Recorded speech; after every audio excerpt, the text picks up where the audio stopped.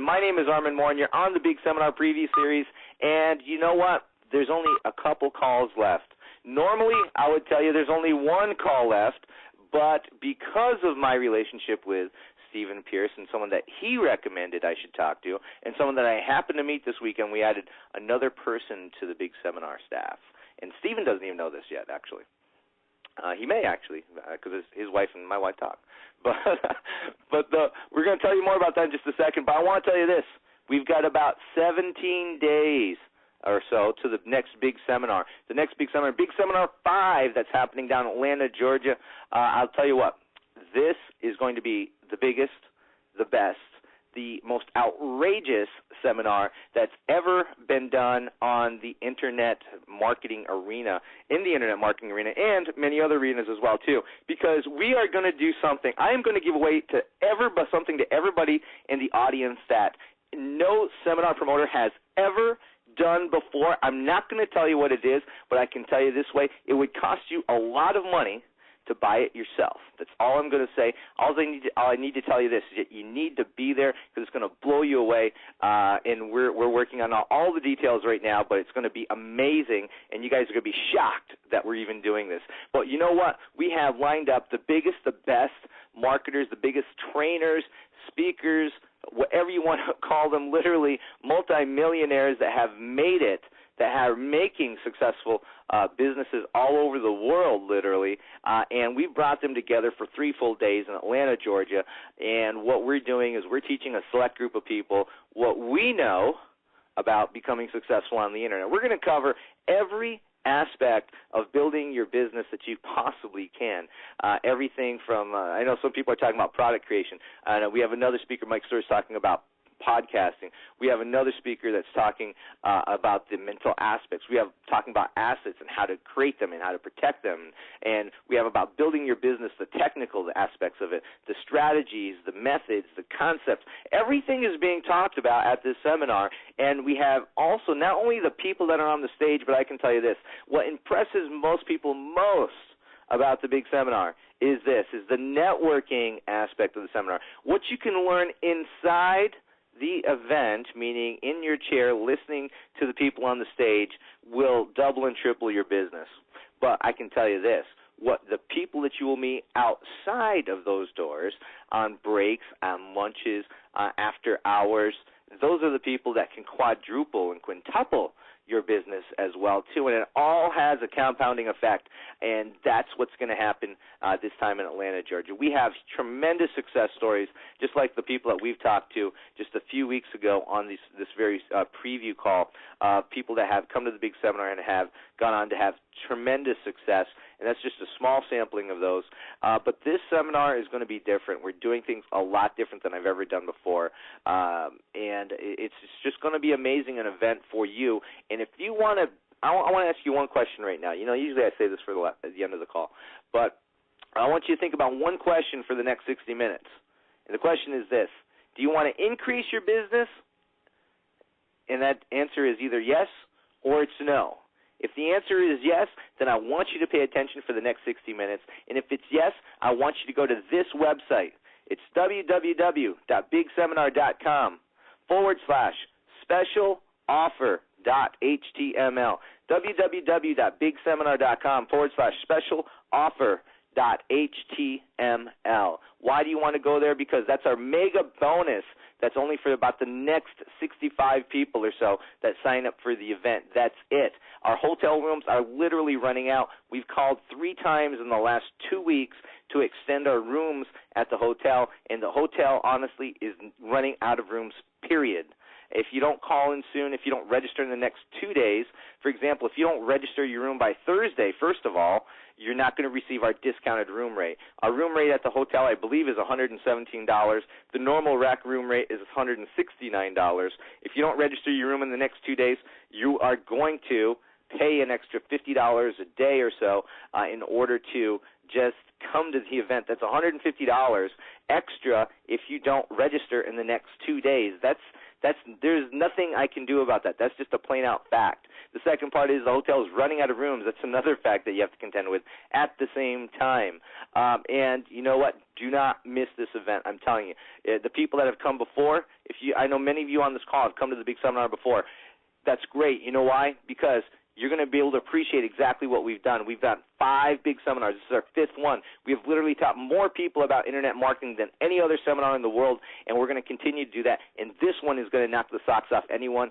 And we're doing things that we normally do, like we pay for your meals the whole time that you're there. You don't have to think about your meals because we keep you in that networking environment, and it builds upon each other. I'll tell you what, by the 3rd day, you have created relationships, you've created networking opportunities, you have created a different mindset that will literally take your business from where you are now all the way to wherever you want it to be, and it can happen in 72 hours, and it's all going to happen in just 17 days from now. So as you can tell, I'm pretty excited about this whole event because as it gets near, I get more excited because I know it's going to happen there, and I'm making an announcement at the seminar that is going to shock everyone that knows me, even Stephen Pierce, who's actually on this call. So, Stephen, let's talk with you tonight because it's all about you. And you know what? I don't know if everyone knows this. I met Stephen a couple years ago, and Stephen has changed my life in many ways. He's taught me many different techniques. I mean, I've literally spent the last 5 months of my working time working on products and concepts to enhance my current business as a result of just a 5-minute piece of his talk at the last big seminar. It's literally changed everything the way I do business, and I really took it to heart. So for that, I really don't like Stephen because of that, because it's cost me thousands of dollars. But you know what? That's okay, because that thousands of dollars I spent on doing taking and implementing a concept that Stephen told me will take what I am doing and take my business and automatically, without me putting any more effort into my business, will probably triple my business in the next 12 months because of that. And so that's definitely the plus side to this whole thing. But Steve and I met a couple years ago. He introduced me to a concept. That concept was called Smart Pages. Everyone out there started jumping on the bandwagon with Smart Pages. They want to know, do they work? How do they work? Can they work? And the question I get to this very day is, do they still work? And I know my answer to that, and I'm a very happy answer to that. But, Stephen, I want to talk to you about many different subjects. But first of all, I'd like to welcome you to the call tonight. Well, thank you, Armin. Appreciate that. And I look forward to having this 45 minutes to 60-minute conversation. And I look forward to finding out who that additional person is that you added to the big seminar. Hey, that's a good question. In fact, let me just tell everyone real quick. The one person who we invited to the seminar who was actually at an event just this past week with us in Nashville is actually Linda Forsyth. Oh, Linda Forsyth from Mentors Magazine is our newest addition to the big seminar staff. And as a result of meeting her at your event and meeting her again in Nashville just last weekend, I know you were just interviewed by her yesterday. Is that correct? Yes. Yesterday. She just interviewed you for a featured cover story for Mentors Magazine. Right. So congratulations on that. Well, thank you, sir. And but she's going to be coming to the big seminar with us as well, too. So I just want to let everyone know about that, and I'll be sending everyone an email regarding that as well, too.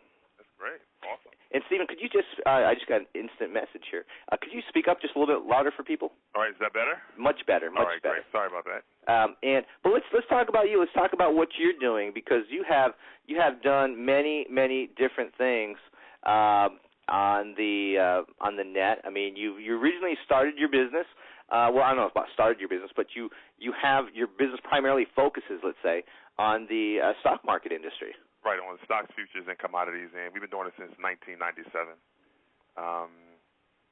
But we actually it was like early 2000, late 1999 that we actually decided to start charging people for services. I mean, when we first got into it, unlike a lot of people that get into it today, it wasn't even a thing, let's go and start an internet business. It was, trying to find something that, that I could really love, not even looking for the money aspect. I mean, at that point, I had gone through some, pretty rough things, and I was pretty much looking for some type of mental vacation, and I got, in contact with some commodities information, and, man, I just loved it. I fell in love with it, and I studied it left and right, and one thing led to another, and, here we are with that business. Now, from there, I mean, you've figured out that, I mean, obviously you've figured out some strategies that work in that particular industry. And now let me also state that the products that you sell in that industry are not, let's say, your typical $19 ebooks. No, they're not. And there's so many different products that can be sold there. I mean, we like to focus on very specific things. When people think about us and our trading products, they think about market timing. We package it in different ways. We package it with different strategies, but they know that our specific driving force for traders is to help them to have better market timing, to be able to buy low and sell high. Regardless of the current market conditions, and if it's something else, I mean, we just don't deal with it. And like with Fibonacci, I mean, there's just so many different things about Fibonacci. We just don't get into. We stay extremely focused on what it is we know that we're good at, and we continue to drive that to the market instead of trying to do too many different things and trying to be all things to all types of traders. There's just way too many different diverse segments of traders out there. Now I know many people, especially on this call, were familiar with a product that you released. Actually, it was about 2 years ago, called the Whole Truth. Your book. Yep, The Whole Truth. I mean, that's how we met, because I read the book. You talked about I believe it was like on page 119 of the book. Right. If I remember right, it was just a concept called Smart Pages, which I had tried out, and I was shocked because I literally put it into effect on one day. 2 days later, at that particular time, I had a page listed and ranked very well in Google. Right, but it's interesting because there's a lot of things that have just been, pretty much just a part of our business for years that it seemed like something, people have just been lagging and they're just getting into, like, a lot of people, doing the whole pre-promotion, advanced emails. If you go back and read The Whole Truth, we talk about that in The Whole Truth. That was over 2 years ago, and we've been doing it ourselves for over 3 years, and the whole, advanced name capturing pages and stuff like that. I mean, we've been doing that stuff for, like, a long time.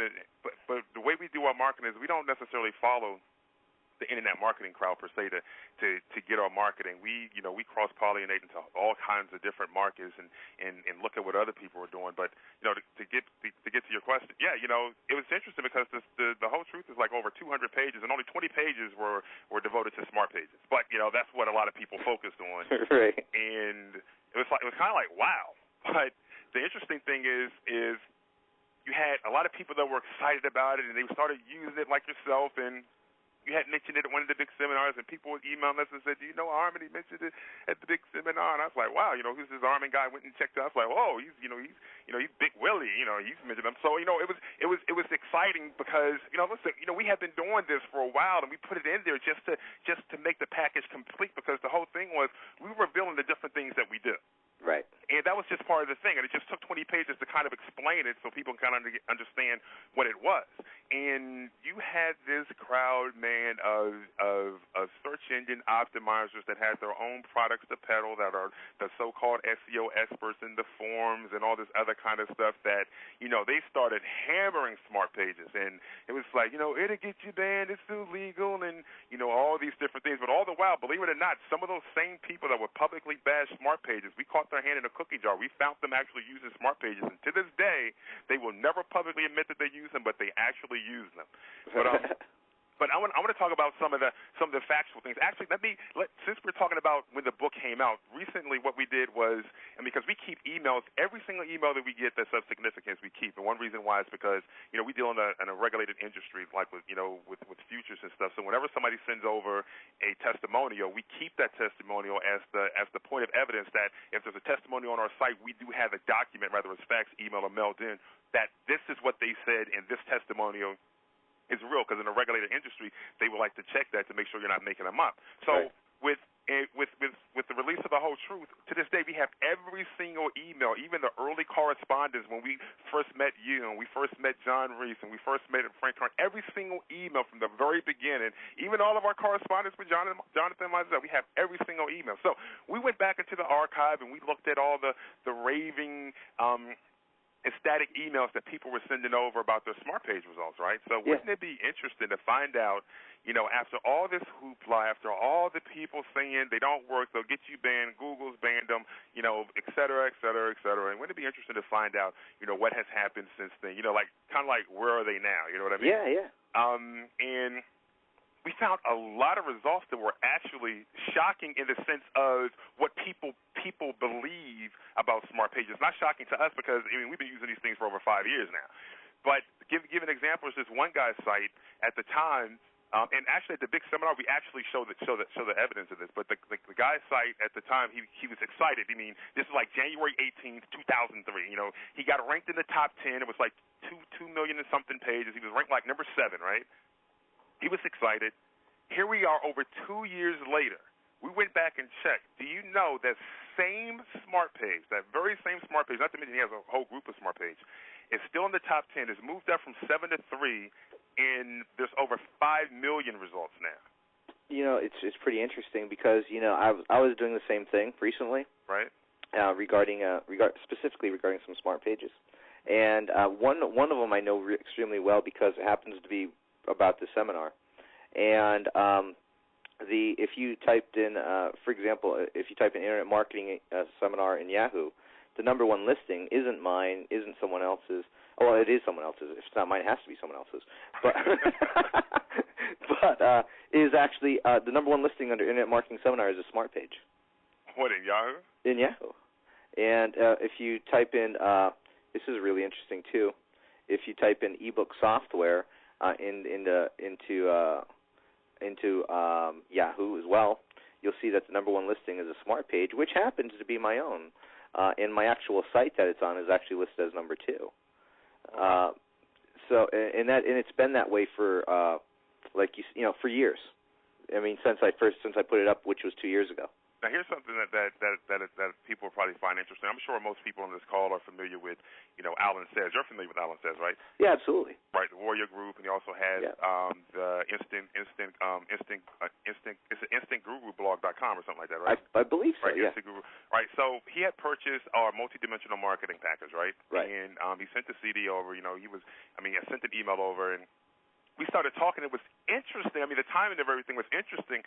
He had mentioned that for a long time he was getting some traffic, and he had absolutely no idea where this traffic was coming from.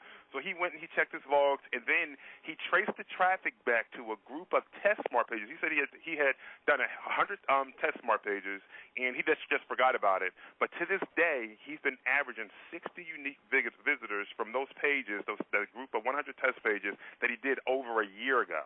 Now, but here's the interesting thing, though. He admitted, and he basically looked at the opportunity cost, and it was like, you know what, all this time, all the money that's been being made with Smart Pages, and he said even tell people, he said we're free to use this email, that shows the document that, that he did say this and that those are the results. But he said, you know what, tell people to no longer be seduced about the negativity of Smart Pages because Smart Pages actually do work. And here's the thing.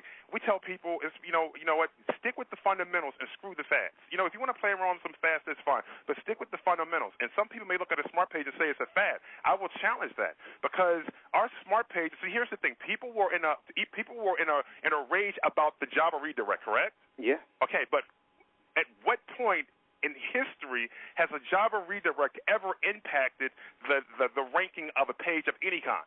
It has no impact on the optimization of your page. Am I right? Right. Okay, so and somebody thinking intelligently, and I'm not saying this to be insulting, but I'm just saying if you just investigate it further, it's like, okay, so there's a redirect. If you remove the redirect, what do you have? You still have a highly optimized page, no keyword stuffing, no hidden text. There was absolutely nothing illegal. So what happened was we basically went in there and showed people with a $47 ebook that was filled with a lot of other great content, but we showed them how they no longer needed their products. They no longer needed their membership sites. They no longer needed their high-priced services. They no longer needed them because this simple one page can get you ranked and get you ranked consistently. Now I just want to go back a little bit because There actually may be. I mean, we take for granted that many people know exactly what a smart page is. Right. But I think there may be some people on this call that may not know. So let me just take just a minute just to explain to everyone what a smart page is, just so everyone understands what we're talking about here. A smart page is a system, a method that Stephen had developed that he figured out if you put. When I explain search engines to anybody, I explain it to them this way. So a search engine itself is nothing more than a big old piece of software, which means if you put in the right answers to the questions that a search engine asks when in regards to your rankings of what should be on a website, if you put in the right answers, then you will get to the top of the search engines. That's really the simplified answer. Right. Well, what Stephen's solution was that he had this concept, and the concept initially, I say concept, but the concept was if you had a page that gave the search engines everything that they wanted in a very specific sequence, then by submitting this into the search engine, you should have a top ranking. Well, sure enough, that's exactly what happened. I've tested this multiple times. I still do it to this very day, and I get the same results each and every time. Is I get to the top of the search engines with it. I mean, and it gets better. For one, Alan also got the newer version of our smart pages. When I say newer, it's because there's a lot that I want to share, and he got like instant results with that as well, because we've been dialoguing on it. But also, here's something else that you have to think about. Here's the part that has to make you just say, "Oh my gosh." You have all these people with this software out there, right? They're coming up with this optimization software. They have to come up with newer versions to try to keep up with RSS feeds and all this other kind of stuff so that their optimization software that's doing whatever it's doing can keep their pages ranked high, because Google has gone through what seems like a gazillion changes, but it has not affected the smart pages. You got to ask yourself, take this one guy, for example, how after so many different changes in Google's algorithms, with so many people getting shaken out with their optimization strategies and happen to come out with new versions of their optimization software, why in the world could a smart page continue to stand? There's no trickery. We're not using other search engine results. We're not using the keyword stuff in. We're not doing anything. If you look at a smart page, it's the syntax, unless Google says, you know what, we're no longer accepting HTML. Right. Then a smart page would not work. But you got to ask yourself, how after all these years, and you got to remember, this has been years before you and I ever met, before people knew that we were in existence, that we were using this. So then you come to the point where it's like, well, why didn't you say anything, earlier? Well, for one, we're not in the business of commoditizing smart pages or selling search engine optimization programs. That's just not what we do. So our whole thing was we didn't care. You have some people that say, well, I don't care if you don't buy my product, but yet they still go out there and try to sell it to you. We didn't care because we really didn't care. People can say what it is they want to say about smart pages. We know they work. The people that continue to use them know that they work, and that was good enough for us. We have businesses to run and other things to do. I mean, we're like this. Listen, if you want to go ahead and believe what people are telling you and not check it out for yourself, so be it. People were emailed, and actually we had a few people be like, well, I want my money back on the whole truth, because I looked around at some forums and they said smart pages will get you banned. I said, you know what? If that's what you want, fine. We'll get you a refund. None of this, hey, I'm not in the business of trying to convince somebody about that. It's going to take too much time. But also, let's look at another thing, something that we do when it comes to search engine optimization. And for one, understand we're not search engine optimization specialists. We don't want to be. We don't claim to be, so that's fine. But one thing that we do is, because we know that search engines are a part of our strategy, it's not even our core strategy, it's just a part of multiple strategies that we use. We actually pay search engine optimization companies, something that a lot of these so-called other experts out there don't do. So my question is, how are you doing your R&D, research and development? If you're a search engine optimization specialist and you're not doing research and development based and looking at what these other people are doing that are getting top rankings for corporate clients that aren't using this automated type software, that are doing a lot of manual things and that are charging corporations $1,000, $5,000, up to $10,000. So we continue to do that. We were doing that before, we wrote The Whole Truth, and we continue to do that. And I think right now we have two companies that we continue to pay just over $2,000. And the reason why is this. We benchmark our smart pages against everything. Because if there's something out there that's going to work better on a consistent basis, we want to know about it. And these people that are out there, that these Fortune 500 companies have confidence in, We want to know how it is they're optimizing, what it is they're doing, and seeing if there's something that they're doing that we can combine with our smart pages to perhaps make the smart pages better. Bottom line, it's just a part of our business, and that's just what we do. It's a cost and an investment, but the benefit from it is good because they do good optimization. We rotated. We've had some bad companies, but we rotated. There's some companies that do really good optimization. Some of them that were better than the smart pages, but when we tried to combine the ideas, I just didn't have enough time to make them work. When I say better, it's like some words they did much better in, and some words ours did much better in. But I would say, in all fairness, the net result was their optimization was better, but at the same time they were charging like 4 figures a month. But there's optimization companies that couldn't even come close to getting the kind of results that we were getting with smart pages. And all the automated software out there, I mean, if you think about it, if you can name it, we've used it, we've benchmarked it, and right to this day we haven't found anything net result. When I say net result, I'm not talking about, oh my gosh, I got 100,000 hits this month. I'm talking about the net result. What was the net result with your sales? What was the net result with opt-ins? What was the net result with affiliate acquisitions? That's what we're looking at. I don't care about the hits. I'm talking about the quality of the results that you're getting as far as it making you more profitable and taking you closer to where it ultimately is you want to be, wherever that is with your business. I mean, I'm talking about software that some people don't even know about, because we would actually go out there and look for software that's not in the popular circuit, if you will, meaning people aren't joint venturing and mailing it around and all that. But if you go look deep and long enough in the search engines, you'll find some obscured website, which should probably be a telltale sign, right? That some obscure website that's selling software. So there's just so much to it. But let's go and look at something else, because there's just so much to it. And see, here, when we created smart pages, and this is something that you'll probably find interesting, when we created smart pages, we created it under the premises and an assumption that we made, but at that time we didn't have anything to validate the assumption. So it wasn't something that, one, we could really talk about, because we didn't really have anything that we can reference to say that it was true. But now we do, because last year at an IBM meeting, one of Google's scientists had a meeting, and they said something and presented something that told us that our assumption that we made over 4 years ago was a true assumption, and that was that, now we didn't have a percentage, we just knew that it had to be true, but Google's own scientists said that 50% of the hits they get into their website each day, with over 2 million hits of searches, 50% of them are unique. So here's the question. Now, anybody that's listening, if you have a log, like if you're using Web Transit, you have a log and you can see the combinations of the keywords that are used to reach your site, you'll find these obscure searches that, and you're just doing it not by design. It's just it's just happening to you. And you can go and take those phrases and put them into WordTrack or put them into the Overture inventory tool, and they will not come up. For them, it is non-existent. So our whole thing was, when we were developing smart pages, was not to design a hard-coded page for one specific phrase or one specific secondary phrase, but to keep the page loose enough so that any future searches that were done, if they combine any of these particular words, we would be the one that would have the higher probability of getting the top ranking for it, and it's worked like clockwork ever since. Now, if you remember what a smart page looks like, that explains why we coded the images the way we did, the way we used the single and the double words, and the reason we used the alt text the way we did, and everything. That explains all those additional loose keywords that were placed in there.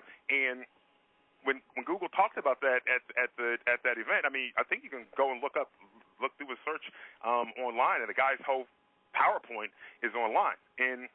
But that's just one thing. So when that happened, that was just last year. It kind of like validated, the assumption that was made a long time ago. But there was something else interesting that was mentioned in there. But it didn't have anything to do with what affects us as far as smart pages go. But they had a session where they talked about ethics, and this was interesting. They talked about ethics. They talked about how the customer's first, right? Well, you can understand that. But you want to tell you something else they talked about that was interesting? They talked about no paid search. Now, they're putting underneath their ethics, and again, this is not a shot at Google, but this is to state one thing. The only constant is change. You cannot assume that everything is going to stay the same. I think when I was on the call yesterday, I told them, I said, just saying that people say, well, if you continue to think the way you've always thought, you're going to continue to get what you always got, right? Absolutely not true. If you continue to think the way you've always thought, you're not going to get what you've always got, because everything's changing. Everything is changing. You have to be able to adapt adapt to change, and that's what Google did. It's not a bad thing. At one point, they felt like, you know what, they didn't want to have paid search. They felt that, you know, that was not that wasn't pure, and that was allowing people to buy their way to the top, right? But they completely changed their model. So you look at search, and you look at Google, you look at AdWords, and you put your tracking link in there. Is that not a redirect link? I don't care how you cut it. That's a redirect, right? Right. When you put your tracking link in there, that's a redirect. Bottom line is this. People can sit there and look at Google's term of service and talk about redirects or whatever. As far as I'm concerned, that's Google's rules. Those are Google's rules. It's not a God-made law, and it's not a government law. It is a rule. And you know why corporations make rules? They make rules so that they can get people in their sandbox to play according to a plan that they're comfortable with and according to a plan that they're designed to operate with at a higher level of efficiency.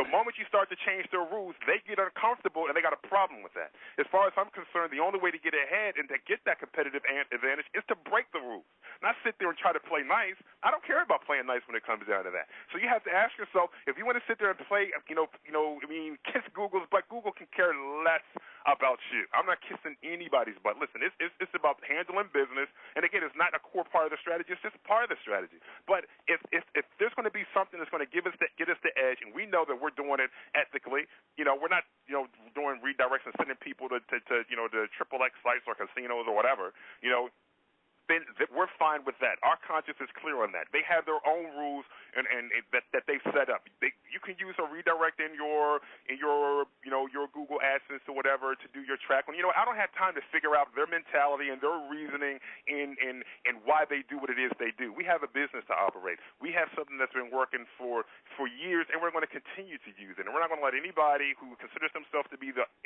SEO expert of this year, next year, and any year to come try to tell us how to operate our business and which strategies we should use. And the thing is, you need to look at your business and decide whose rules are you going to operate by. You have to set your own rules. If you want to get a competitive advantage, you can't do what everybody else is doing. You can't sit here and play follow the leader all the time. You have to start getting out there and using things that are going to work for you, regardless of what some other people may say or what some other people may think. And if anybody ever tells you something doesn't work, that's fine. I'm not saying blow them off. But you got to ask them, do they have an agenda? Because everybody does. We have an agenda. Armin has an agenda. Everybody has an agenda. But you got to see if what it is they're telling you could have a huge opportunity cost. And when it comes down to the whole Smart Pages thing, you've been lied to. Bottom line, flat out, Armin, your software. When you created your software, the first generation of any software that automated the process with Smart Pages, you and I both know in your software there is a very specific phrase that every single page has in common. If anybody knew what that was and they went and put that into Google in brackets, they will see over 150,000 Smart Pages still sitting in Google. Who says it doesn't work? But here's the thing. That's not a lot of pages when you think about the universe of billions of pages. So that is a huge marketing gap in Google for Smart Pages. I totally agree. I mean, the thing is that, it's like this. It's like there's certain things that will never change. And you alluded to it earlier on in this call, is that, the original concept of, the original Smart Page until people were crying about it was just a simple basic JavaScript. Right. And that simple JavaScript still works to this day. I mean, again, if you searched on that phrase in Google, you'll find that there's the Smart Frames in there. There's the Flash. Billboards. The billboards. I mean, they're all still there. They're all sitting there, and they work. They all work. To this very day. And, the bottom line, and, I think was interesting, is that, even though, you could have sat there and you could have said, oh, okay, we created this Smart Page idea, and so we're just going to use Smart Pages. But the thing is that, you, like many, successful marketers, continue to search out what is working and to monitor, the other side of it is to monitor what is working and also to monitor what's not working. Right. And really the key for everyone listening is this, is use what works and don't use what doesn't. Right. I mean, that's a very, very very basic business principle, but and it may sound complicated at times, but ultimately when it comes down to it, that's really the answer to almost everything that you do. I don't care if your business is online or offline, is use what works and get rid of what doesn't work. And, Smart Pages still work. They still work to this very day. And again, Stephen, I mean, this is just like you said, this is only just one part of the book. Let's talk about a couple other parts of that book. Okay.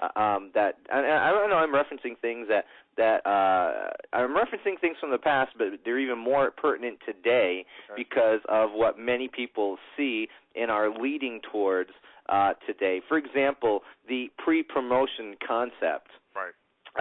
Like you said, you've been using this for years and years, but many people today are just getting around to really using it. And quite honestly, I've always found that the people that utilize almost any concept that they may have read or heard of from someone else, the information actually gets diluted, or what a person sees from the outside gets diluted when they're just looking without knowing the inside workings of that particular campaign. Right. They don't understand the full details behind it or the reasons why that campaign is working so successfully. So let's talk about the pre-promotion concept. Explain to everyone what your concept is on pre-promotion and how it works. Right. Well, the whole thing was we looked at how people promoted movies. And you don't just have a movie come out one day and it's like you see an ad on TV, go to the movie. There's this build-up, and just like the build-up with Independence Day and the specials they ran on TV and the specials they ran on HBO, like the 30-minute specials, and it was just a whole lot of hoopla. Some of the whole truth. We basically said, pre-promote your products, build a lot of hype, create a site, allow them to opt in, so that when you release your product, you have this huge influx of cash, and you have all these people, anticipating the release of the product. That's what we said. Those are some of the very specific words. We said build the anticipation for the release of the product. Allow them to opt in. I forgot what page it's on. If you have it, you can pull it up. You can see it's 197 or something like that. It's in there somewhere. But that was the whole thing. That's what we do. But here's another interesting. We talked about that at a big seminar too. Right. We told people how we did that with our marketing. Like, for example. We do a lot of parallel processing. I mean, we get a lot of other people involved. Some people with their affiliates. Because there's something that people support what they help to develop. You know what I mean? People, when you think about your joint ventures and your affiliate partners and all that other kind of stuff, the key word is buy-in. You're trying to get them to buy into the idea of doing business with you and promoting your products. Now, for guys that that have huge reputations like you and Alex and John Reese and Frank Kern and people like that, it's kind of like a piece of cake to kind of get some affiliates. I mean, granted, you still have to if you're looking to break out of your circle of current affiliates, then there's still a little work. But I mean, one of the key things to think about is how can you get people to buy into the idea of promoting this product? Well, one key thing is to get them to be involved with the developmental process. Build your partnerships differently. Don't build your partnerships after the fact. Build your partnerships during the process. And we talked about that at Big Seminar too, because that's what we did with Fibonacci Secrets. In addition to the whole, advanced promotion and the building of the anticipation of the release, we also, with our affiliate, with the key partners that we knew could help, drive the product and everything, and that we can build off of the awareness they already made out there, we had them involved with the product. And right now we have our Profinaci product that's about to come up. This is probably our second biggest, or probably our first biggest release, because the way we package it, and we just got finished with the product.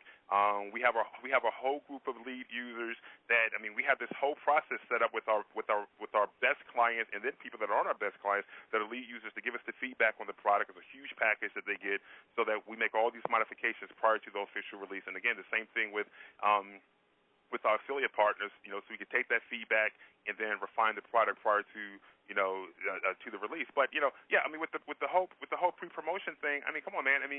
It's like,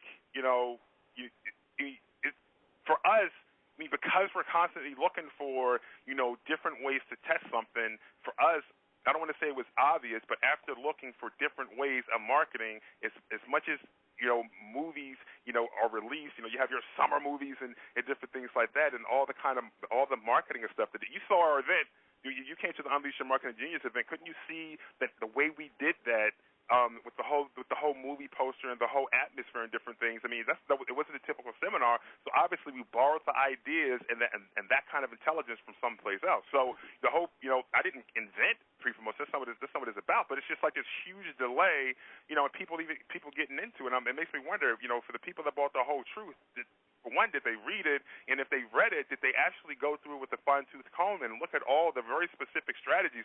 There wasn't that the Whole Truth wasn't filled with theory. These things were actual strategies that we are using in our business. I have to be fair. There are a small group of people that actually did some of this stuff that got huge results from it. Like the free one, the free tip that we gave out, which was the Order Trapper. Kirk Richardson even did a case study on that, and we gave it to Terry Dean, and it was in the Net Breakthrough site because of the huge benefit he got when he did that, off of his order page. And then when we did the whole thing with now it seems like everybody is doing the whole opt-in page. First and collect, the way the whole opt-in page is done. But again, I know it very well. Yeah. And again, it's not like, oh my gosh, we created that stuff. But the point is this: if you're listening to somebody share a strategy, I don't care, it doesn't have to be me. It could be anybody that you like. It can be something you got out of Traffic Secrets. It could be something you got out of Armin's, whether it's the big seminar home study course or his internet marketing home study course. It could be anybody's product. You owe it to yourself after you made that investment of money to invest the time to go through it, not glaze through it, not skim it, but to go through with a fine-tooth comb, highlight the key information that stands out, and put together your own strategic plan on how you're going to implement that stuff and put it to use.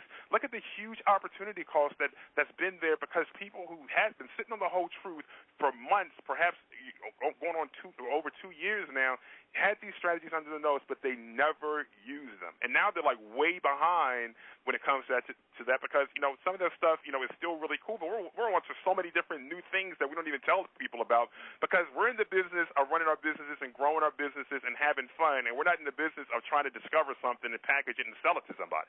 Right. And one thing somebody made a comment, it's like, when you do a seminar, you never speak about the same thing twice because we do so much with marketing. We don't have to do one seminar over and over and over and over and over again. But it comes to the point where it's like, well, how much more of the things that we have that we want to share? And, honestly, we actually do, put together structures and things we want to share and then just kind of, pick things out that, doesn't necessarily take away from the value, but it's just some things you want to just hold close to your vest. I mean, you don't want to share everything. You know what I mean? You can go read Michael Dell's book about Dell, but I'm telling you, he'll give you some inside stories about Dell, but he's not going to tell you, the key things that makes Dell tick. You can interview the guys from Google, that's fine, but they're not going to tell you how they innovate on the inside of that company. They'll tell you some really cool stuff.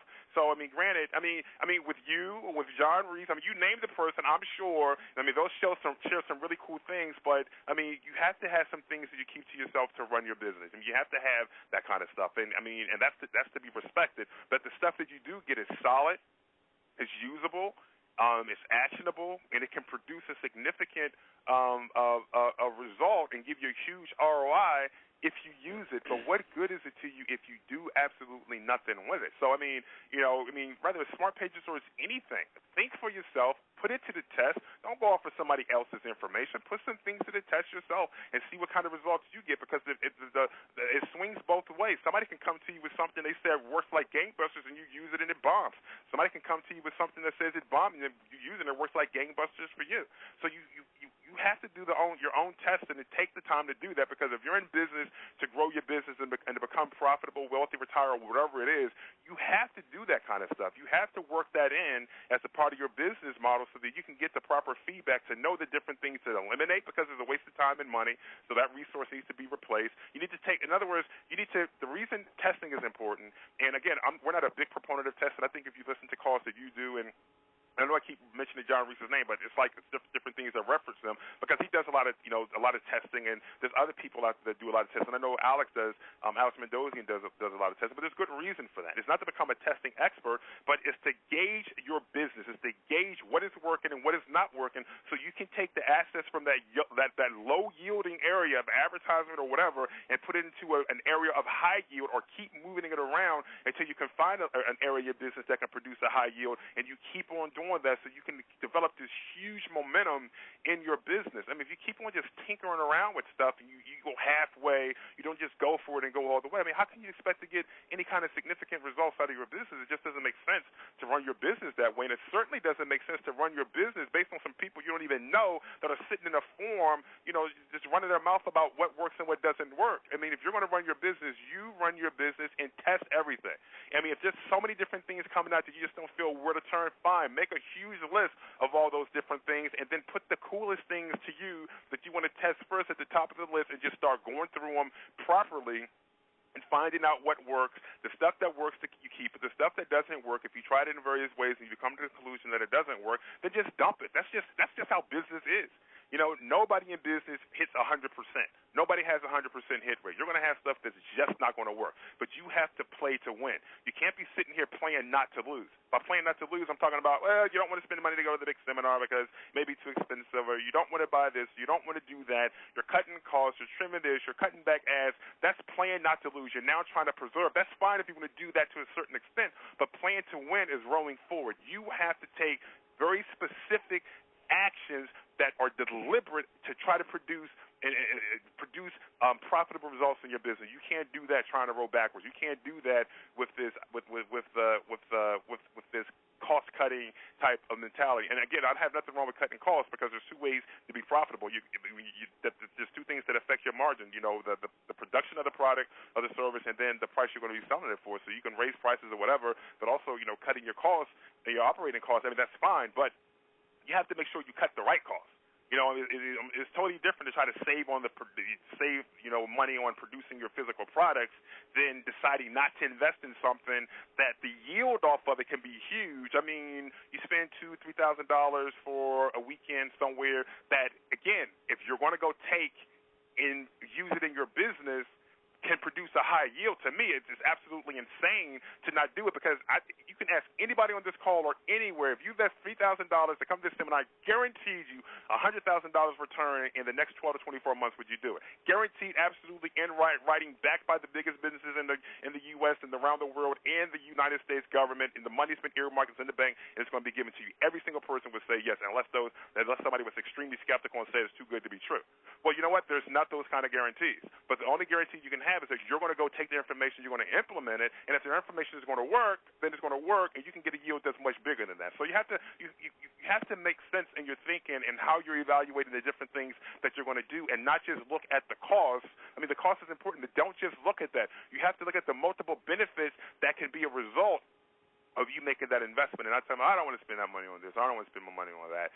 I mean, I haven't met anybody that's been successful in business, with that kind of thinking and with those kind of habits. It's just insane. So, I mean, there's a lot of things you may need to work on, but one thing you need to do is just get your head together about how you're going to operate your business. And I think this whole SmartPace thing is classic. But even after this call, if there's some doubters on, they'll still talk, bad about SmartPages. But like I said, I could care less. I'm doing this as a service because I think it's wrong that kind of stuff continues, to float around. And listen, I don't have a SmartPace thing to sell you on this call. In fact, we've had our newest SmartPace secrets out for nearly a year, and people have asked us to sell it, and we haven't sold it on a website. You can't go get it on a website. You can't go to buy it because we're not trying to commoditize it. We're not in the business of making search engine optimization software with version 1 to version 1,000. We'll leave that to other people if that's what it is they want to do. But for us, it's a part of one of our strategies to help us in business, and it's helping quite a few people that looked at the layout and the whole truth and got Armin software, and they just started using it. So to this day, if you want to know the question to the answer, do SmartPages steal? And I don't like the word steal because there's no steal that continue to work. SmartPages work. It's not SmartPages still work. SmartPages work. They have continued to work. They have been battle tested. They have outlasted every single thing that Google has thrown at the market to change their algorithms and their search engine, and they are still standing. If that is not the sign of a resilient page that has something that Google likes, regardless of how many times they shift it, I don't know what is, because we're talking about the very first version of your software and the very handmade pages that are in the whole truth that people took and used, still ranked in the top 10 over 2 years later. After everybody was saying, well, I'm not going to say everybody, but after quite a few people were saying they don't work. Now, I know I said a mouthful. I was probably I was talking like a rabbit, wasn't I? But anyway, go ahead, Armin. But I got to say, if there's something that irks me, is lies. Really, seriously, it's a lot. I mean, and it's just so easy on the internet. Some guy, he makes $10,000. Next thing you know, he's an expert. You know what I mean? Right. I mean, people want to be an expert, and because of the way the internet is set up, people can lie to you, and you just have no idea that they're lying. One reason people cannot stand us is because if you remember when we came out and we saw that people were leaning towards smart pages, we would actually send out emails. We just registered this domain. We showed you the registration of the domain. We told you what it was we were going to be making. We would make the smart pages, and a week later would show you the results of the top rankings, the traffic, and everything. And we did that over and over and over again. And we challenged people who said that these SEOs to produce the results. They had all this mouth about all these different things they can do, and they had these but we did this in multiple markets, not just the financial market. We did it in multiple markets to prove that it didn't matter. We also showed you that it didn't matter what the name of your domain was. We took obscure domain names that had absolutely no relevance to what the topic was and showed that those would rank high, dispelling the idea that you should have a keyword-rich domain name and all these different things. Our whole premise was giving you the actual tangible results so you can see it for yourself, not a bunch of theory, hype, and ideation and some kind of form so you can look at us. In fact, we never even went into those forms. We would just get the reports back and go read them and just smile at what people were talking about, but we never go in there and put up a rebuttal or anything. It was a waste of time. But the bottom line was we would put results out there, and it frustrated them because they wouldn't answer the call to put their results out there. And we were constantly putting results out there with spanking brand new domains. And you saw how fast your results got in there. I mean, we were like, listen, you can get into Google, rather fast. Now, again, don't get me wrong. I'm not saying, oh my gosh, it's a piece of cake and it's easy to do. I mean, you still have to do an element of work in allow the stuff to take place and to have it to go. I mean, this is a long-term strategy. This is not a quick fix. This isn't a, try to hit the lottery thing. It's a part of your overall strategy. Now, do I think smart pages are, the ultimate? Absolutely not. But, I mean, I think that it makes a great part of an overall marketing strategy. It shouldn't be your sole strategy. Absolutely not. But I think that if you're looking at having this multidimensional effect to your marketing where you're using multiple means that are solid, proven, and effective to bring in traffic, opt-ins, and affiliates and sales, the smart pages definitely make a great part of that kind of strategy. Yeah, I think that's what many people kind of mistook it. It's in the beginning. I mean, obviously we get a lot of feedback as far as many people using smart pages. We get a lot of testimonials from people using smart pages, but we also get a lot of people that said, well, I had it for 5 days and I don't see my pages ranked anywhere. Right. You gotta wait a little bit. It's not an overnight thing, and it was really funny. Here's one quick story: is that I had one person who shall remain nameless, but this one person bought the software, couldn't figure out why their pages were not being listed on the internet, and discovered that the pages were never uploaded to the website. Wow, well, that makes it rather difficult. I don't think Google's made a crawler that would actually locate your hard drives and go grab them and then FTP them to your server and leave you a thank you posted on your desktop. No, not yet that I know of. And but that, I mean, the thing is that as Stephen mentioned, this is all part of a strategy. Any sound business does not rely just on one strategy. They diversify. They utilize many different strategies. I mean, we use smart pages. I also, I personally optimize my pages for search engines as well too. I mean, it's a whole different ball game. But it's all part of just generating traffic. I mean, we also, obviously rely on our affiliate program for traffic and things of that nature. But all these strategies fit in together towards one common purpose, and that is, in business, the one common goal that everyone has in business is to simply do this: make more money. That's how you gauge if your business is either doing well or it's not doing well. If it makes you more money, then obviously it's working. If it doesn't, then it's not working. Then stop doing it. This whole process that, about your business and listening to other people's. I mean, one of the things that Steve and I definitely have in common is about these other people on the Internet. And when I say other people, let me be specific. People on the Internet that may not tell you everything about what they're doing as far as their business goes, meaning that they show some income, and that's fine, but that income was like one shot. That was like their whole year's worth of income and that they're showing you the statement for. Right. And it's like, well, what about the rest of the year? Well, I didn't do anything the rest of the year.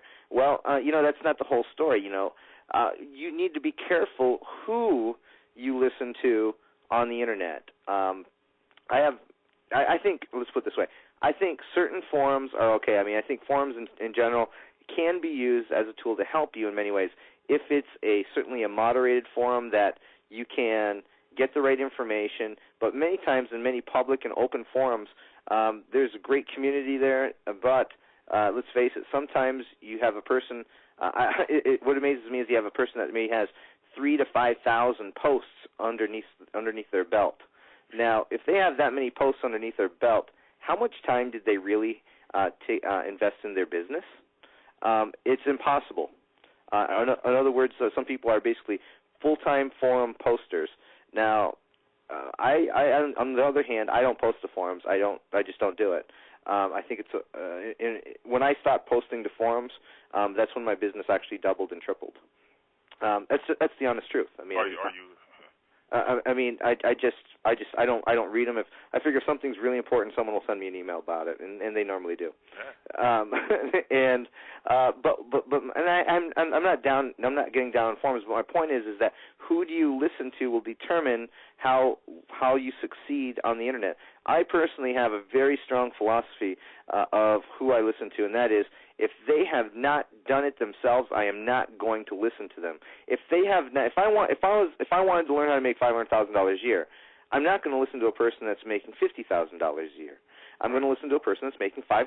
If I want to make $1 million, I'm going to listen to someone that's making $1 million. If I want to make $2 million, $3 million, whatever the case may be. When I go for my next step and I want to hit $5-6 million in a year, I'm going to listen to someone that's making $5 or $6 million in a year. That's how you got to think. It's just it makes sense. It's logical in the thinking process. If they haven't done it, how can they teach you how to do it? And if you keep along, I mean, that's probably the most simple way that I could tell someone to gauge business advice is if someone offers you. Everyone wants to give free advice. That's great, and I applaud them for doing it. Some people, they just want to be helpful, and there's nothing wrong with that.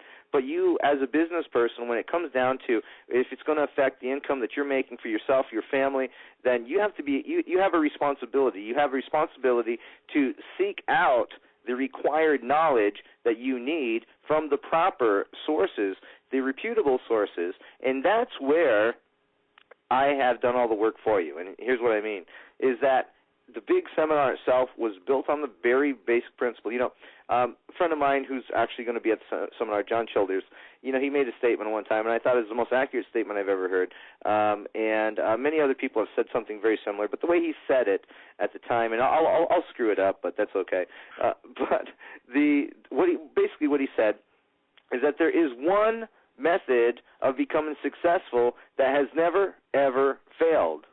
And that method is simply this, is to find someone who is doing or making or earning what you want to do. If they're doing what you want to do or making the income you want to earn or whatever it is, find someone who's doing what you want to do and then learn from that person what they do. Learn everything what they do. Not just look at part of what they do, but learn everything of what they do and essentially become their apprentice. It's a method that has worked for literally centuries, and people still do it to this very day. It still works. It still works, and it will continue to work because they can show you what works. They can show you what doesn't work. I had a question. A person asked me just this past week, and I spoke at a seminar in Nashville, and a person came up to me, and the question was this: here's the question. Can a person create a multi-million-dollar income today on the internet? Now, my answer was this: absolutely 100% yes. In fact, they can do it easier today than ever in history, and the reason why is because previously, I know when I got started on the internet and when Stephen got started on the internet, it was a long time ago, there was really no one you could go and find out information. You had to figure it all by yourself. You didn't have any resources. There wasn't any courses. Certainly wasn't any seminars that you could go to. You couldn't do all this stuff. There wasn't a support infrastructure, if you want to call it that, back then. But nowadays, the information is readily available if you know where to get it. And you need to, if you're looking to increase your business, then you need to find the people that are doing what you want to do, or doing what you need to do, I should say, and follow everything that they do. And what I've done is I've already pre-screened everybody. You see, at the big seminar on April 8th, 9th, and 10th, I've done the pre-screening for you. I don't know exactly what all these people make, but I can tell you this. I can't think of a single person that is going to be teaching at the seminar that is not earning at minimum of $1 million a year. Off the top of my head, I can't think of a single one. And that's, that kind of says it all right there. In many of those people earning multi-millions of dollars in a single year from their businesses. So we've already done that work for you. I know these people are qualified to take you and your business to where you need it to go to. And there are going to be many other people that you're going to be able to have a chance to network with. I mean, what makes the big seminar so powerful is that there's not just the people on the stage, because there's a whole nother group of people that are not necessarily speaking at this seminar that are going to be sitting in the audience, such as, let me just rattle off a couple that I know are going to be coming off the top of my head, such as John Reese is going to be there in the audience. Frank Kern's going to be there in the audience. Jimmy D. Brown's going to be there in the audience. Ryan Dice is going to be there. David Garfinkel's going to be there. There's, Edwards. Jim Edwards is going to be there, who I just spent last weekend with. He's going to be there. I mean, and there's many I'm sure I missed that they're also going to be there. I'm just going by the ones I can just think of off the top of my head that I absolutely know that are on the list. And, they're all going to be there at the seminar in the audience, and I can guarantee you that, 99% of the time they're in the room and they're listening to see what other people are saying because they know the value of education. They know what they need to do to take their business to the next level. And plus, you know what? There's another aspect, because these guys, and I know, Stephen, I know you get just as much out of seminars as I do, and that is we also network with other people. I mean, many times we walk out there with an idea, a strategy, a joint venture that will take your business to that next step. That as individuals you can't do it on your own, but together you can literally set the world on fire. That happens not only no matter who you are. I don't care if you're a brand new person at the event, meaning you're just getting your business started on the internet, or if you're a seasoned veteran, meaning you already have a very successful internet business. There's all kinds of different levels of people there, so that you're going to find someone that you're attracted. I shouldn't say attracted to, but sounds like a dating service. But so someone that will fit what you're looking for at the big seminar, and that's what makes it really powerful. Now, Stephen, we're getting ready to wrap up, but let me ask you this: what are you going to be talking out at the seminar? Because I know you change every single time. Yes. I tell you what, it will be interesting. It will be interesting. It will be interesting. It'll be interesting, but it will give people some really cool insights into better positioning themselves to make much more money. And I think one reason why we, especially the first part of the presentation that we talk about that, is because in dealing with a lot of people, even some people that make decent money, we see a lot of different errors that are being made, and once those errors are corrected, what happens is it's just huge. I mean, it's just like this built up momentum that they have. They're doing pretty good, but it's kind of like a bike that's going like super fast on a stand, but that stand is something that's holding them back. That's the hindrance. But the moment you remove the stand, the bike just takes off. So, I mean, it's going to kind of like be to that effect, if that makes sense. But let me also add, and this is important because you had mentioned something earlier that kind of triggered the start. I don't remember exactly what it was, but I mean, when you think about applying something, it doesn't matter where you get that information from, but when you think about what you apply to your business, you have to understand what cause and effect is really about. It's not necessarily, cause and effect. It's cause delay effect. There's a delay in the effect. And you have to give the process time, and you also have to make sure that what it is you're planning as far as your business process goes, you're planning it right. For example, an acorn doesn't equal an oak tree. An acorn in the right environment equals an oak tree. You plant an acorn in the desert, you're going to have problems in getting that oak tree. So, when you use a particular business process or something, you have to make sure that you're doing it the right way. You're doing it under the right conditions, that you're doing it the way it's supposed to be done, and that you have the patience to allow it to grow and to allow it to benefit you the way it's supposed to benefit you. I mean, you can't do these different things under duress, trying to get some kind of, rapid, fast results. I mean, the internet is fast. You know what? It's a fast, but it ain't a genie. You know what I mean? You can't rub your mouse or your computer and then your CD-ROM is going to start spitting out $100 bills. I mean, to an effect, it may seem like that because you can make a ton of money online, but you have to also be optimistically realistic. And what I mean is, be optimistic because you can make a ton of money online, but be realistic in how long it would actually take to get that done, to build a business. That's what we're talking about. We're talking about building a business, not just running and trying to rape people of money as fast as possible, but building a business, building relationships, building an entity, building a legacy. I mean, at least that's what we're about. I mean, I can't really say that's what people who are listening, that's what they're about. So, again, but if you're about really building a business, something that's going to be meaningful and add value to your marketplace and add value to the people that could probably eventually become employees or partners or whatever, all the people that you'll end up touching in your business, then you owe it to yourself to see the process through and make sure that you for lack of a better phrase, hang in there when it seems like some things just don't seem to be working out. I don't think you'll find anybody, including us, in business, regardless of how much money is being made right now, that there's times where something just doesn't seem to work out. That's just how it is. But that's where you learn from. You don't learn too much from things working out. You learn a lot from things when they don't work out. Okay, that's it. Because I could just keep going on, so I don't want to ramble. But that's it. Well, I look forward. I always look forward to hearing you at the seminars because, it's always something different, innovative, and many times, and just let me explain this to people, is many times what Stephen is doing is he exposes, at least for me, he says things in a way that lets me see the flaws in my business, and I shouldn't say they're necessarily flaws in my business. They're actually things I could be doing better in my business, and make me think in a totally different way that I haven't thought about it before. And here's the key, and I've been thinking a lot about this recently because of some of the things that we're working on internally in our business, and that is this: it's not the major things that determines how much money a business makes.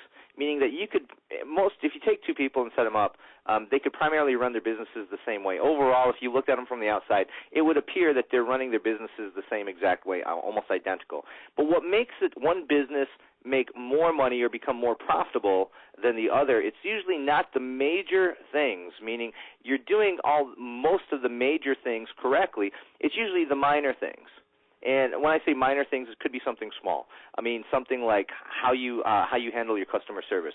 Your customer service response time, believe it or not, is actually, for me at least, is high up on my list as far as things that I want to monitor and to know how fast we get back in touch with our customers and things. How your products are delivered. What's your order process like? Is it smooth? How many steps are there to your order process? All these different things. It's nothing major. Small little tweaks, and I think that's probably the most appropriate word. Small little tweaks to your business can double, triple, quadruple your income almost overnight in many cases, especially if your business is already up and running. So I'm always looking for ways to increase my business. I'm in business for one thing, and that is to turn a profit. Yeah, I love helping people, but as far as the business goes, the business allows me to help people. That's part of the process. And the more people I help, the better certainly I feel. But also, the business will prosper at the same time. And it's a round circle here. But, the big seminar is almost here. Like I said, I gave you some facts in the beginning. I just want to mention again, we've added recently a brand new speaker to our lineup. I don't even have her on the website yet, but I will within the next day or so. Is have her up there. Her name's Linda Forsythe. She owns Mentors Magazine, and Mentor Magazine itself has been around for quite some time. Many people have heard of it. She's just got a great concept as far as what she does. It's different than what you've experienced before, and I think you're really going to enjoy it as far as how this can work and how this can work for you and your business itself. We also have two different things. One thing specifically going on right now, and that is our mega bonus special. That mega bonus that we're giving away right now in the seminar is just tremendous. It's a 6-month coaching program that we're giving to you absolutely free. The whole recording of this big seminar, the very seminar that you're going to be attending, where you can listen to Stephen over and over again as many times as you need to because he speaks so fast. And he covers so much that you're going to want to go back and listen to all of it again. And on all of our other speakers as well, too, and all our other trainers that you're going to be able to go back and listen to over and over. No matter how great you are at taking notes, I can guarantee you one thing, and that is you will miss something. And by having the recording of the event, you'll be able to go back and listen to it anytime you want. We have a 6-month coaching program that we've normally sold, for over $1,000 previously at other events. We're giving you this bonus absolutely free because, after the event, what happens? And most people's reaction is, I don't know. Well, that's why we're doing the 6-month coaching program. And the reason is because this can and will help your business. It allows you to interact with myself and many of the other speakers that I asked to come on. Stephen's been on one of our previous calls. It gives you an opportunity to ask questions to get the help that you need if you should need it. And we're going to be talking about new techniques each and every month as well, and it's something that you can take advantage of. You can be on it. You can do that. Another bonus is that, as a big seminar alumni, one of the things that many people have come previously love is the fact that you can come back to any big seminar in the future at a 50% discount. I can tell you this. The big seminar right now, let me explain this to everybody. The big seminar right now is $19.97. That is the max that it will ever be. It will never be more than that. I will never charge more than that for the seminar. I believe this is the price point that it needs to be. It allows us to function as a business to give you the things that we need to make the seminar important. It allows us to grow with the business. And so I'm not going to tell you, no, you need to register now or the price is going to go up next 6 months. No, this is where we want it to be, and this is where I'm going to keep it as far as it's within my possibility, and it's all in my realm of controlling. And I'm going to keep it there. But what you can do is this, is that every big seminar in the future, as an alumni, you come back at a 50% discount every single time. So immediately you save money, and when you go once, you're going to want to come back. It's just a fact. The other part to our seminar, which we have a person right now on as far as our commissions go, that has brought in over 27 sales. That's over $27,000 in commissions this person's earned so far. And let's put it this way. I mean, if I could show you a way to come to the big seminar free, how many of you would want to do it? I think everyone would. Well, this is how you do it. You register your seat for the seminar. Immediately you get your link to come to the big seminar, and you get your link to sign up for the affiliate program. You refer 2 other people that also want to come to the seminar. Well, you paid $19.97. You just earned $2,000 in commissions. You made a $3 profit from the whole event, and you came to essentially to the big seminar for free. It doesn't get any easier than that. And I heard some of you on the call are in Atlanta. If you live in Atlanta and you're not coming down to the seminar, you're crazy. You're right in your backyard. You need to get there because that doesn't happen all the time. I mean, the first seminar that I went to, I had to fly to. Actually, the first seminar I went to, first internet marketing seminar I ever went to was in Atlanta, Georgia, on the other side of town from where we'll be at the Westin Hotel at the airport. That was the first seminar that I ever went to, and it's paid for itself multiple times over and over again. But you know what? This seminar is going to happen with or without you. I prefer it to happen with you. I know what this can do for your business. I know how we can help. And the one thing that people always say to me every single seminar, and I will get this again at this seminar, and that is this. They always will come up and say this one phrase, and I want you to write this down, and that is, I wish I would have came sooner. That's the one thing that people always say. And the reason is because I can tell you about it, I can describe it to you, I can try to pump you up about it, but in reality, it's your decision. It's your decision. It's a decision that's got to be made 2 ways. The decision's got to be made money-wise. Can you afford to come? I'm not going to tell you this, and I'm not going to say, we'll put off your mortgage to come to the event. But I'm going to tell you this: if it's a stretch for you to come, good. And that may sound brutal, but I'll tell you what, everything that you stretch to try to achieve has much more value and much more meaning for you. If I know that you stretched to be there, if you went out of your way, if you had to do something out of the ordinary to get there to that event, that means that you're going to take and you're going to listen to that event much more seriously than if you didn't have to, if it wasn't a big deal for you to shell out $2,000 to come to the seminar. You know, if I gave something away to someone, they don't value it. But if they have to stretch in order to get it, I know that's how it was in my life, and I'm sure it has been in Stephen's as well too. You appreciate those things that you have to work for in order to attend or to acquire, and you know, it has much more value. You'll take it more seriously, and those are the people that are going to be, you know, receiving the most benefit, in my opinion. I'm not saying that they're the only people, but I'm saying that they're going to probably receive more benefit than the person who just doesn't care necessarily. They just want to come to kind of hang out and meet everybody. You know, the people that I want to be at the seminar, I want results. I want results. I mean, we have a great track record with the seminar. The results that people get are just astounding. For the people, and let me qualify that because I think this is really important. For the people that actually implement what it is that is taught at the seminar. Implementation is the key. You can have the greatest ideas. I could give you, you know, everything that I've ever recorded, everything that Stephen's ever recorded, everything that every one of our speakers have all recorded, and ship you this big old probably trailer full of information. And you know what?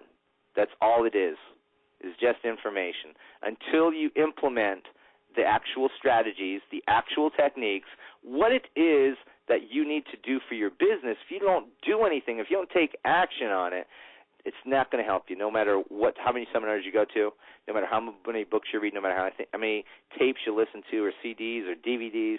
It doesn't matter, because unless you implement it, it's not going to work for you. It's just like the person that had ordered the Smart Page software from us and was wondering why she didn't have her pages indexed in Google. And the reason is because she didn't upload them to the website. It's like I don't even like to use the comparison about the lottery. I mean, but it's a great phrase. You got to be in it to win it. Yeah, but you're a rapper. Yeah, exactly. I can rhyme all the time. No. You're on a roll now. We won't get started now. But at the seminar we might. Anyway, the point is that I'm trying to make on all this is that it comes down. I mean, we've got 2 weeks to the seminar, plenty of time for everyone to come that chooses to come. If you want to increase your business, be there. If it's not the appropriate time for you, then think about it. Think about it more, because you know what? It's never going to be the appropriate time. You can say this, is that right now you can say, I don't have the money. Is that situation going to change next month? Is that situation going to change next 6 months when we go to big seminar in L.A. In the future? Chances are probably not. When is going to be a good time? Well, I can't do it now because I got taxes.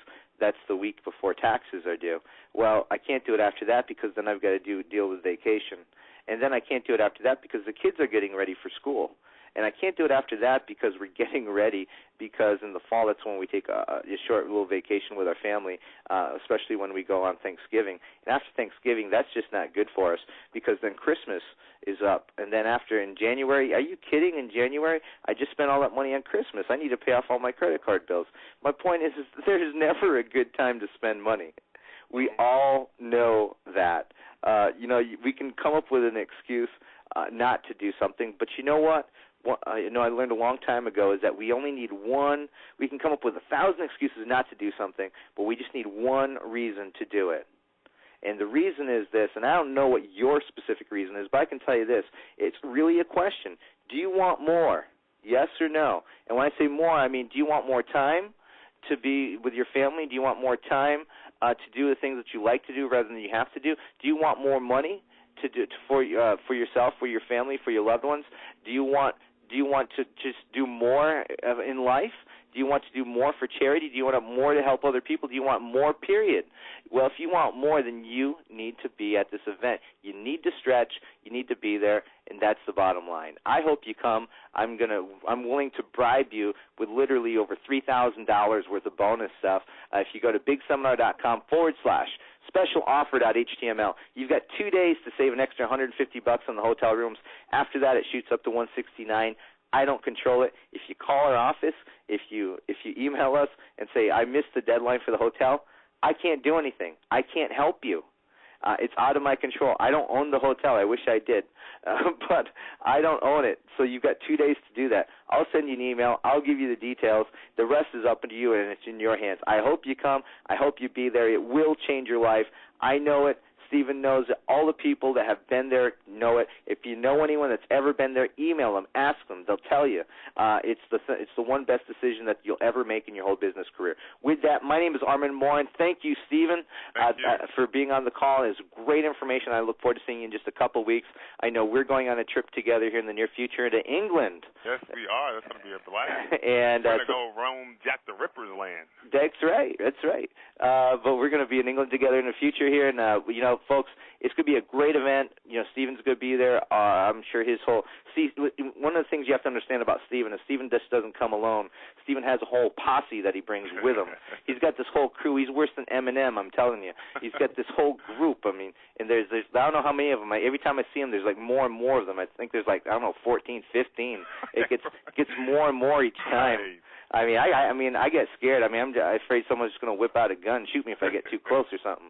But I'll tell you what, it's going to be a great event, and we're going to have a great time. I can guarantee you this.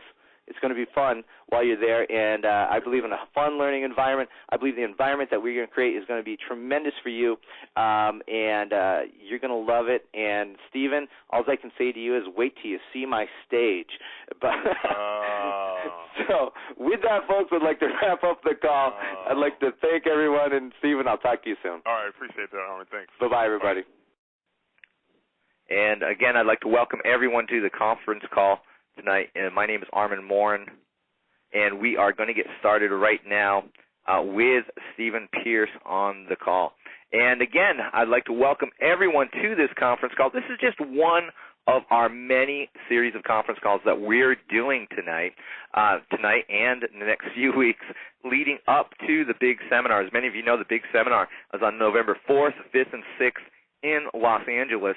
And this is going to be our biggest, our best event yet. This is our 6th big seminar, and literally we've taught more people about Internet marketing at a live event than any other event in the world. And we're going to show you in Los Angeles techniques, strategies that are time-tested and proven from the people that are actually doing it. And Stephen happens to be one of those people. We've got many, many others, such as John Carlton, such as Derek Gell from MarketingTips.com, such as Alex Bruton from PayPal. And, many people always wonder about PayPal. And, well, instead of getting it from a secondhand person or secondhand voice, we're getting PayPal directly to be at our event, something that no other event has actually done. We have Michael Fortin, the $1 Million Copywriter. Jim Edwards is going to be teaching you about ebooks and how you can literally create an ebook empire. Rich Sheffrin, who's done a lot of work with Stephen, is going to be showing you how to work less and accomplish more in your business. And we're going to be talking with Rich in the very near future. Stephanie Frank, the Accidental Millionaire, she just published a book that's just going crazy out there in the marketplace right now. But she's going to show you how to eliminate your fears in your business. Now, this is a very important aspect. I'll talk more about this later. We have Dave Lacani, who in the actually next week, I believe it is, that he's releasing his book from Wiley Publications called Persuasion, The Art of Getting What You Want. Just an amazing, amazing book. I got a preview copy of it. But he has literally taught businesses from all over the world how to succeed. He can show you as well, too. Kurt Christensen, a good friend of ours. Kurt is going to be talking about stealth search engine strategies, ways that you can get literally to the top of the search engine. We just talked with Kurt the other day. Just amazing some of the things that you can do, some simple strategies that you can implement into your business. But Kurt's going to be going into detail about the big seminar, at the big seminar. And Alex Mondosian. Alex Mondosian, as many of you know, is a good friend of mine. He's also one of my business partners in several ventures that we have together. But Alex is going to be talking about a technique, a strategy that he has recently put together that is just going to blow people away. When I first heard the strategy, the first thought was, why didn't I think of that myself? Because it was simple, it was effective, and the profit potential was huge. And the key is that anybody, anywhere can do it.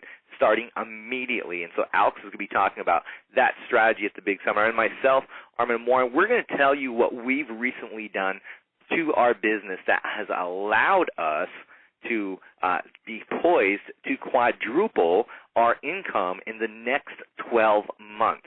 So we're going to be telling you in detail, step by step, how we did it, why we did it, and we're going to show you the reasons why, and we're going to talk about things that are totally controversial when it comes to internet marketing, because some people simply won't agree with what we're doing, but we're going to be able to show you proof that this actually works for your business and that anyone can implement this into your business. So we're going to be talking all about that at the big seminar, but tonight's call is going to be with Stephen Pierce. Now, first of all, before we get started with Stephen, if you need more information about the big seminar, just simply go to bigseminar.com/index.la.html. That's capital L, capital A.html, and you'll see all the details there.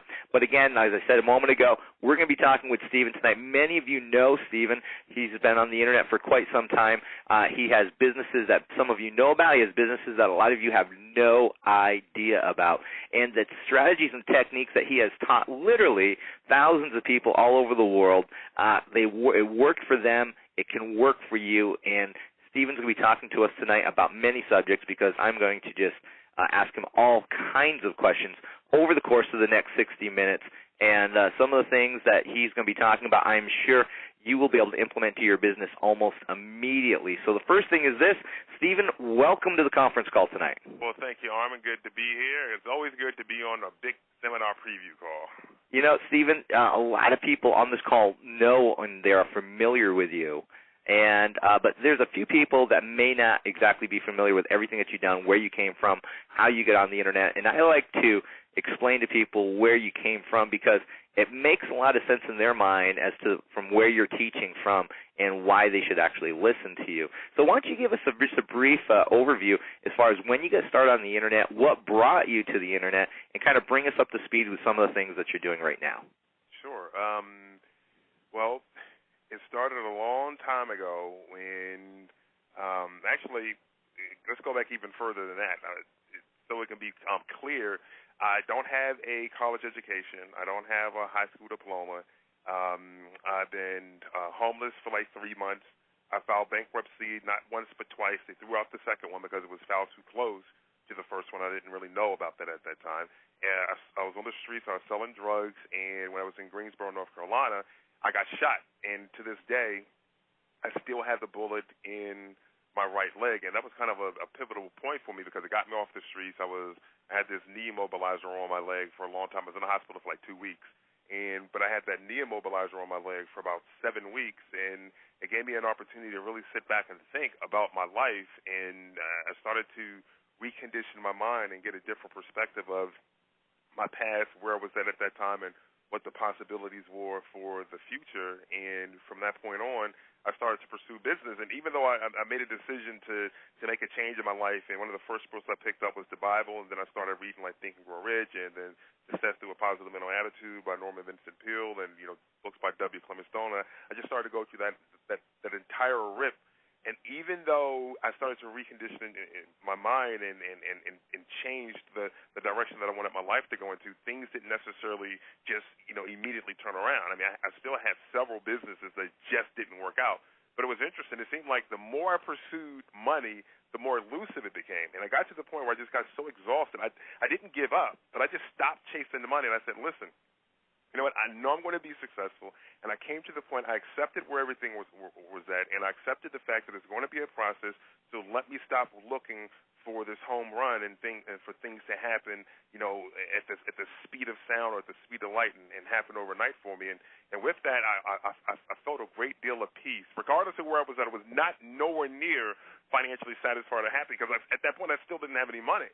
But I decided to just relax and be at peace, and I fell in love with the futures and commodities market. And I got a book. It was called The Sugar Strategy by Ken Roberts, and I was fascinated by the futures markets, and I became really, really good at doing market analysis. And from that point on, I got online, and this is when there were a lot of Usenet groups and things. Forums weren't how they were today. And I would go online and I would post trades and start to interact with people. Then I started to have this fan base that grew silently without me even really knowing it. People were really liking the trades I was putting out because they were outperforming the services they were paying for. And to make a long story short, that right there turned to, and I didn't even do that to look to start a business. In fact, what happened was a guy sent an email, and because I officially started what was called the Free Daily Trades, and a guy sent an email to me asking if he could pay me to learn to pick the trades the way that I was picking the trades. And I mean, it kind of took me off guard because I didn't have a way of really teaching anybody. I didn't have a curriculum or any particular system like that. And I sent him an email back. It was kind of a rejection of the offer without really saying no. And then he sent another email talking about he'll pay me $5,000. Well, I didn't have any money at that time. And it was interesting because for me, it really didn't connect that somebody would be willing to pay me to learn how to pick trades the way I was picking trades when you had all of these people that were brokers and all these huge financial houses. In my mind, I'm thinking those are the people who just get paid for this stuff, not high school dropouts like myself, who didn't have money, but yet I can show you how to make all this money because of a skill that I developed in the markets. And that's pretty much where the business came from. And to this day, that was like 1997 when the Free Daily Trades officially started. We collected our first paid service like going into 2000. In fact, we started our first service was a paid advisory service at $350 a month. In less than 2 weeks, we had over 100 people in there. So it was like almost instantly $3,500 a month in revenue, and it just grew from there. And now we've done millions of dollars in sales and trading products of our own as well as trading products of others and joint products and stuff like that. So it's been great. So so many people always think that when they look at someone as successful as you, that that you must have had some huge technical background. I mean, especially to go into the commodities and the trading arena, where obviously that's furthest from the truth. So literally, no matter where anyone is at this particular point, I mean, they literally have the same skill set, or you probably even more of a skill set than you had when you first started online. Oh man. I had like zero skill. I remember the day my dad had Wayne computers and the big old Prodigy where it was kind of like the big block dorky looking letters and stuff. I mean, I was back online back in that time, but I really didn't have a strong skill set. But here's the thing. I learned. I mean, I was an avid reader, and I wanted to learn things. And it's interesting because it's something that Anthony Robbins was talking about. How long will it take you to become really good at something? And the question becomes, well, how committed are you to the process, and how often are you willing to practice your craft?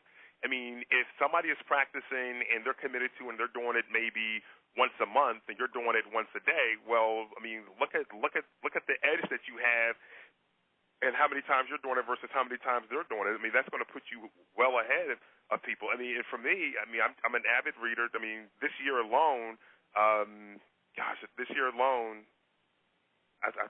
stopped counting. I've gone through. I don't even know how many books I've read this year now. It's several. Well, I know that over the last 2.5 years, I've gone through about 500 books, I believe. And again, I take a lot of speed reading courses and courses and whole mind type processes. I mind map a lot of different books and stuff like that. And the reason I do that is because I look to cross-pollinate what it is I know with what it is I don't know. I mean, because a lot of us walk around not knowing what we don't know. And we don't want to remain that way. So I constantly pick up books, stuff that I wouldn't normally want to read. I don't just gravitate towards the stuff that seems to be interesting, exciting to me because it's something that I'm actively pursuing. But I pursue stuff that will probably be interesting and exciting to somebody else. So I would wonder why that's exciting to them, and I'll pick it up and start reading it and pull out some stuff that I can actually, test and implement and maybe combine with something else that I'm doing. And I think that's one of the fastest ways to expand your knowledge base, and from that knowledge base, it gives you a lot more resources internally to tap into to start trying a lot of different things. I mean, you have a lot of people out there that don't really like to read. I mean, it's very hard to get ahead and beat people in the marketplace that are avid readers, and they don't just read it, but they figure out ways to take that new information and use it to grow their business. I mean, you're not doing that. It's just very difficult.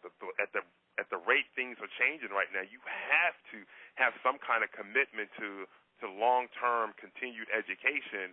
And, I mean, like places like the Big Seminar, the offerings at the Big Seminar, and then even going beyond that and seeking out that kind of wisdom and that knowledge and that understanding that's out there. I mean, that's the way to have a huge edge, not just on your marketplace, but just to make sure that you're going to be more than well off today and in the future, because you're going to always be either right on that cusp of change or you're going to be ahead of that curve of change and not behind the curve, which is one of the worst places to be. Well, the one type, I firmly believe that you need to continue, learning, each and every single day. And sometimes you have to force yourself to do the things that you don't like to do. I mean, let me give you an example. I mean, there's certain times, and I think some people probably will be able to relate to this on the call. There's certain times in your life that you could have the tool, you could have the information, you may even have the coach that you actually need standing right in front of you, but because you are not ready for it, all of a sudden you don't see it. You don't see what your next step is. You don't see what it is that you should be doing. But all of a sudden you reach the point where you say you have to do something. You have to do it at that point, and you just make a firm decision in order to. I mean, let me give you an example. This is something real close to me right now that I just started this week. It has nothing to do with marketing, but Adobe Photoshop. I really can't stand that program. But the fact is that I always knew in the back of my mind that I had to use it. So in the last 2 days, I mean, literally, I'm on over 48 hours right now. I haven't slept because of the fact that I needed to teach myself Adobe Photoshop. So in 2 days, I taught myself how to learn Adobe Photoshop enough where I can actually go out and actually use it for printing, use it for all these other things. Why? Because I wanted to do it, and it's easier for me to develop some of my own graphics than it is to send them out to somebody else in many cases. And so we needed to do that, and I needed to do a project real quick, so I just pushed in and actually did it. But it's many things like that in our marketing. We don't like to do certain things, but if we force ourselves to do it and get over that little hump, you'll find out it's much easier than you ever thought it was. And all of a sudden, the teachings, the income all of a sudden starts to appear at that point as well, too. Now, you do some really interesting things because one of the things that I know that you do is you have a very specific method. I mean, you have a training facility that you use up in Ann Arbor where you live. Yes, we have a creativity and innovation training facility, and it's interesting that you bring that up. It's funny because a lot of smaller entrepreneurs feel as if creativity and the innovation process doesn't really apply to them. And that's the reason why they'll maybe have a few home runs here and there, but their revenue will end up being capped and the growth of their business will be capped because the companies like the Dells or whoever you want to pick that went from the garages to the top of the NASDAQ and of the Dow and of the S&P, and they're big companies with billion-dollar market caps, like even Google, when you think about their humble beginnings.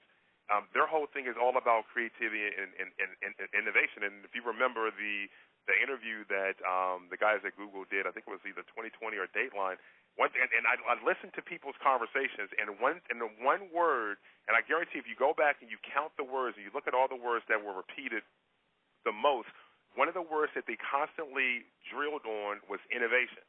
And a lot of people don't really understand what creativity and innovation is about. And I know that's not the nature of this call, but what's happening is we've embraced it so much, and we've embraced the processes so much. We basically scaled up, and we're starting to work with a lot of higher tier markets. Like right now, Pfizer's home base is out here in Ann Arbor, so we're like right now in conversations with them. We're doing something with Clear Channel. For those who know anything about radio, they're like probably the largest one in the United States that own the most radio stations around the country. We're doing stuff with the government, doing stuff with like the Canadian government over here and universities and different places. These companies and these organizations, they understand the importance of being creative. They understand the importance of innovation and the role that it plays. So, yeah, we have our own facility, and it's a cross between a rock concert and Toys R Us. I mean, we have all the beautiful moving lights, colorful walls, haze machines, toys, and different things like that. But when we bring people in there for different events, even when we do our own marketing seminars, we take people into an environment that's designed to engage all their senses and this understanding how people learn. You can take the exact same information and go into two different environments, and guarantee you, if you're in an environment that's designed to accelerate your learning, that is designed for a whole brain process, and is designed to engage all your senses, in a way to make sure that the information is processed at a more what's the word I'm looking for? That the information is processed at a higher level. Yeah, it's processed. It's at a level that you get it, because you can have a ton of information that's just coming in, but getting it is completely different. I mean, when we take people through processes, we don't want to just tell it to them. We make sure that they understand what we're talking about. We go through like 3 phases. We teach it, we instruct it, and we facilitate it. We teach it to you so you know it. We instruct you in it so you know how to do it, and then we facilitate you actually doing it so you can get the result while you're actually there.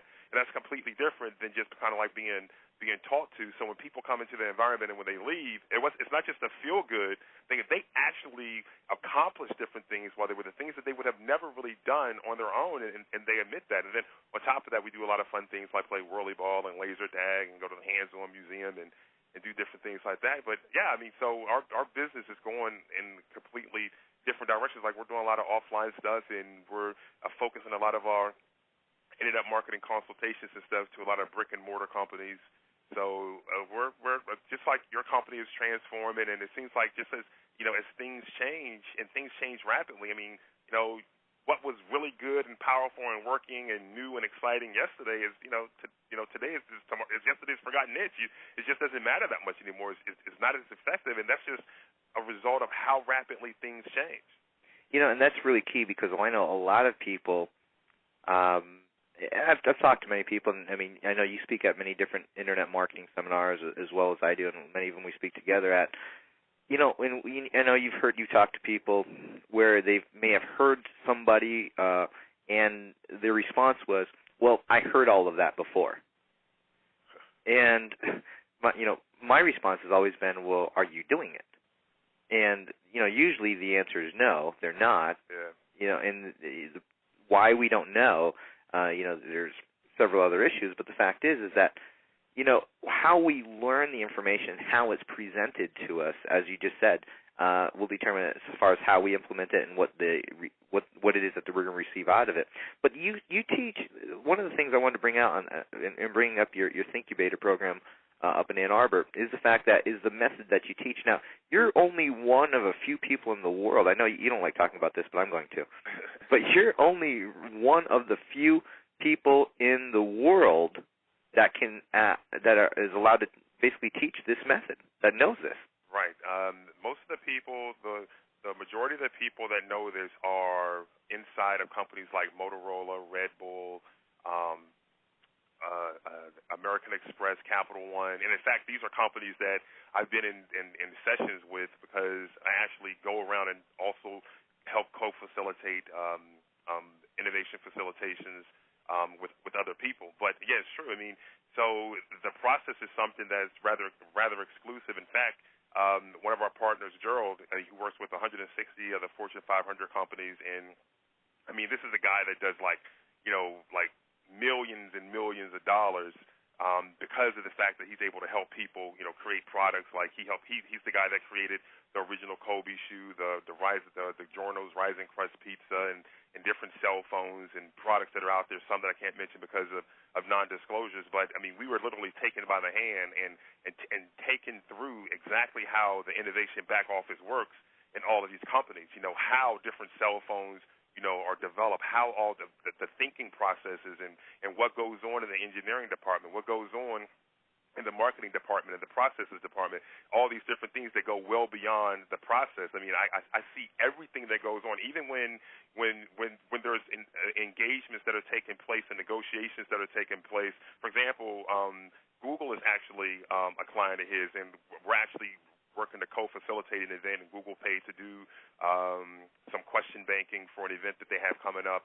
Because what we do is we also do high-level event planning using customized question banks. So Google came on board, and we're being engaged to help develop the event they have coming up. I think it's for like 600 of their clients that are supposed to be on a boat or something like that. But again, I get to see everything that's going on and correspondences that take place with different clients and stuff. I'm always in on the correspondence. I know exactly what goes on. So I mean, it's pretty fascinating. So what's happened is while there's very few people that you can actually get with to learn the process, we've actually been favored to the point that we're given privilege to information to see and be a part of processes that you can't even buy your way into it. I mean, it's just something that they decided to do because there's a lot of other people inside of other companies that like Cargill and Fellows and stuff that are clients that you just don't get that. I mean, and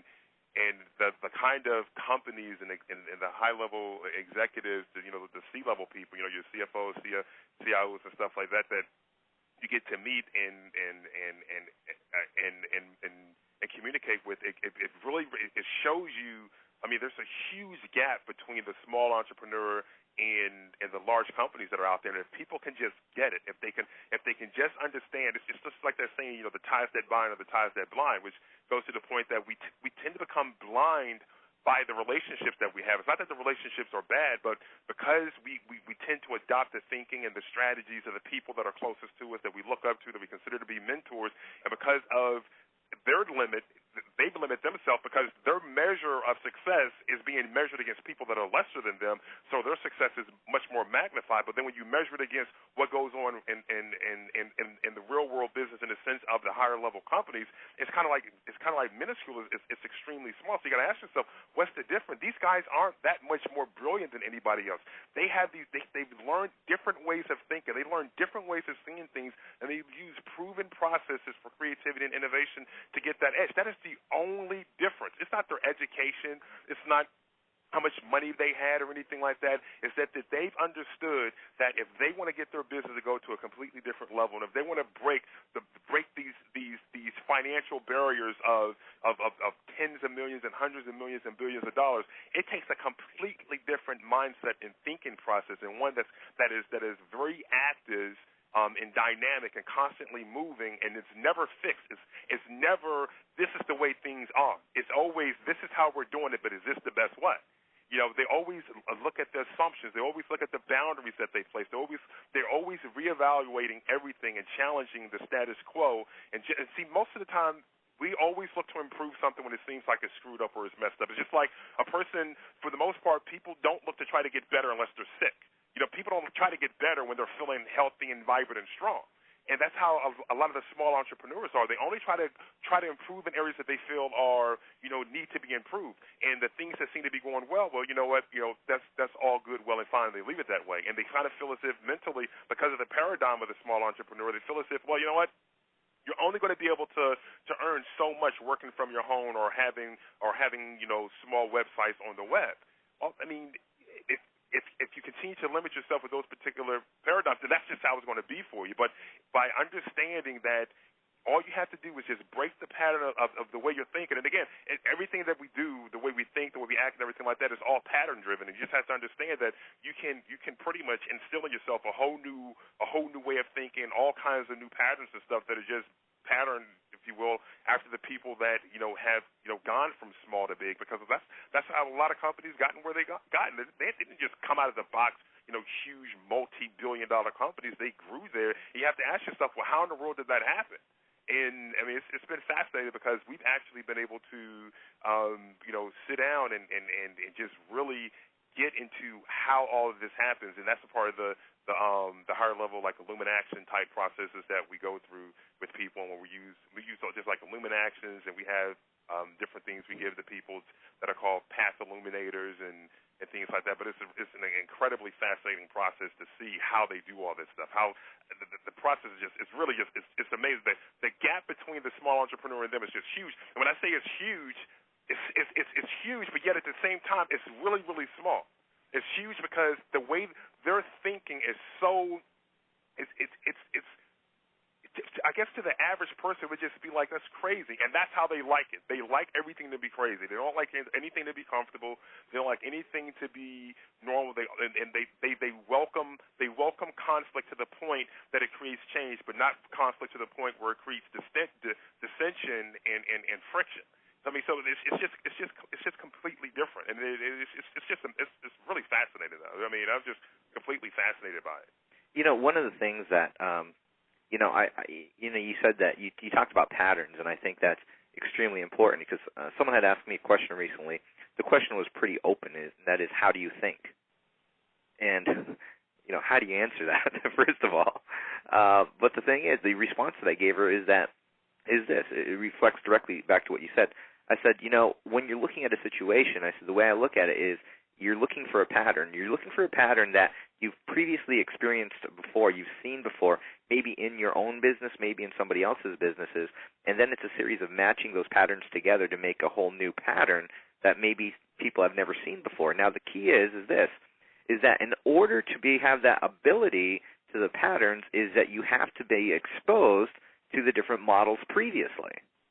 And, that's one of the things I think many people need to do. If you're going to be have an internet business, you need to become a student of internet business, meaning that you need to learn everything that you possibly can about marketing online, about copywriting, about this. I mean, you may not become a full expert in all these different categories, but you can know it enough where you can, for example, when web copy, you may not be a good, a writer for web copy. I mean, you may not be able to write very good copy at all, but you will be able to notice and you will be able to see and know the difference between good copy and bad copy because of what you've previously seen, what you've been exposed to, and what you know for a fact that has worked. The problem that I see, and Stephen, tell me if you agree with this, but the problem that I see is that most people, before they start trying to create these new strategies and go against the system, is that they haven't developed the system themselves yet in order to modify and order to change. Right. I completely agree with you, and actually that triggers a thought going back to the whole where you talked about how people say, well, I heard that before. Right. And then you ask them, well, what are they doing with it? And it's interesting because people get a false sense of accomplishment because they hear something, and they hear it and they think they know it. But the truth of knowing something is not how well you can talk about it, but it's how well you actually apply the process and you get a benefit out of it. I mean, people sit back and talk about stuff all day long, but that doesn't mean that they're getting anything out of it themselves because of personal application. So to me, that's pretty much like not knowing it at all. So yeah, I mean, going to seminars and listening to tapes and doing like mental entrainment and stuff like that, that should be a part of habitual. That should be a part of your nature. It should be woven into the fabric of your life. I mean, it shouldn't be, if you're going to go, it should be, which one you're going to go to, or, are you going to go there live, or are you going to get the DVDs? I mean, it's just buying it and listening to it and applying it, taking your notes and immediately taking different things and just applying it and just creating this huge storehouse so that you constantly have different things, because you can hear something at Big Seminar 3 and you have all these notes that you keep referencing and things that you're applying, then all of a sudden you go to Big Seminar 4 or Big Seminar 5 and you hear something and you combine it with something you have at another seminar, or you hear it again, and at that point you get it to the point where you actually do something with it, or maybe somebody says it in a different way and it clicks and it resonates with you, much differently. But, like they say, repetition is the mother of learning. I don't want to hear anything one time. I mean, how many times have you seen a movie and you can see it again and again, and regardless of, if the wife walks in and be like, why are you watching that again? You still see something new, or there's something that happens that you didn't even recognize before. I mean, we create different blind spots in our life because we become so fixated on one thing that we create this blindness where we don't see, everything else. And if we're so fixated on knowing something, we kind of miss the application of it. And a lot of people know stuff and they misapply different things, meaning they half do things, they half hard do things, or they try to do shortcuts. And then if it doesn't work for them, it's like, well, I know it didn't work for them. If they say it didn't work, it didn't work for me. And that's not necessarily the truth. I mean, you have to look at, how they went about actually applying the process. So, I mean, it can become extremely confusing. And then again, you're talking about, a system. It becomes very difficult to understand where all of this stuff falls into place if you don't have a clear picture of what it is your business should look like or what it is your future should look like. It's like putting together a puzzle. I mean, if I just gave you, 100 or 500 or 1,000 pieces and said, put them together, yeah, you could probably eventually do it, but it's going to be a long, stressful process as opposed to I give you a big picture of what the puzzle is supposed to look like beforehand. Well, it's going to take some time to put it together because there's probably 1,000 pieces, but it becomes much easier to put it together because you have a picture of what the end result is supposed to look like. So you have to have an idea of what it is you're moving towards, and what it is you ultimately want the future to look like, or you want your business to look like, and then all these different things that seem to be random and chaotic and misplaced start to come alive, and they start to fall in place, and you'll see that things aren't necessarily chaotic. It's just you didn't understand what role they played in your life and what role they played in your business. You know, a great strategy. You said, something about, seeing things and hearing things over, and maybe seeing things or hearing things in a different way.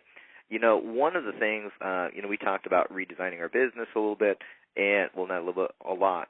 And one of the things where I learned that the strategy that I'm implementing, it's taken us over almost a year to fully implement this into our business. But the fact is that I learned it from literally walking in at precisely the right time a year ago at the big seminar in Los Angeles, when we had it previously at the big seminar. And when you were on stage, you were talking about systems and strategies and methods to basically market to your customers better. And I listened to that, and I was only in there for a few minutes because I was in and out doing things with the seminar. But when I heard that strategy, all of a sudden these bells and whistles started going off in my head. Oh, I need that. I need to do that. The question is how to do it. And it took us almost 9 months of figuring out the pieces in order to get to the vision where I thought I wanted to create. And then it's been modified, over and over time since then. And now we're just finally getting to the final implementation strategy, where we've developed the systems that haven't been created before and implementing into our business. And just because of one simple sentence, maybe one or two sentences that you said previously at the big seminar. So again, I learned just as much at the big seminar as anybody else does. Now, let's talk about this. Let's talk about problems, because I realize that many people that are listening to this call right now may not be happy with the current state of their business and where it is currently right now on the internet. Therefore, they're looking to improve upon it. They may be already successful, but they want to improve upon it more. They may be brand new, and they want to start off on the right foot on the internet business. Or they may have had problems, and their business just simply isn't going in the direction that they want it to head. Now, let me ask you the question of, what do you feel is one of, well, let's say two of the biggest problems that people on the internet have right now in general for the small business market, such as many people are on this call? I would say one problem is many people are delusional as far as how much money can be made quickly on the internet. And I say quickly, and I mean that relative to being a newbie, meaning you don't have anything established. It's completely different. I can sit here and sell you on how much money can be made from sending an email, but how long did it take for me to build up that reputation and those relationships? That's something that somebody who's new to the internet doesn't necessarily have. So they're sold on that, which is the truth, because it's something that can be accomplished, but it's not something they're going to be able to accomplish, when they first get on the internet, unless they land some kind of joint ventures or affiliates or something like that. But even then, it still takes some time to build it up. So I think one thing, and that and for me that's huge, because it kind of holds people back, because if they don't see the results as fast as people promote the results can happen, they become extremely discouraged. And they feel as if it doesn't work, and they kind of start pulling back, and they shouldn't be pulling back. They should be pushing forward. And I think another problem, to me, I think is a big problem, is that people are playing more defense than they're playing offense. And what I mean by that is that people always look at the cost of doing something, not necessarily the cost of not doing something. And they always look at, well, what's this going to cost me, and and different things like that. And well, I'm not going to buy this, I'm not going to buy that, and they're kind of cheap. But yet it's interesting that the very things that can change their life or change their business will require an investment of finance, it will require investment of time and energy and all that sweat equity, and they don't necessarily do that. So while there's a lot of different problems out there, I think those are two major things that hold people back that are new, because people that are more experienced kind of understand the value of making the investment, the value of maybe risking $500 or $1,000 in pay-per-clicks and saying, it's going to be a wash, whether it becomes profitable or not, because they're testing, or risking money on a CPA network, or risking money and going all out and putting together products and doing marketing, knowing that, it's not about guarantees. And speaking of guarantees, one point I always like to make, especially recently, is that success is not about guarantees. I'm not talking about the kind of guarantee that you can get your money back when you buy a product. Success is always about odds. We know that, all of us, listening to this call and aren't even on this call, all of us can become successful. I mean, it is in our genes. Every single one of us have a 100% possibility of being successful at what it is we choose to do. Whether you believe that or not, it doesn't take away from the 100% possibility that what it is you're dreaming, what it is you're looking to accomplish, you can actually do it. But there's two other elements that are involved. It's the odds and it's the probability. The odds actually it has no effect on the possibility, but it has a huge effect and impact on the probability, because if you're negative, if you're playing too much defense, if you're chasing the wrong things, that's going to decrease the odds. And what you're looking to have are the odds in your favor, so that the probability of you succeeding in something becomes 100% and you actually accomplish it. Because remember, is it possible? Absolutely yes. Of course it's possible you can do it. But what are the odds that you're going to actually get it done? And that's where your attitude comes into place. That's where your game plan and your business strategies and the tactics, the relationships that you have, your mindset, and all these different things come into place. And those are some of the things that actually affect a person's thinking process when they decide to get into some kind of business opportunity or pursue some kind of marketing strategy, because of the idea that somebody sold them on, that they can make a ton of money quickly, and not necessarily saying, okay, yeah, you can do it quickly, but what is it going to take for me to get to the point where you are, looking at it from a more realistic perspective, saying, yeah, okay, I know I can do that, but I'm going to have to actually go through a process and get there. And then this pulling back. And I'm not saying just spend money, but you have to make an investment in yourself. You have to make an investment in the business. You have to make an investment in the future. And again, there's no guarantees. Of course, people put guarantees on all their products and stuff because they want to make sure that you know that your purchase is secured, but success is not that way. Success is not going to say if it doesn't work out, you can get your life back. The time that you invest in doing something is time spent. The money is spent, and you can't get that back, win, lose, or draw. So you might as well go 100% and make sure that you give it everything you got. And if it doesn't necessarily work out, learn from it. Don't back off from it. Learn from it. Make some modifications, some changes, some adjustments, or whatever, and keep pressing forward, because you can absolutely accomplish what it is you want to accomplish. But if you have a mindset that is kind of holding you back and it's restricting you, and it has you kind of like in this chokehold where your paradigms are preventing you from seeing yourself as being able to be a multimillionaire or a successful business person or retired with plenty of money or whatever it is, however you define success or however it is you define fulfillment, it's in your identity, it's in the vision that you hold internally. You do not absolutely see that happening, and you can't feel that. It's going to become extremely difficult for you to accomplish that, no matter what the promise is in somebody's advertisement, no matter how effective a strategy is, but you're going to find a way to screw it up. I mean, it's just like we tell people in trading, you know what? Some traders are so negative and they're just so horrible at it, you can give them tomorrow's Wall Street Journal and they're going to still lose money. It can just get that bad. Regardless of the fact that they know exactly what the prices are going to be in every stock and in every futures and in every Forex trade, they're going to still lose money because that's how negative they are. They just can't see themselves making that money. You have to make sure that you are not throwing good after bad, meaning you're not pursuing all these things that can really work for you, but you're holding yourself back because of what's going on between your ears, those mental scripts that you're running. And for many of us, it's not necessarily our fault. We hear all this negative stuff off of television, and we hear all these negative things from around us, and we've had all these negative things going on in our lives as we were coming up.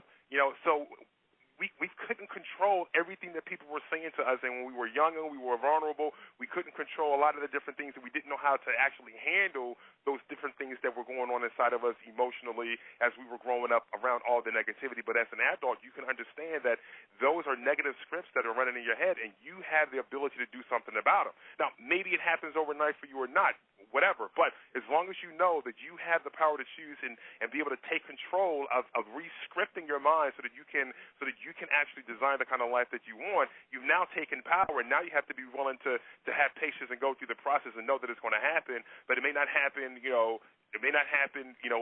by this time next week. It may not happen by Christmas. It may not happen even by this time next year. But know that it's going to happen, and it's going to be a process. Identify what that process is and follow the process and enjoy the journey. And I'm telling you, life's going to be wonderful because it's not just getting there. Armin, when you first made your first $1 million, it was great, but the process was better than actually getting. In fact, you looked up and you had your $1 million.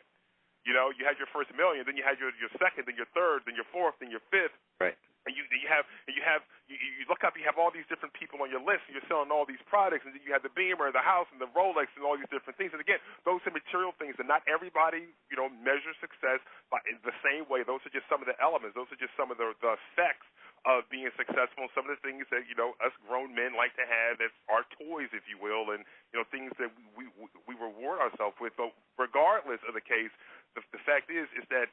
And I think you would agree, it's the actual the journey, the actual process, the actual doing it, and the getting there that is more enjoyable than just actually hitting that number. Because after you hit that number, you've long ago set a whole new number. Yeah, absolutely. It's purely that. It's just a number. Because the fact that that's how we gauge if what we're doing is working or if it's not working. It's something it's an easy scale that we can say, okay, yeah. I'm on track or I'm not on track, and it's a yes or no answer. Am I on track? Yes, or am I off track? Whatever it may be. But the fact is that you can, if you start gauging yourself and you start looking at the success and that you're having, you can very easily measure and then make adjustments accordingly to where you need to be in the coming year, in the coming months, in the coming week. Here's a problem that I see that people have. Is that they have, you mentioned this, and I just kind of want to expand upon this a little bit. You mentioned in the initial part about people being delusional almost, the fact of how quickly they think they can make money. I was just talking to a friend of mine, a friend of ours actually, the other day, and what happened was that he had a coaching client, and this person after 2 days said, this isn't working. Literally, 2 days. This isn't working. I haven't made any money yet. And first of all, they had just got his website up, and he told me the story yesterday, and I was like, boy, it's a pretty tough client to work with. But he had the wrong expectations. He had the wrong expectations of what it was going to accomplish. He figures that after 2 days that he's going to be making all this kind of money. Where I don't know where he got the idea. I have no clue. But the fact is that, as we all know, you can make money in a couple of days if you do the right things. But the fact is that he didn't do anything. That was the problem, which leads me up to the last part that you're talking about. It does begin with a mental attitude. It does begin with reprogramming yourself in many aspects to achieve the things that you can, and knowing that you can actually achieve those things, and knowing that you have the permission, you have the ability, you have the skill set in order to do this even in many cases. But the biggest key and the second part to that is that you can have all the thinking processes down in the world, but the one thing that you have to do is you have to actually do something, which is to implement the new knowledge that you have and implement that in your business, in your marketing, the strategies, and every part of your life you have to implement, basically take action in order to make these things come true. Many times we know the things that we need to do. Here's the interesting part. I would dare to say that probably 70% of the people on this call right now, and think about your own situation, those of you that are listening to me right now, 70% of the people, many of you know who you are, already know what you should do. You already know, you have the knowledge, you have the skill set, you've been on many, many teleseminars very similar to this. You know what to do already, and for some reason in the back of your mind, you either don't think you deserve it, you're not sure of it because you're unsure of yourself, therefore you don't do anything, or you made yourself believe that you don't have the time to accomplish this. Now, all of those are invalid thoughts. You do have the skill set, chances are. You do have the knowledge in order to do it. You do have the time if you make the time in order to do it.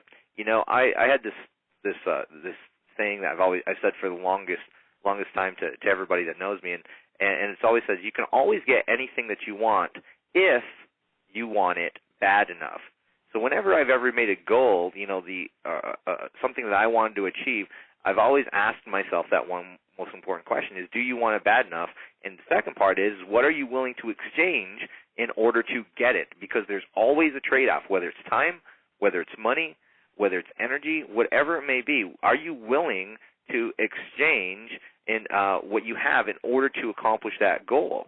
And if you are, then that goal is as good as done if you know that you can achieve it. The point is that you need to start off with some small success first, because this is a process that you're not going to be able to just fully transform yourself overnight.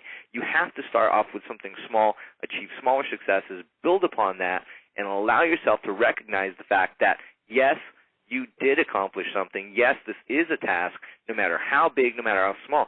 Sometimes, the sad part about talking about a call on a call like this is the fact that you sometimes think that you're comparing yourself to what Stephen did, or you're comparing yourself to some of the things that I've done in the past, and you're comparing yourself to an unrealistic objective, because as Stephen said, it took us years in order to just, in 1996, I will officially be 10 years on the Internet. You can't expect to send out an email and have the exact same results that I do. That's unrealistic. You bring up a few good points. Can I jump in real quick? Go ahead, absolutely. You bring up a few good points. One thing is, for everybody that's listening, either now or later on an MP3 or podcast or a CD or whatever, you know what? Wherever you are in your business right now, wherever you are in your life right now, you know what? Congratulations. Give yourself a hand. You've done your best at your level of commitment. Because, you look at these different things. It's like what one of my mentors said. He said, desire is to want something, but passion is the refusal to live without it. And you may desire a whole lot of things, and your commitment to get those different things is going to be on different levels depending on, what it is. And you can measure what it is you've actually done to accomplish it right against your level of commitment. So if you're not fully committed to something and you kind of dabbled and dipped or what have you, regardless of the result, you know what? You did the best that you could based on where your level of commitment is. Now, that may not necessarily be a good thing for when you look at the totality of the outcome that you want, but where your level of commitment is, you know what? Fine, you've accomplished what it is you can accomplish with that level of commitment. But what's going to happen when you take your level of commitment up? You take that level of commitment, you start to raise that up. What do you think is going to start to happen with the implementation of different processes and different strategies and your levels of consistency? That's going to raise up automatically. It becomes extremely difficult to raise the bar of your work ethics and your consistency and implementation on something that you're just not committed to. So until you're fully committed, it's just not going to happen for you. You can sit back and you can dream, but something's got to happen for it to kick in. That's why people make a ton of money when they're really passionate about something, because they do it regardless. It's just like they just love this. And they do it. You don't have to tell them twice. You don't have to ask them once. They're just going to get up there and do it. They'll stay up all night. They'll get up early in the morning. It's just like, you know what? They love it. And again, it's the difference. Desire is to want something, but passion is the refusal to live without it. But now, let's just say you are committed to something and you feel as if, wow, you know what? It's just like a lot of stuff that has to be done. Just look at everything. You know what? Accept everything, the way it is. Just like wherever you are in your life, or whatever your levels of disappointment, whatever you feel as if you come up short, that's fine. Don't beat yourself up. Just accept where you are. Acceptance is not tolerance.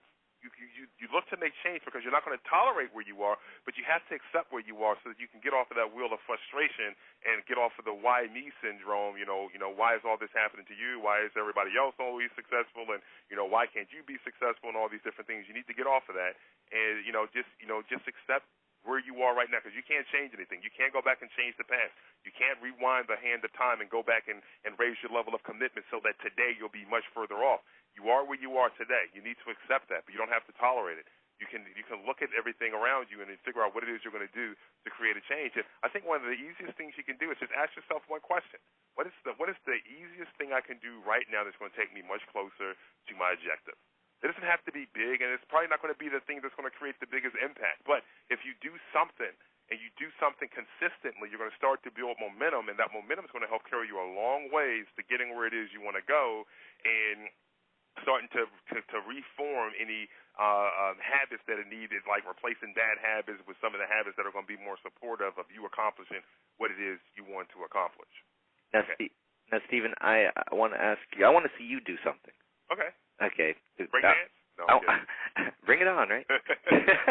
I want to see you do something. I want to see you tell everyone exactly what you're going to be talking about at the big seminar on November 4th, 5th, and 6th.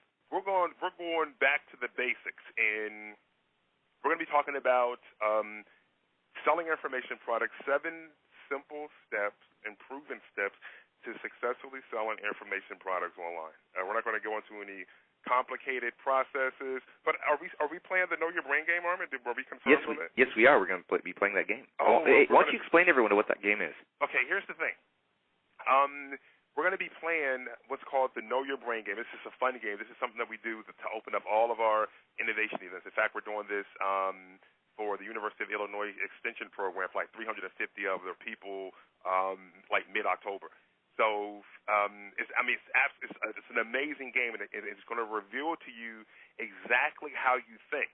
And that's important because, like, and I don't want to kind of spoil the event, but most of us are introduced to the brain as being either left brain or right brain. You know, you have your left analytical or you have your right intuitive, creative type of people.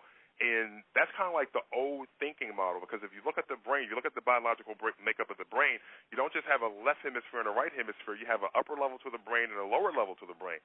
So then that means you actually have 4 quadrants to the brain. And we're going to introduce you to those 4 quadrants, and we're going to let you see, and as a result of the game, you're going to find out where the strengths are in your life and where the strengths are in your business, and then show you how you can actually make up those areas that are not necessarily your strength and what you can do about it. Because if you think about it, you have 2 hands. You have a left hand, you have a right hand, but you have a hand that dominates. Many people are right-handed. That's their dominant hand. That doesn't mean you don't have a left hand. That doesn't mean you can't use your left hand. But what does your writing look like if you try to write with your left hand? You can do it, but it's not going to be pretty, right? And or take a right-handed pitcher. I mean, he can be fabulous as a right-handed pitcher, but how long do you think he's going to stay on the mound if he goes up there one day and just says, you know what, I want to pitch with my left hand? That's not his strength. So what we're going to introduce you to is we're going to introduce you to how your brain actually works. And this is incredibly important for you to be able to, you talk about getting a huge amount of acceleration and thinking processes in your business and having a greater appreciation for yourself and a greater appreciation for people around you. It helps you to uncover these frustrating hot spots that you've been having. And it's like, oh, my gosh, now you understand why you've been frustrated in these particular areas. And once you see it, you can do something about it. Because, I have many mentors, but one of my mentors told me, you know what, you can never correct what you're unwilling to confront. And it becomes even more difficult to correct something that you don't even know is a problem. So what we're going to help you do is to understand, because your brain is that's your machine. That's driving everything that you're doing. So you need to have a good understanding. You don't have to have a deep understanding, but you need to have a basic good understanding on the areas that are important about the brain and how that's impacting you right now. We're going to do it in a very fun, engaging, interactive way called the Know Your Brain game. It's going to be fabulous. But by the time we're finished playing the Know Your Brain game, I guarantee you're going to know your brain better than you've ever known your brain your entire life. And and I know that's a strong statement, being that you've lived with your brain all your life. But trust me, we've done this for like thousands of people, and this is one of the favorite games inside of the Fortune 100s and the Fortune 500s because of the huge revelation they get as they bring new people into the corporate fold and as they continue to build their teams, and also parallel process their teams and cross-pollinate their teams. It's fabulous. It's going to be fun. So we're excited that Armin's going to allow us to do that there. So it's going to be great. It's going to be a fantastic game. Because we actually played that game at your event, correct? Yep, we played that game at. Yep, we sure did. And it was fun, wasn't it? It was fun, and people were going. It's just amazing. A, the interaction with people. Number 2, what people found out actually about themselves once Stephen explains the process, and you actually have to think a little bit about the process, because you do end up knowing yourself and how you think much better than you ever have previously before. And that is a very key thing. In fact, let me explain to everyone something. There's 3 things that I recently talked at an event this past weekend, and there's 3 things I told the audience. There's 3 pillars of success, and I want to explain to you these 3 pillars of success. Number 1, the first pillar of success, and I don't care what type of business you're in, what industry you're in, I don't care if you're online, if you're offline, it doesn't matter. These 3 pillars are the same steps that you need to achieve in all 3 of them. First pillar of success is called self-mastery. That's what this brain game accomplishes. It's self-mastery, knowing yourself, knowing where you are, knowing your faults, knowing how you accomplish things, how you do things, essentially knowing how you think. Once you know that, you have a starting point. And, for example, if I am bad at, or if I don't care to write emails, which is I'm not very good at it and I don't really like doing it that much, it's actually true, I need to surround myself with other people that do write emails and that do it correctly, and that will do it the way I want them to be done. And so you have to know yourself in order to supplement your weak areas with other people that can help. It may be a joint venture partner, it may be someone that you have working with you, may be a virtual assistant, who knows what it may be. But you need to know yourself first. So self-mastery is the first step. Number two, the second part is having the right tools in order to build your business. You know, it amazes me the number of people that in the internet business itself try to slack on the tools that they use in order to build their business.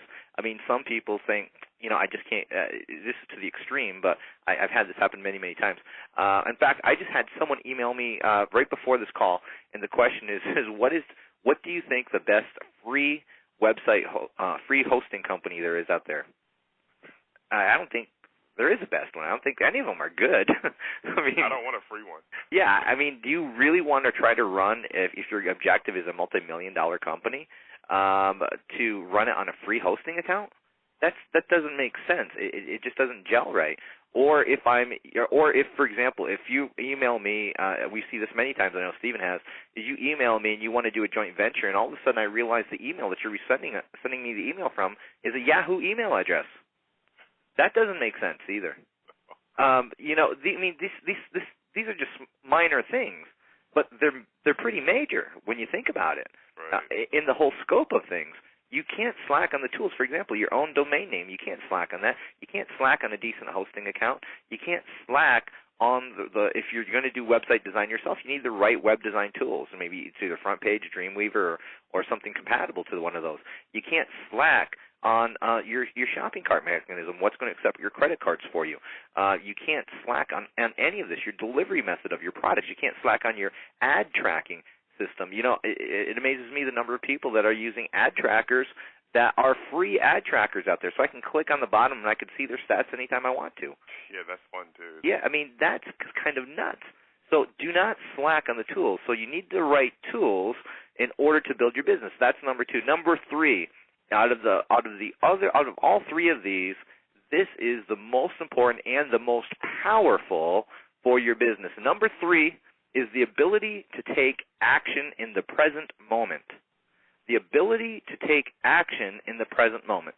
Now, when I say take action in the present moment, I'm not talking about what you did yesterday, because you can't do anything, or what you didn't do yesterday. You can't do anything about that. You can't project necessarily what you are going to accomplish tomorrow, because tomorrow hasn't come yet. Tomorrow is just a promise. You can only control what you do today, right now, literally, and that is the present moment. It's the ability to take action in the present moment as opposed to in the future or in the past, because you can't do either one of those two things. If you can master that, that is the key. The ability to take action in general is powerful within itself. I mean, so many times, how many times have the people on this particular call right now, how many times have you sat down, thought of an idea, couple days, a week, a month, a year later, someone releases a product that was your exact idea, whether it be online, whether it be offline. You know, it happens all the time. It happens to me. And the question is that why does it happen? Because that other person, that other company took action and you didn't. You know what to do. If you don't know how to do it, it's the solution is very simple. Get someone else to. You know, and that directly reflects to where we are right now on this call, because you see, the big seminar itself is for those people that want to take advantage of that third most powerful benefit, which is the ability to take action. There's a reason why there are over 20-plus testimonials, and those are the only ones that I could fit on a web page, because we could put, I think, about 80 different testimonials that we have on video format on the actual website itself. There's a reason why there's over 20-plus, more than any other event out there in the marketplace, of people that have come to our event and have received results, in many cases before the end of their event. There's a reason why people come back time and time again to our event. There's a reason why almost 20 people yesterday alone signed up for our event. Why? Because we have a proven track record that says that if you come, you will get results if you take action. And that is the key. The first step in this whole process is to register your seat. That's the first initial test, the first initial step in order to do all the above, is to take action in actually registering your seat for the event. This event, I can tell you this, will be the biggest, the best that we have ever put together in the course of the big seminars. That's the 6th time that we've done it now. To think about this, I am investing out of my own pocket $250,000 for the way to teach you for 3 full days. We know what works. We know what doesn't work. We get the feedback from our attendees each and every time, and we modify the event accordingly so you can learn better at the event, because this is a total immersion program. I want you to write that down, because this is one of the simple keys to learning anything there is in life and in your business. It's called total immersion. What you do is you totally immerse yourself into the process, into the surroundings, where everywhere that you turn, everywhere that you look, you can't help but think of that idea, that concept, that business, that model. You totally immerse yourself into it, and at the big seminar, that is what happens. You are totally immersed in the concept of internet marketing from all angles, from the people that you talk to, the people that you sit next to, the speakers, the information that's being fed to you over the course of the weekend, during lunches, during dinner, during free time. All you're going to be talking about is internet marketing for a full 3 days. When you immerse your brain into that type of environment, all of a sudden things change. You start thinking differently. It starts off slow at first. Then it starts picking up rapid pace. By Saturday night and by Sunday afternoon, all of a sudden you are thinking in ways that you have never thought possible because of what you've been exposed to for a full 72 hours, what you have been immersed in for a full 72 hours, what life has become totally saturated with for a full 3 days at this event. And that is what's happened. That's why we can accomplish so much in so little part of time. I mean, just to think, I know we've talked about many of the speakers, but just to kind of give you an idea, I didn't go into details on some of these speakers because some of their names speak for themselves, but maybe not. John Carlton, is one of the people that are going to be there. When you're talking about copywriting on the net, John Carlton is one of the top copywriters literally in the world. The cost to have him write copy for you was well into over $10,000. I believe it's about, the last time I understood, Stephen, you can correct me if I'm wrong, but I believe it's like $15,000 plus a percentage of your sales. Exactly. And that was the last number that I heard. He's written copy for Gary Halber. Gary Halber has called John Carlton one of the world's greatest copywriters. And there's a reason for that is because the copy that he writes is designed in order to get results. And that is the key. The Internet, copy on the Internet is so important to you. That's why that's one area that we do not skimp on. We try to get the best people to if we're writing ourselves, get the best people to critique our copy. If we're not writing ourselves, we get the best people to write our copy that we can afford at that moment. And the reason is because our sales depend on it. Our income depends on it. And John Carlton can teach you that as well as anyone in the world and better than all these people because of the results and the experience of 21 years that he has under his belt in writing copy for some of the world's greatest businesses out there. Derek Gell, as many of you know, Derek Gell works for MarketingTips.com. He runs MarketingTips.com. Many of you know of Corey Rudel, and obviously it's a tragedy what happened to Corey in this past year. There's a reason why, even though Corey has passed away, there's a reason why his business continues to go on. And I'm sure that he would want it to be that way, that he didn't want his business to stop when he stopped. That's the way I feel. I don't want my business to stop when I stop. I want someone to be able to come in and take the reins. Corey was very fortunate, and his wife was very fortunate to have a person running their company for them. and that is Derek Gelg. The way that Derek was introduced to Corey was amazing because Corey actually bought out Derek's previous company, and Derek started working with Corey and basically has been with them throughout many, many years. I don't even know how many years at this point, but has brought them to the level under his management to the tune of over $40 million over the last decade. I mean, that's amazing. They have literally thousands upon thousands upon thousands of students out there, and what Derek's going to share with you is the success principles and the strategies that they teach their students as far as how they succeed. All of the people at this event, they have their own unique way of doing things. The way Stephen runs his business and the way he markets is different than the way I run my business and the way I market. We all have our own unique twist we found that works for us and our systems that we develop for ourselves personally. No one's right, no one's wrong. It's just that it's different for everybody, and Derek has unique method and technique and strategies that are time-tested and proven for his students that have worked for people all over the world, and they can work for you too. We have PayPal coming to the event. I mentioned this earlier. And, one of the reasons why is because PayPal has been an integral part of my business as well as many, many other businesses online. And, I could easily talk to someone or myself even got up and told you all about PayPal. And what it can do for your business and why you should have it there and all these different things. But the fact is that PayPal in itself, it has unique things that it's doing right now because of the rapid pace at which they're growing. Right now, I believe there's over 80 million people using PayPal. I mean, I remember just 2 years ago there was 20 million people. Just 2 years ago. Now they're up over 80 million people. You talk about fantastic growth rate. That's crazy. But one of the things that they're doing recently is things like micropayments. Micropayments are the ability to charge for very small, minuscule amounts, like $1 or $2, so you can do like a pay-per-view type products that you can develop out there. And we'll talk about more of that at the seminar.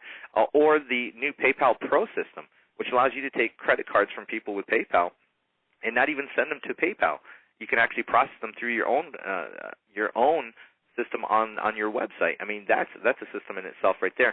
We found that just by adding PayPal to our order form that we increase sales between 10 to 15% on average. Some months more than others, but the fact is between 10 to 15% increase in sales just because we added a PayPal button to it. Well, instead of trying to get someone else to talk about this, our thought was very simple. We worked on this for over a year, plus trying to get PayPal to come to our event. And this time it worked out perfect.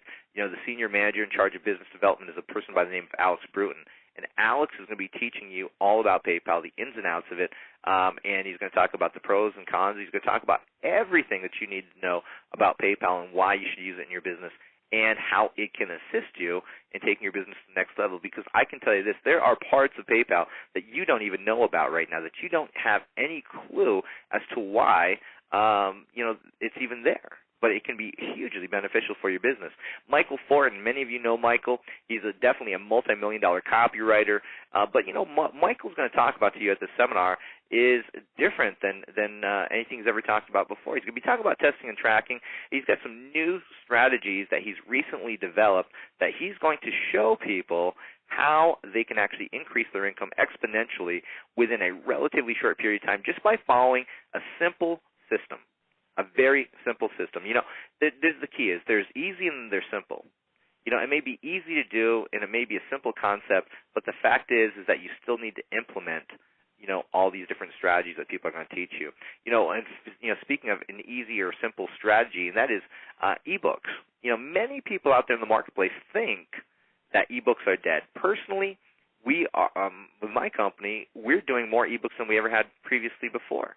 And we're creating those and we're turning them into physical products and things of that nature. Why? Because we know that it's simple, it's easy to do, but Jim Edwards has developed this system that works every single time. Undoubtedly works every single time. See, when Jim develops an e-book, he's written a book called 7-Day e-book. He's done many joint ventures with Joe Vitale, David Garfinkel, as well as many, many other people in the realm of e-books itself. But what Jim has done is he's put this to a science. He's developed this down to the minute details so that he can explain to you how to do it and so that you, too, can create your own e-book empire. E-books are more popular now than they ever have been before in history, and they're even going to get more popular, and that's due to several different factors. You're going to be able to see what those factors are. You're going to see how Jim has a detailed outline for you, how you can create a digital downloadable product in just a few short days, get it up online, and start making money. And that product will sell year in, year out for the rest of your life as long as you develop it properly. And Jim's going to show you how to do that. We're going to be talking with Rich Schefren. As I said before, Rich Schefren has worked with many, many people. He's worked with Stephen on many projects. He's worked with Jay Abraham, John Carlton, Jeff Paul. He's worked with Yannick Silver, Alex Mandossian. He's worked with the $200 million company called Agora Publishing. He's worked with them as well, too.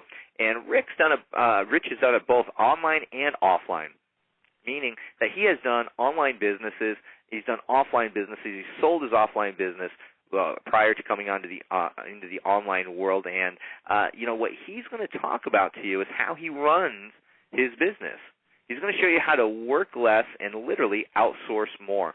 Outsourcing is a huge topic. Usually you only see and hear of big companies doing it, but there is a method, there is a strategy that Rich can show you how to outsource and get good results in doing it. Many people talk about outsourcing, but I saw a book not too long ago, is online, is about outsourcing. The problem is that many people outsource on a very small scale.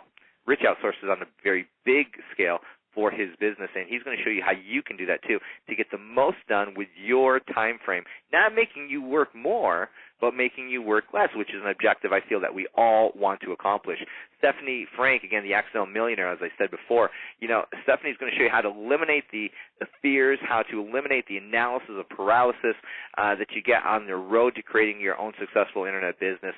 The simple strategies that works for Stephanie and her students from literally all over the world will explode your business beyond belief, because the inherent factor that we all have within us at any given point within our business is a level of fear.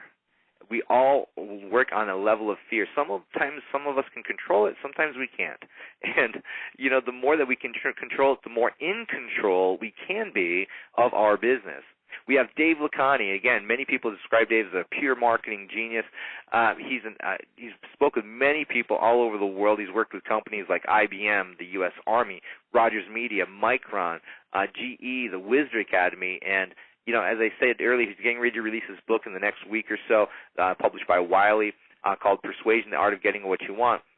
But Dave is going to show you how to build your business with his business acceleration techniques that have worked for all these big companies. And you know what? Those same principles, those same strategies, that same methodology will work for you in your business. By scaling down ideas and strategies that work for these big companies, like many of them, like Stephen talked about today, by scaling down into a realm that people can understand, all of a sudden we have something that the big companies have. And you know what? When we apply these strategies to our business, we see far better results. Why? Because our business is working in smaller numbers.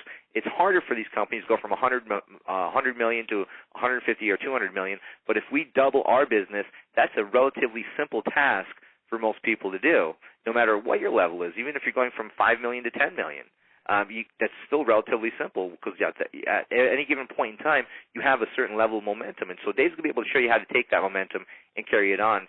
Search engine strategies. Kurt Christensen, I was just with Kurt last weekend. We talked a lot about some of the things that he's doing. There's a whole business, there's a whole system that exists out there in the marketplace, and Kurt has recently modified literally everything that he's doing regarding search engines because of his new information and because of his new strategy that he is using right now in order to get top search engine rankings, in order to generate a legitimate income just from search engine rankings, in order, as many of you know, AdSense, making money with AdSense is huge right now. He's going to show you how you can do that as well, too, at the seminar. Alex Mandossian, as many of you know, he's not only one of my best friends, but he's also an amazing marketer that has literally worked with huge, huge companies. He's worked in the infomercial business. He's worked with people like Anthony Robbins. He's worked with people like Joe Polish. He's worked with many, many different people. Harvey McKay, Jack Canfield, Mark Victor Hansen.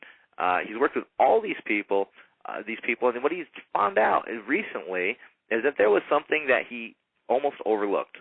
It was a strategy that was so simple, yet he never thought about before. not many people have thought about this before. Not many people have implemented a system like this into their business that has achieved such powerful results in such a short period of time. And what Alex is going to do is he's going to explain to you this principle that is designed where anyone can take advantage of it in their business, no matter what your industry is, no matter if you're online, no matter if you're offline, because people from all over the world are doing this. In fact, this strategy that he's going to be talking about will literally put in between $500,000 to $1 million in Alex's pocket in the next 12 months, easily, without even thinking about it. And what can it do for you? Well, it depends upon the level that you're willing to put forth in the strategy once you learn it. Myself, as I stated, we've done a major revamp of our company. We've done many, many different things. We're going to be talking about that, as well as some of the new strategies that we're implementing as far as our marketing goes, our systems that we have in place. I firmly believe in systems in running your company. The question is what systems do you need? And also another question you need to ask yourself is if something happened, I touched on this earlier, if something happened to you, would your company live on or would it go away with you? Well, if you have the right systems in place and you're running the business the proper way, your business will live on indefinitely, forever. And that's my goal, that's my wish for my company, and that's why we've worked this past year in developing these systems where we can explain to you what it is that we do, how we do it, and how you can take advantage of this for your business as well, too. And so we're going to go in depth and detail. As you can see, I mean, this is a full lineup of people that are definitely qualified in order to teach you what you need to know in order to build your business. And these things that we've identified for each one of these people are the most important things. I mean, also, there'll be people talking about affiliate marketing, for example. I'm going to have Martin Wales actually come in, and he's going to talk about systems. And when I say systems, I'm referring to e-commerce systems and how to implement that, how to use even PayPal to implement that strategies, how to have your own merchant account. We're going to have my friend Judge Smith there from PayPal.biz, and what Judge's going to do is he's going to show you how you can get your own merchant account. We're going to have Joe Polish is going to be coming to the event. I pretty much confirmed with Joe that he's going to be coming to our event, and many people totally fell in love with what Joe was talking about at our last event. We're probably going to have him back. We're almost finalizing it with Joe, and it looks like he's going to be able to make it. So Joe's going to be coming back to our event. It's going to be a stellar lineup of people. Here's the things that we do differently, though. Let me take just 2 minutes to explain to you what we're doing differently. I believe networking is the key. We can have the greatest speakers, but by far what I believe is networking is the key to your success. You know, there is a reason why you want to build your network. Why? Because, I mean, no person is an island out there. You need to develop your network of people. You know, I've said this many times, and I've heard many other people say this many times.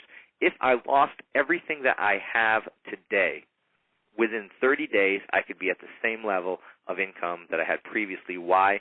Because the network of people that I associate with, my friends, the people that I respect in business, the people that, you know, also respect me in business, by using that leverage, I could rebuild my business from the ground and be back up and running in less than 30 days. Networking is extremely important. And what we do is we create a networking environment for you from the time you get there to the time you leave.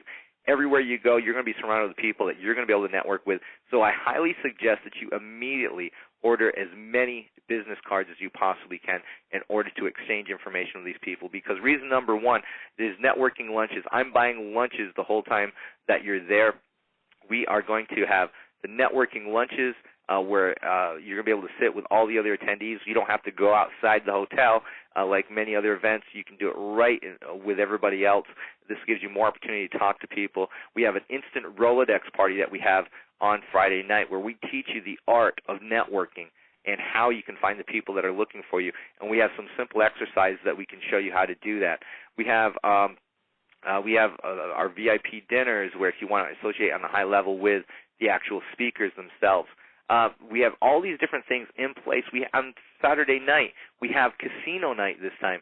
I'm actually bringing a whole crew of people where we set up a casino night just to have fun, because I firmly believe in working hard, and I also believe in playing hard as well, too. Where what we're going to do is we're going to bring in a casino. Everyone's going to have a chance to gamble, again, with fake money. Then what we're going to do is we're going to turn it around, and then the money that you win, which I can guarantee you the odds will be in your favor to win, what we're going to do is take that money, and we're going to have essentially a celebrity auction where we're going to give out well over $20,000 worth of gifts and prizes to people in that room. It's going to be amazing, and it's going to be a lot of fun. We've done this many different places all over the world, and it's been a great time had by all every time we do this. And plus the other part of this, I mean, let me ask you a question. What if you could come to the big seminar for free? How many people on this call would want to come? Well, here it is. Here's how you do it. It's really easy. Do you think you know 2 other people that would also want to know all the information that we're sharing at the seminar? Well, we pay you $1,000 for every single person that you refer to the event. Every single person for every seat that you sell to the event. So now here's the deal. All you have to do is when you sign up for your ticket later on tonight, all you have to do is then sign up for our affiliate program that you're going to get that automatically, instantly, the moment that you fill out the form at the bottom of that page. All you have to do is fill out that form. You'll get your affiliate link immediately, and then start sending that email link to other people. Refer people to calls like this where I'll do the explaining. The information that will be shared by the speakers that I'm interviewing, I'll do all the explaining for you. They sign up. You get paid $1,000 for every single one of those referrals. That's amazing. I mean, because we had, I'm not going to tell you what exactly people made, but I'm going to give you some idea. We had people obviously making on the low end of 0 sales and to 1 sale in that area, but then we've also had people upwards of over 30-plus sales at our event. And what we do is something different that other seminars, again, don't do. We give you your commission check right there on the spot on Saturday night. Give you right there on the spot Saturday night, and you will literally go home with money in your pocket if you have sold a seat to this seminar, because I will give you a check right there that you can just take home, put it in the bank, do what you want to do with it, take your family out to dinner, and whatever it may be, take your family on vacation, depending on how many people you refer. But, we have a great time at the event. This event is just high-end, meaning what I mean by high-end teaching, high-end delivering of the product, the information, and the speakers are by far the best in the business, and that's why we put my 100% money-back guarantee on it. My guarantee works very, very simple. If you come to the event, you can come all day Friday. At the end of the day on Friday, after hearing like 5 to 6 different speakers, if you're not happy with anything, with the whole event itself, all you have to do is you have to come up to me, say, Armin, geez, this isn't working out for me. I don't like it. And you know what? I'll give you back your money right there on the spot. That's how powerful I believe this event is going to be, and how much it's going to impact your life like it's never been before. And since the time that we've been doing the 6 seminars, well over thousands and thousands of people coming to our event, I've never had someone come up to me and ask me that question. Why? Because I know the seminar works. Why? Because I know the speakers deliver. Why? Because I know the system and the people that you meet there will and can change your life. So my urgency to you is this. Register your seat. We're well over the halfway mark to filling up our event, and many people are just doing promotions right now, and you can be part of it. You can be there in November. You can have a life-changing experience. There's never a great time to make a change. The only time that you can really control, as I said, is the present moment. Of the 3 things that I told you that was the most important pillars of success, of the 3 things, the most important was the 3rd, the ability to take action in the present moment. Now the time is up to you. Time is now. Go ahead, make the decision. Click on the link to register your seat for the big seminar tonight, and I look forward to seeing you on November 4th, 5th, and 6th in Los Angeles. Stephen, thank you very much for being on the call with us. Thank you. And I look forward to seeing you in just a few weeks at the seminar. Yes, sir. Looking forward to it, and I thank everybody for coming out. Thank you, Armin. Take care. Okay, good night, everybody. Good night, bye-bye. everybody. Okay, and the first question, the most important question that we have right now is Mr. Pierce on the call with us? Yes. Great. Well, folks, today's call is a very special call, and the first thing I want to do is get the commercial out of the way. That is, my name is Armin Morin, and you are on the Big Seminar Preview Series, and our first part of the series, the first all of our series of our calls is going to be with Stephen Pierce. And Stephen's on our call today. He's going to be talking about Pierce Power Play number 77. But before we get into talking with Stephen, what I do want to do is tell you a little bit about the big seminar. Those of you that don't know it, the big seminar is going to be happening March 19th, 20th, and 21st. This is not the first, it's not the second, but it's the third big seminar that we've had in the past year. Each one has been better than the first one had 163 people came, and it was sold out. The second one, we had over 300-plus people, and it was totally standing room only. And the third one that we're going to do, we're going to have over 500-plus people there, and I'm giving away a brand new 2004 Mustang convertible live to someone at the seminar. So, again, that's the commercial. We have some great speakers. Stephen's one of them. We have Alex Mondosian, Yannick Silver, Jimmy Brown, who very rarely speaks anywhere, Jim Edwards. Michael Fortin is going to be there, one of the greatest copywriters I think that there is on the net today. Also, Mike Stewart's going to be there. Fred Gleek. Alexandria Brown is going to be there, the easing queen. She's going to be at the big seminar teaching you how to develop your easings. J. Conrad Levinson is scheduled to be there. There's many people, and I'm sure I probably missed one or two along the way, but we have a great lineup. You can find out more about that at bigseminar.com. But tonight's call is all about Stephen Pierce. But before we even get to Stephen, I just got one more thing. On this call, I'm going to be making an announcement that's going to be totally outrageous, so you want to listen for it. I don't know when. It could be halfway through, could be towards the latter part of the call, but it's going to be an outrageous announcement, and you're going to want to listen to it, so just watch out for it. So now, into the call. That's enough of the commercials. Stephen Pierce is the man that has revolutionized the internet in the past year especially. Stephen, as many of you know, has been marketing online. He's been marketing in several different niche markets, specifically the stocks, trading markets, but he's taken all the things that he's learned in internet marketing, how he markets his own business online, and actually started sharing them with the general public. And, you know, many of you probably have the book. If you don't, you need to get it. It's called whole-truth.com. That's not what the book's called. The book's called Under Oath, but that's the website. Go there, buy the book, and you'll see what I mean, because that book literally does tell the truth about marketing. Also, what it does, it talks about a concept that I've certainly utilized to this day. It's called Smart Pages, something that Stephen developed, and it still works to this day. And we're currently just earning a tremendous income, all thanks to Stephen and what he put together and releasing that out to the public, which if it was me, I probably wouldn't have told anybody about it. But Stephen did, and I'm very thankful that he did. But, folks, today we're talking about something brand new with Stephen, and that is Pierce Power Play number 77. And it sounds a little bit of like a code, but I can tell you this, is that I've had a preview of it, and you're in for a real treat tonight. So, ladies and gentlemen, I'd like to welcome Stephen Pierce to the call. So, Stephen, welcome to the call. Stephen, you with me? I lost Stephen. How many of your clients or subscribers are just like that? Completely silent. Okay. I thought I lost you. Anything about you, to you, or to anybody about their dealings with you. Ask yourself, how many of your subscribers and how many of your clients are just like that?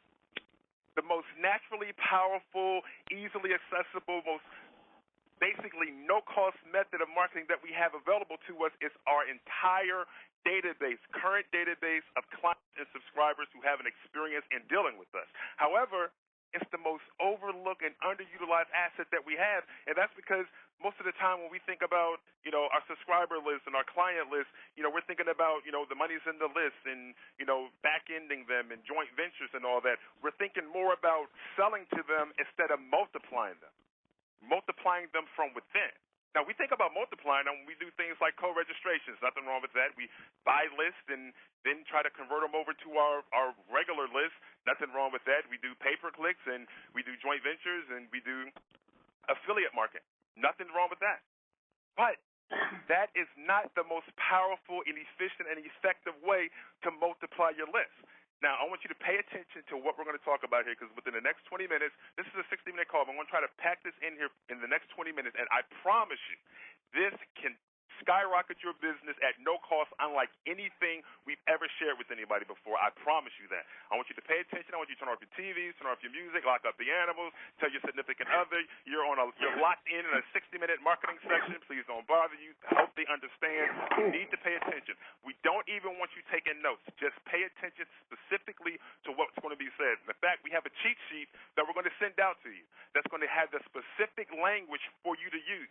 And what I'm about to share with you is not theoretical, it's not hypothetical, it's proven and tested and hands down beats the pants off of just about everything going on out there to multiply your list with real people, significant people with money ready to buy, and we're just going to deliver it to you straight. Now, we call it Pierce Power Play number 77 because we have nearly 97 different power plays that we use online. At the big seminar, we're going to be going over 21.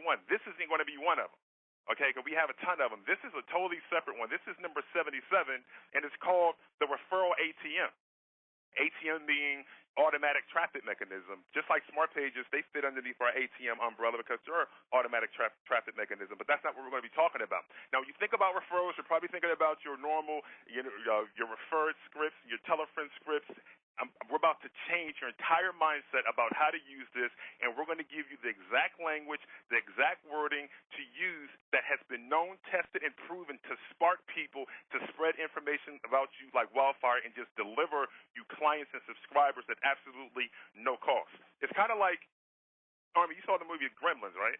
Absolutely. Okay, well, you know what happened when they would put like a drop of water on a gremlin? It would multiply? Right. All right, well, the referral ATM system is kind of similar to that. It's like dropping water on a gremlin and then just watching like one become a dozen become hundreds, and then hundreds become thousands. But the thing about it in Gremlins is that all the gremlins were identical. And the thing about this is that the referral ATM system allows you to duplicate your most powerful, most consistent, best customers and clients that spend money with you, that love you, that respond to you. It allows you to duplicate those attitudes and mindset within your business. So as we get started, when you learn this strategy, I promise you, once you learn it, and it's really easy, once you learn it and you start to implement it, you're going to see how powerful it is, and I'm telling you, you're going to just be jumping with joy, and you're going to really feel good inside about all the new traffic that you're getting, the new sales, the new subscribers, the new clients, and all those new profits that you're going to be enjoying. So what we want to do first is lay like a soft foundation, not necessarily a hard foundation, but just a really soft foundation so that we can get into it. And the thing that I think all of us internet marketers know, at least we should know, is that the speed in which we can move people from the point of contact to the point of purchase impacts our market dominance and our profit. Now, typically the way we do that, we do kind of like with two things. Off-the-page things and on-the-page things. On the page, we do things like, the headlines and, the risk reversal, that being the guarantee and the price of the product and the bonuses, and doing things like John Reese did with the header and then no header. And then off the page, we may do things like, we'll put testimonials on the page, but off the page we'll do things like grabbing some joint venture partners and some affiliate partners. And that's fine. You know what? They all work. They're all extremely powerful. They all can make you a ton of money. But if you don't use what we're about to share with you in its pure form, the way we're sharing it with you, that we've tested for months and proven to be effective, or even in a modified form that kind of better translates to your business, if you don't use it, you're going to be underperforming in your business regardless of what it is you're doing. So since we want to move people quickly from the moment they contact our page to the order page spending money with us, since we want to do that as fast as possible, what is the absolute quickest way to get people to do that? Now, we talked about some of the other things that are on the website that we typically change and modify, which help. But the way to rapidly advance people to the point of purchase is to deliberately, but correctly use your current clients and subscribers to infect others. Now, when I'm talking about your regular telefriend scripts and your recommended scripts, what I'm talking about is a method that we've tested time and time and time again, and it's very targeted niche market that has proven 50-1 against standard telefriend scripts and recommended type scripts. It's a really solid referral program. So if you kind of have like this little raggedy, scratchy referral type program going on and you're getting maybe like 10 referrals a week, that's pretty good though. But statistically, maybe not true to your specific industry, but statistically, based on our testing, those 10 can become 500 a week, statistically based on our testing. Now, why is it that we want to use the user experience as opposed to all the other things. It kind of makes sense if you just stop and you think about it. It's because the user level experience and the user referrals are more persuasive, they're more reliable, they're more credible, they're more compelling, and they're closer to reality than both affiliate and joint venture partners and then us who are the originators of the product. So let's just look at it kind of like in three parts. The first part being, us, it's our product, our service, and then the second part being like the joint venture partner or the affiliate, and the third part being the end user. Well, with us, we're the furthest away from reality in the mind of the end user because it's our product. Now, regardless of how ethical you are, how honest you are, how truthful you are, how much evidence and proof you have on your website, it doesn't necessarily matter because you're still selling and peddling your product. Now, I don't say peddling to mean anything negative, but you're selling. People are constantly getting these different messages about products. So people may find your site and go through your site and, hey, pretty good, whatever, and then you'll find it amazing that you'll have evidence of what you're talking about on your site, and people just still leave. They're looking for what you have to offer, but they'll still leave. But if you go to the second part and you bring in like affiliates and joint ventures, they have an ability to ramp up sales for you that you otherwise wouldn't get because of the credibility and the leverage they have with their list. Now, we're not talking about joint ventures, and we're not talking about affiliates, and that's not what this whole thing is about. But they are at a different part in the reality stage, if you will. They're closer to reality than you are because it's not your product. I mean, it's not their product. Now, so they don't have any heavy biases, and the assumption is they've reviewed the product, they've experienced the product, and they verify that the product has levels of credibility and it can deliver. Now, based on talking to over 100 affiliates, and I don't think that represents the broad marketplace, but we found over 90% of affiliates don't even use the stuff that they market. So the assumption that affiliates know the value and the quality of a product can be flawed and not necessarily true. But bottom line is they're not you. While they do have their hand in the pot, they're not you. Now, if you take the user experience, it's totally different. They have no vested interest in your business or your product. In fact, they paid you for that product or service for them to use as a solution to their own problems and their own situations. So them telling somebody about you or your product or your service is completely different than you doing it or an affiliate or somebody doing it. So with affiliate and joint venture marketing, we continue to do that. You want to continue to do it. It's extremely powerful. It can make you a ton of money, and it can grow your business geometrically. But user infections give you exponential growth. Let's look at a couple examples. For example, the movie Armin. I mean, let's just think about it.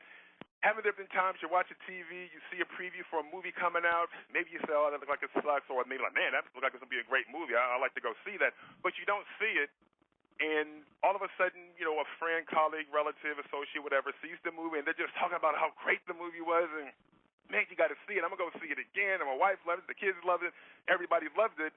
Wow, that glowing information, it's like, man, so you go see the movie based on what they told you.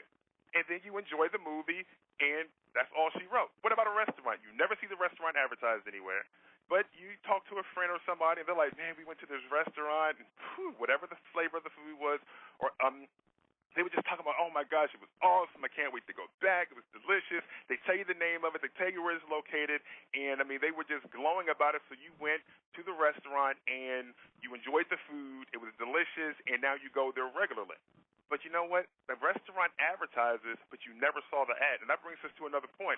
Regardless of how many Google AdWords you do, how much overture you do, basically how much pay-per-click you do, regardless of how much search engine optimization you do, regardless of how many affiliates you have, how many joint venture partners you have, regardless of all of that, unless you are using the internal power of your client base and your subscriber base to infect the people they have in contact with, you are always going to be underperforming. I don't care how much money you're making. Unless you start to deploy them as your evangelists and your cheerleaders to infect people that are like-minded, like them, on a user level, you will always underperform. It doesn't matter how much money you're making and everything else that you're doing.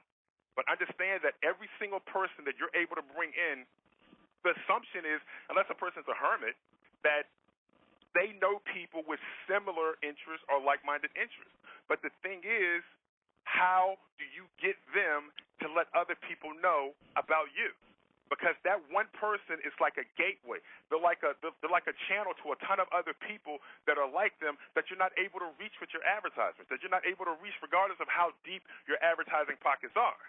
So How do you get people to tell other people about you and to get them to come to your site, buy your product, opt into your list, and they be quality people with money that can purchase from you and that can benefit from the value that you offer?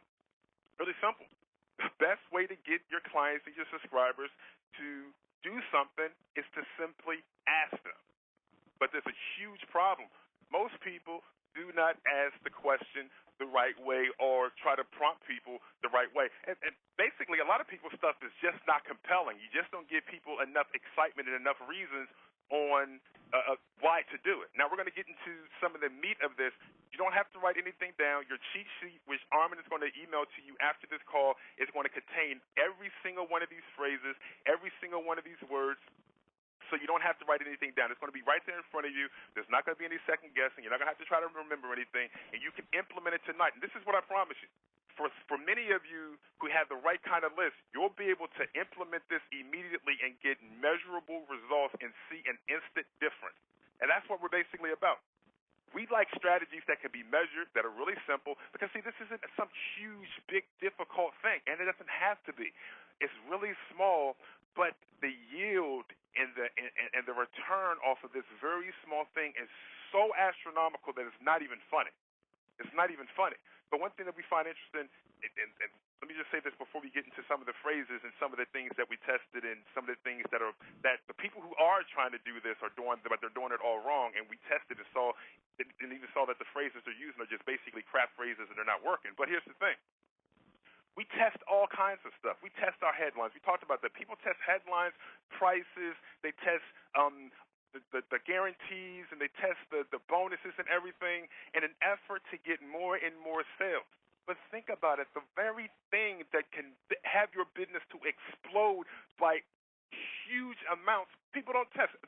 For the most part, most people don't even pay attention to it. I challenge you, those who have subscriptions to e-zines and newsletters and HTML of any kind, open them up and try to find anywhere in there where they try to get you on at any point to spread the word about them in a very persuasive way that if you really enjoyed what you're getting, you would do it.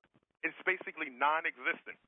It's dormant. So if you use this, you will have such a huge advantage on your competitors, and you'll be able to quickly dominate and spread and affect a lot of people in your target market. So let's get into some phrases.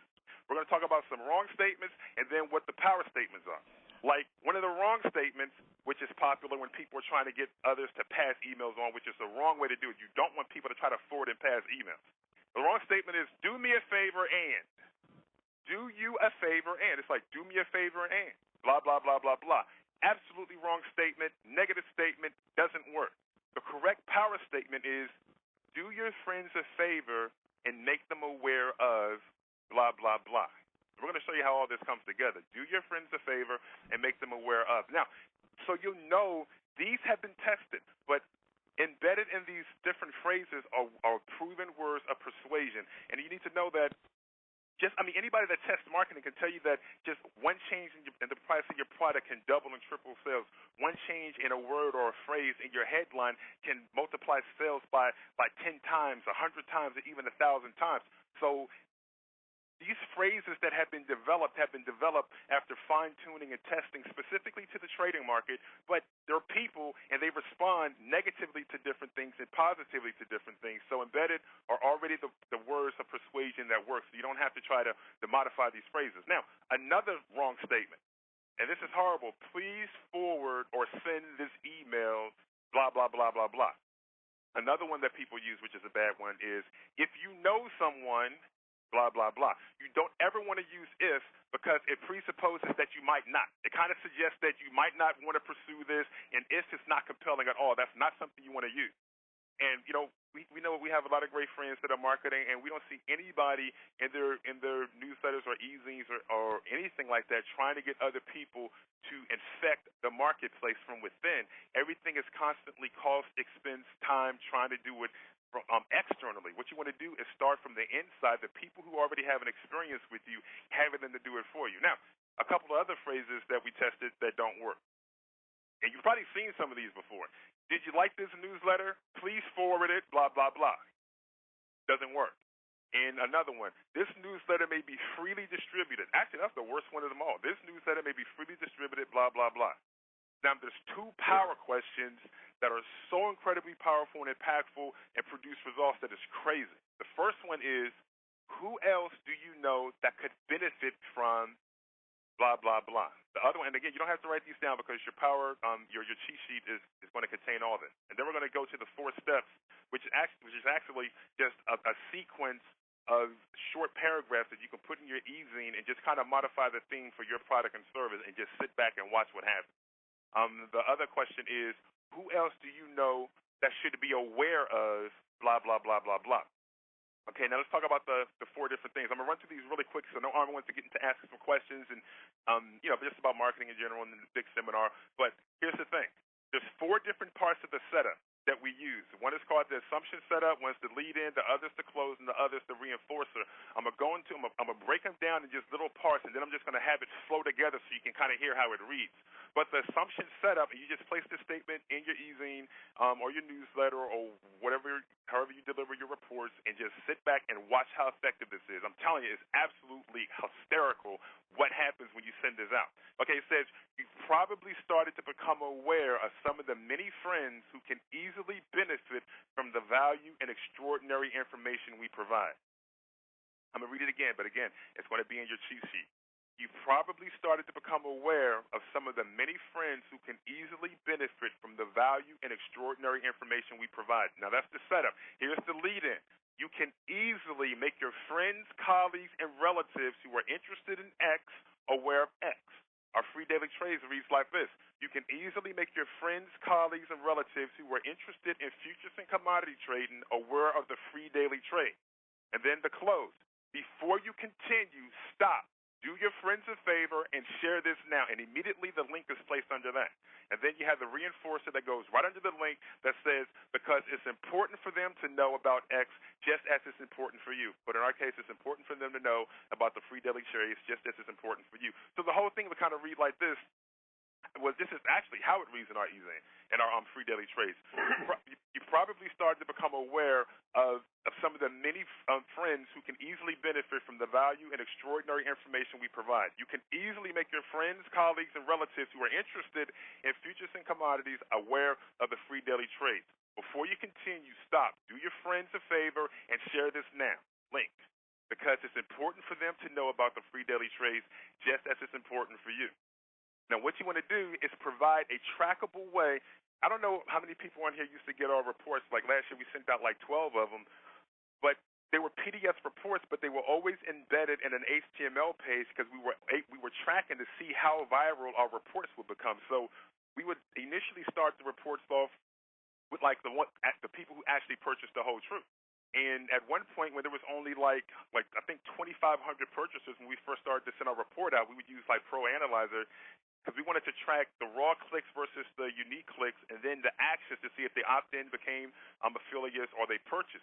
It would start off going. We know that we sent it to 2,500 people, but it would end up having close to 20,000 raw clicks, and we tracked all that. Okay, and what you want to do with this is to track what it is you're doing here, and forwarding email to people is just not going to do it. There's a piece of software that's out there that's really nice, and we just started using it. What it does is it allows you to track how many people are actually going to your referral page. It lets you know how many people are actually using it, and then it goes a step further. What it does, it lets you know how many people that received it went to your site and sent it to somebody else, which is extremely important because now you get to see how impactful and how viral your information is. Because if you're doing this and you're sending it to people and people aren't sending it to anybody else, or those who are getting it aren't sending it to anybody else, then maybe you should modify some of your content to make it where people want to pass it on because it's that impactful and it can make a change and make a difference for people. So another thing you need to know is this is what you can do. Go to this site. You can see one of our referral pages, and you'll also see that we use Audio Generator. This link is going to be in your cheat sheet, so you don't have to try to type it in right now if you don't want to. It's going to be in your cheat sheet. But you can go to impulsiveprofits.com/friends.html. Now, you may think you're complete now because this is what goes into your your e-zine, your publication, your newsletter, whatever the case may be, but it's not exactly finished yet. The next most important part is the emails that actually get sent out. You don't just say, recommend this site, go check out this site or anything like that. Your emails have to be incredibly persuasive, and they have to be conversational. They have to kind of be in a realistic language and not pitchy as if the friend didn't write it. Now, what we've arranged, because we don't want you going using our actual referral system, distorting the numbers, so we took four email templates, 3 different templates, because we use this with our free daily trades, with our rapid fire swing trading, and with Fibonacci Secrets. We took all of those and put them together as templates along with the email that goes to the person that did the referral, and we made them available for you. And if you want them, you can send an email, just a blank email to R as in referral, ATM@aweber.com. If you send an email there, it's just going to blast it right back to you so you can start using those templates. And one other thing that's important, and then we'll let Armin ask some questions. And I kid you not, please, whatever you do, do not underestimate the simplicity of this. It is so powerful. And if you want to kind of get an idea how impactful they can be immediately on your business, if you're able to send an email to your list on affiliate products or your own products and you do really good with sales, if you do surveys on your list and you get responses, if there's anything you do to your list and you see that your list is responsive to you, this will work like gangbusters on your list. If you do things with your list and people don't respond, you need to modify your list. You need to improve the quality of contact and communication with your list. If your list is just filled with ads and garbage, people aren't going to want to pass it around. So this is not going to be effective for you. This really works for people that provide that kind of contagious content and that infectious information that's impactful, dynamic, and make changes, is usable, is actionable, and people just cannot wait to get your next issue. Okay? The other thing is, whatever you do, do not put this at the bottom of your email. What is at the bottom of your email? Your opt-out link. Basically, if you put this at the bottom of your email, you're saying is not that important, and you definitely don't want it near the part of the email that says, if you don't want to hear from me anymore, click here. That is wrong. You do not want to do that. This is incredibly powerful. It's important. It should be high up on your page. If you were thinking of a e-zine or a newsletter that had ads in it where they had like a top sponsor and a middle sponsor, it would either be a top sponsor or a middle sponsor.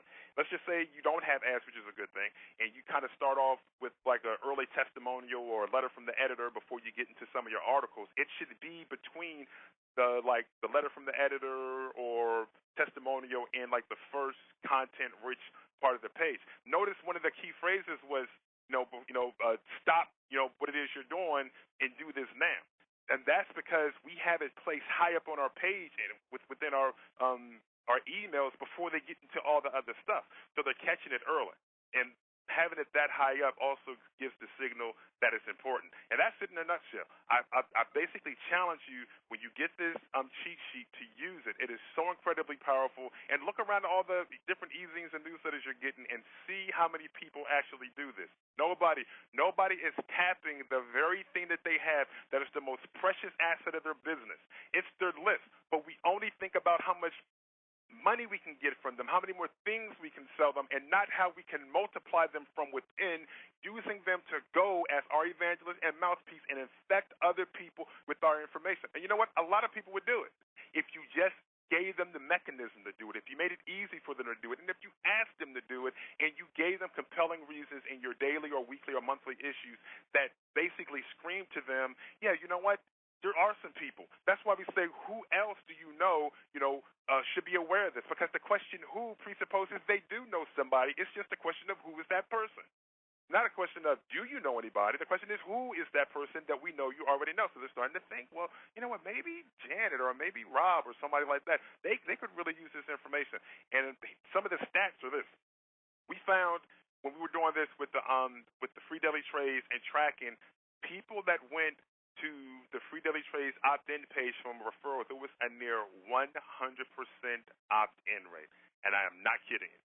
Absolutely phenomenal. You have to experience it in your business, and you'll see. Because if you understand the power of the end user, the user level experience, the influence they have in their circle of friends, and what it is they mean and what it is they say, it's not pitchy, it's not salesmanship, it's just friend to friend, you will understand why this works, why it's so powerful, and why the quality of people that you get into your list are so much different than getting them any other means, because the level of credibility that you have is unlike anything else, because a friend, a relative, an associate, a colleague who purchased, invested in your product, invested in your service, that's using it, loving it, it's helped them, has told them, I recommend, I highly suggest that you contact them, that you visit this site, you opt into this list, or you purchase this product. I've done it myself. I'm already in contact with them. I love my experience with them, and I suggest that you contact them, and I want you to be aware of this. I think you will enjoy the experience. There's nothing out there that beats contacting your market on that level. Okay, Armin.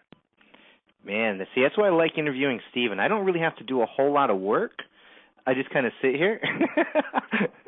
But man, I mean, that's some like powerful stuff. I mean, you know, I was going through, because I actually have the cheat sheet in front of me, and like Steven said, I'll email it to everyone right after the call. I'll send everyone an email so you can download that cheat sheet tonight and actually start utilizing it. But these words that you're talking about, and again, most people do this. I mean, I don't know how many times I've ever seen the phrase "do me a favor" and do this. And in fact, I've been guilty of it a couple times. Or if you know someone, and it's really interesting. Because I was writing something right before the call, and one of the things that I had to do is take out every time I use the word "if." Wow. Because I consciously do that as I'm writing, especially recently. Because again, I'm not. I in fact I replaced "if" in my case with "when," and I was assuming that the person was going to do what it is that I wanted them to do. But these words, just these small changes. Again, first of all, everyone's using these words wrong. Many people are making the mistake in using them. The second part is that the concept and in the way that you're using it to get your list to turn into its own viral marketing machine. Right. You want me to say something? People want to know, and this helps. I'm kind of like an OE personality. It's kind of like something I thought of. I'm excessive. I obsess with different things like video games, and then when I obsess with them, then I'm excessive. I don't just play for like an hour. I play for like 4 or 5 hours, and recently I've been playing like 8 hours a day, except for like the last 2 days. But when you have different mechanisms in place like this, that basically they just feed off of themselves. It's not an excuse for me to be lazy, and I can pick up the pace. I just really enjoy what it is, the kind of lifestyle that we have, and it's not about making more money than anybody else. We have fun, but here's the thing. When you have different things like this that are in place, the quality of the people that you get, you don't need a list of 200,000 people. That's ridiculous, 200,000 people that don't buy.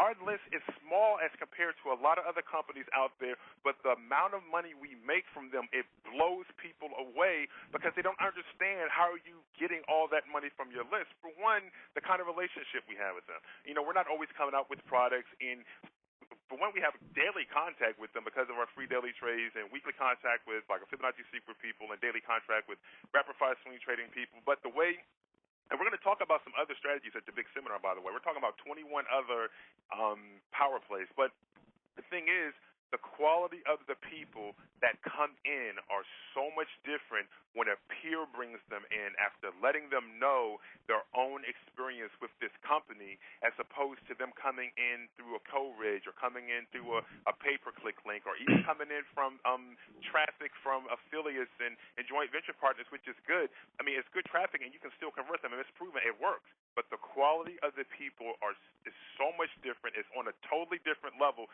that it's not even funny. Well, one of the things, and let's kind of break this out for a little bit for people, is that there's it's a concept called framing.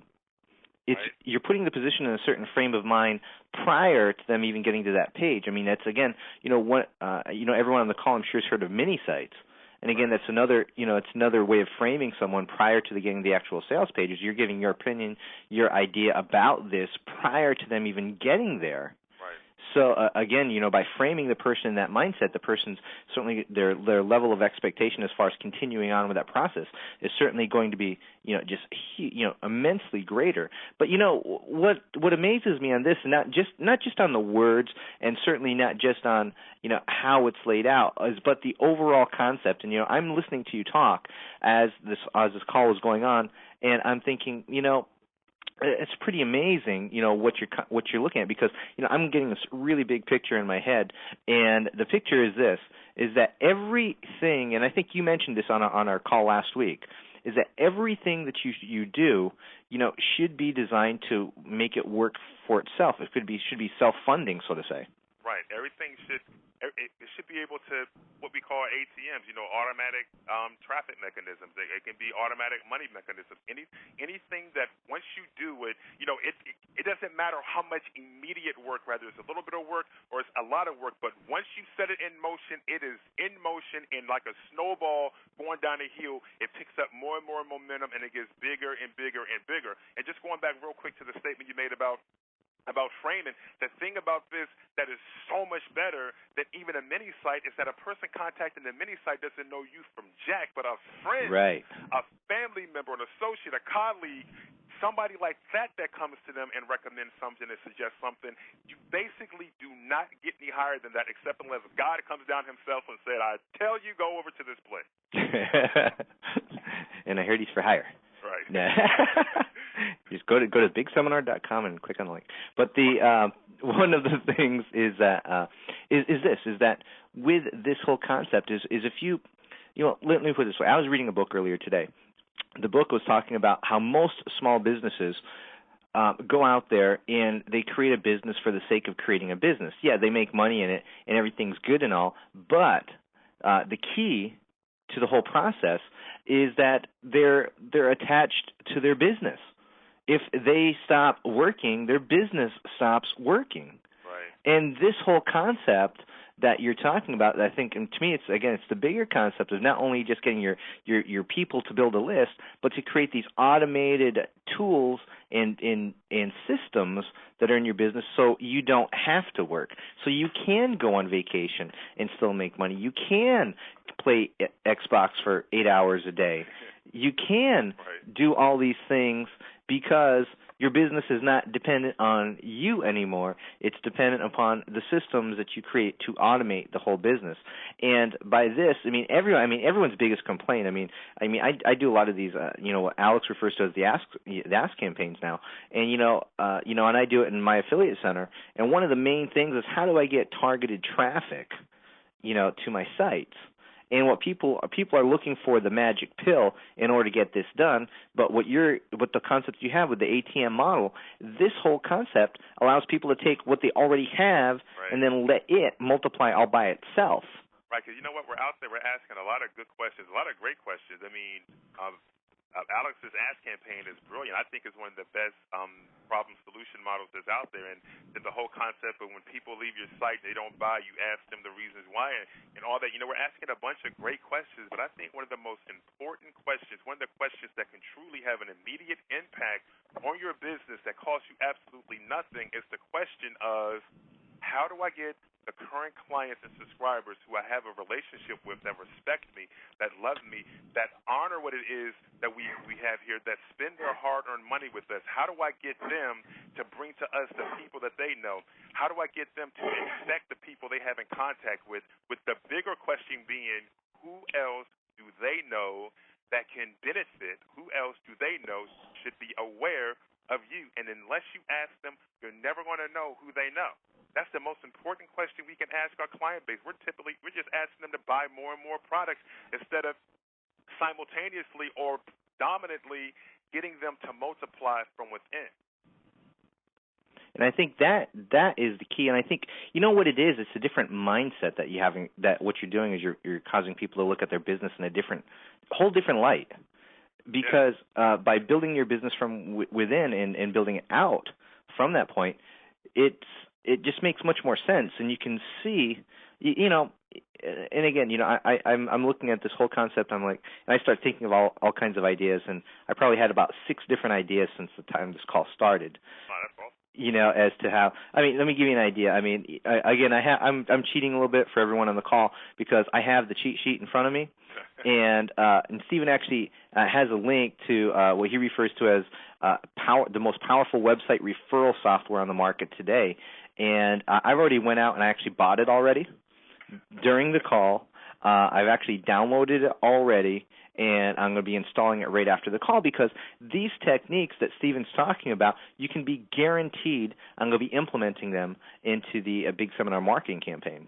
Let me tell you something. It's interesting because, we think a little differently, and I totally agree with you. It's all about mindset because if you don't have that mindset that's really fluent, that's open, that's truly dynamic, that's always asking the questions of how can I translate this to my business. You know what? We spend money on all kinds of marketing systems, like stuff for real estate investors, stuff. I mean, we have all kinds of stuff here that goes well beyond the internet because you have to identify who are you. Are you just an internet marketer, or are you an entrepreneur who is a capitalist and an opportunist that if you find an opportunity to inject value in the market and get paid for it, you're willing to do it online or offline. It doesn't matter. So if you're an entrepreneur, you need to have that entrepreneurial mindset and always be constantly looking for better ways to market. Not trying to just always market like everybody else, but looking at things and reframing things, adjusting things and dissecting things, and just trying to figure out how you can translate it into your business, how you can make it better. I mean, what is it you can extract from it? I mean, like when we go to the seminars, like when we're at the big seminar, we sit and we like listening to everybody. It doesn't matter if they make more money than us or they make less money, because they may say one thing that we're able to jot down and translate into something in our business. Because let's just say they're making $50,000 a year. What if you're doing something, making that $50,000 a year that brings them in $20,000 a year that we're not doing? And if we take that and translate that to our business, and then we can expand on that and turn that 20 to like 30 or 40 or 50 grand a year, that's more income. I mean, even you think things outside the box. You brought to us something that you were doing. I'm not going to say what it is, but I know that you do pretty good with Google AdSense, and we average over $2,000 a month with Google AdSense, and we don't touch anything anymore. I mean, and that's based on something that you had brought to us, in email, and we exchanged it, then you sent us something, we implemented it, and bam. It's not even about being the originator of the idea, but just taking the idea and running with it and understanding that, I mean, it doesn't have to be this huge, dramatic or dynamic thing. It could be something that's really small. And I think that sometimes we kind of miss the simplicity of the internet and of internet marketing and running an online business because we're looking for these huge breakthroughs. But some of your biggest breakthroughs in your business, some of the best money you're going to make, it's going to come from very small changes. And people who are out there testing, you, Alex, Armin, and Frank Hearn, and all these people, they know that it doesn't take a dramatic change to your website to have your sales increase or multiply, by many-fold. It's very small things, and it's just totally amazing that people do not look to multiply their business from within. It's always about spending money outwardly. It's always about somebody else. You know what? It's kind of like this. Oh, my gosh, this kind of fits, Armin. Help me out here. Acres of diamonds. The guy took off looking for his wealth somewhere else, but all that time the gold and the diamonds were sitting right in his backyard. We're going and we're looking for all these other people to help us grow and multiply our business, but all the time we had a list of people that loved us, that honor us, that do business with us, and we never asked them the question, who do you know? Who do you know that can benefit from this value and the extraordinary service that we provide you? Who do you know that should be aware of the benefits that you're currently experiencing with our company? You never ask, and you know what? You're never going to find out until you start asking. I think the term internet marketing is totally grossly overused because I think a more appropriate term would be really grassroots marketing, because what we're really trying to do, because I think many people, when they think of internet marketing, they think of these big .com companies and everything, when they don't realize exactly the incomes that the different people that the people that we have at the seminar coming, that what kind of incomes that are possible actually online. I know you're going to be talking about how you've brought in over $1 million last year. Yeah, we're not just going to talk about it. We're going to show the evidence. We have 4 different bank accounts and 3 investment accounts. So we're going to show you all the deposits with one bank account. Evidence, pure evidence. We're not just going to sit there and talk. And you know how we do. I mean, some people just don't want to put their financial business out there, and we fully understand that. We don't put all of our financial business out there, but we kind of try to put enough evidence out there so that people know that we're not just full of it, and that when we say we're doing something, we're actually doing something. And then once that evidence is established and is seen to be credible, then the minds are probably more open, and their hearts are probably more receptive to the message, and that it can be held with more credibility when we speak it. And then the chances are that they'll probably go out there and implement it because we have shown the evidence and proof that it's something that we do ourselves. Well, to me, one of the things that I look at is that you've done over 7 figures last year online on the internet. You've done it with a small staff, just a couple people. Right. And you don't have this huge office like many people would think that you would. Work from home. Yeah, exactly. I mean, which I'm sitting at home right now, and this is my office, and I feel very comfortable here. In my new house. But one of the things though is that the way that you do that, and this is for everyone listening on the call, is to maximize everything that you have working for you. And what Stephen just pointed out with the whole ATM model is that we're looking for the magic pill, and I'm guilty of it as well. I mean, I'm looking for ways to make things better. I'm certainly looking for ways to automate it, and that's half the reason why I create the software that I do. But one conversation I had recently is about 5 months ago. It was with John Reese, a friend of ours, and John said, what you need to do is you need to go back and you need to kind of look at, optimize what you already have a little bit. And I kind of took that to heart. In the last 2-3 months, all I've been doing is really, I haven't been releasing like product after product after product, which I was for a while. But what I did is I went back and all of a sudden started optimizing just 1 or 2 of my products and getting them out there and getting more exposure for them and actually milking it more for what I possibly can, because there's so many people that didn't know about that product. Right. And that product, didn't have just 100% increase in sales, not a 200%, but it had over an 800% increase in sales on that one product alone. And I didn't work anymore on the product. I just did a few minor things, just like you're talking about, a few minor things that would help me get more sales from that product. And it didn't take me much time, just like the things that you're talking about right now with the affiliate sales model, the ATM model. You got too many models going for you. Once I hear all 77 power plays, I'm going to be really confused and how to name each one. You got to come up with shorter names. But you want to tell you where they all came from? It's not like we sit back here and it's like we have, we just create this stuff.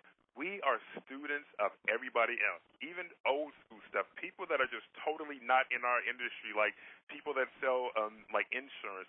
We just get all kinds of courses downloadable or they're physical and they're delivered, listening to their CDs and taking notes, picking up totally new strategies and then translating them to our business and to the internet. And then all of a sudden you come up with these things and then it's like, okay, now how can I reduce the deployment time and make it automated so that when it gets going, I don't have to sit there and constantly keep an eye on it or keep a hand on it. Those are the kind of things that people who get the edge do. I mean, just think about it. When John Reese did the quick test with the header and no header, regardless of what people said, it worked. It worked for us. It worked for you. We still don't have the header on because it worked. And it's simple things like that. Somebody's sitting back, John Reese, I wonder how it will be without a header. How long does that take the test? Just a few minutes or seconds to take it off, and then just let it run and see what the results are. One of the tests that I've been talking about, thinking outside the box like that, and just asking that question to yourself is, I wonder if you did this, and sometimes you're a little too scared to make those changes because it goes against everything that you've been taught, and so many people are out there doing it on blind faith. Now, trust me, I think when you're first getting started online, if your business is not established yet, don't play. Go out there and do what people have been doing for time after time. Model someone that's already successful, see how their business is working, and use that as a guideline. And not just one person, but multitudes of people, and watch what they're doing. And that's what I did when I first got online. But the other thing is that you have to sometimes question the system. I plan to do a test here within the next 3-4 months about not taking a long copy, which I truly believe works, but breaking it up over maybe 5 or 6 pages. Wow. And then tracking those results, because it's easier to test which page they actually left on. I know exactly what page they left, and so that's one of the tests that that we have in the future, and we'll find out and see what happens there. And will it do better than one page? It may, it may not. We don't know until we test it. That's right. Got to test it and see. But Stephen, this is just Pierce Power Play number 77, and at the big seminar you're going to be talking about 21 power plays. In Right. fact, there's one thing, and again, this is on the cheat sheet, but you have something, and I know you haven't told me about this, but it's something called Smart Page X, which is secret number 16, which is, really intriguing to me. But yeah, actually, you know what? Actually, there's two. There's Smart Page X16 and Smart Page X number 7. X is extreme, meaning when you see them, I mean, it just takes using Smart Pages to a totally different level. I mean, when you look at them, you're just gonna be like, man, you'll probably think that we just sit back here and just come up with stuff, but they work. And that's really amazing because I had an idea that I was going to release at the seminar that I was going to talk to you about. Now, hopefully, it's not the same idea, but but it may be. Who knows? But you're also going to talk about. I mean, I'm just reading here. Contact conditioning. One of the most powerful things, if you do this, you can be almost 100% sure that when you send out that message for a product you want to sell, everybody's going to see it. That's awesome. And then here's one of the things, and this is, obviously it piques a lot of curiosity, and that's the affiliate mousetrap. We semi-shared it last time, but we didn't share it in detail. It's kind of like the way to get the people who won't be your affiliate, it's difficult to get them to sell for you, and you have a new product coming out. It's a way to get them trapped in to the process that it will literally not make sense for them to say no, they won't market your product. And then, one of the other things you have listed here is the search engine gaps. One of the most powerful, I mean, we use them right now with Smart Pages and other things. Once you understand what search engine gaps are, it's basically a gold mine just sitting there waiting for you. I mean, I'm just so tempted to just go into it right now because I just get goosebumps when I think about it. I mean, it's ridiculous. I mean, when you see and understand what a search engine gap is, you'll probably just try to turn your whole business model into exploiting search engine gaps and just making money on autopilot. And and that's really important because I know a lot of people, they have this air of mystery around the search engines, and rightfully so in many ways, but it's actually not as complicated as many people make it out to be. Right. It's kind of like a boxer exploiting the weakness of his opponent, or another team exploiting the weakness of another team. Search engines are strong, big, powerful, but they have weaknesses, and search engine gaps is actually one of their weaknesses that allows you to slip in under everybody's nose legally and ethically and make a ton of money, get a ton of targeted traffic, have fun in the process, kick back, throw up your heels, and do whatever else you want to do, because once you get it set in motion, it takes care of itself. No, that's awesome. Now, Stephen, I know you're going to cover like all that plus 21 other power plays there. Oh yeah, we're going to have some fun. And here's the thing: they're all actionable strategies. No theory, no hypotheticals, no could be, should be, maybe. Everything that we're gonna show is exactly what we do right now. It had its role in participating in us making over $1 million in revenue last year. It helps us. And here's another thing that's important too. And our strategies contribute to this. A lot of people want to sit back and rely on their affiliates. We want to have gangbuster affiliates. We want our affiliates to do well. We want our affiliates to move so much product they just get sick to the stomach. But here's the other thing. We don't want our affiliates outselling us. We don't want our affiliates making up 50% of our sales or more. We want to keep our affiliates to the lowest amount percentage-wise of our overall sales as possible. We don't rely on them in that sense. We always want to outmarket them. So we'll ask them what they're doing, and we'll share some of our strategies. But if they're doing something we're not doing, guess what? We take it, we try to refine it, use it, et cetera, in our business. But we don't want, and that's how we're able to operate with a really good profit margin in our business, is because we don't sit back and let our affiliates bring in 50% of our money. We want them to do a ton of business, but we're not going to sit back and bank off of them. We consider them our co-stars, and we treat them like co-stars. I mean, all of our affiliates got gifts this Christmas, and they weren't little shabby gifts either. They were rather expensive gifts, and that's and it's just kind of off topic, but I think you need to understand and look at the people that help you build your business in the right light. You just can't look at your affiliates and think that you put together this contest and if whoever makes the most sales is going to get this extra cash bonus or they're going to get this prize. That does not show appreciation because it's still attached to them putting more money in your pocket. At what point do you send a gift of appreciation that strictly says, you know what, in appreciation of our partnership, your contribution, this is a show our attitude of gratitude and our respect for you that has no attachment to their sales, no attachment to any additional money that they put into your pocket. We do stuff like that with our affiliates. We contact our affiliates. We speak to our affiliates on the phone and in email. We have regular relationships. It's not this distant internet, hey, they're an affiliate type thing. We build such strong relationships with them before they get ready to market somebody else's product. They'll contact us and see if we want them to run any kind of promotion for us because we now have first dibs. They are our co-stars. They have graduated from being affiliates. They are co-stars. Michael Jordan had Pippen. Magic Johnson had his guy. Karl Malone had his guy. Understand, these people are your co-stars. You need to treat them that way. Give them that respect, and they will live and die for you and help you to build your business even more. Sounds good to me. Well, Stephen, you know, I have to say something right here because it's something I think that everyone needs to hear right now. And it's something I mentioned earlier. It's called, I call it totally outrageous, okay? Because, you know, as many people know, this was part of the Big Seminar Preview Series, and the Big Seminar is coming up on March 19th, 20th, and 21st in Orlando, Florida, and we're quickly filling up the seats. This is going to be the biggest Big Seminar ever, and we're pushing to have the biggest Internet Marketing Conference ever, which is we're pushing for over 500 to 600 people. One of the things I did mention now is giving away a 2004 Mustang convertible live at the seminar on Saturday night during our banquet ceremony because we do things a little bit different at the seminar. We do is we actually feed you the time that you're at the seminar. We do lunches every day for you, and these aren't just measly lunches. These are actually really good lunches. And then we also do this huge dinner banquet on Saturday night, which we do this affiliate awards ceremony because we'll actually pay you to refer other people to come to the seminar. But what I'm doing right now is a couple different things.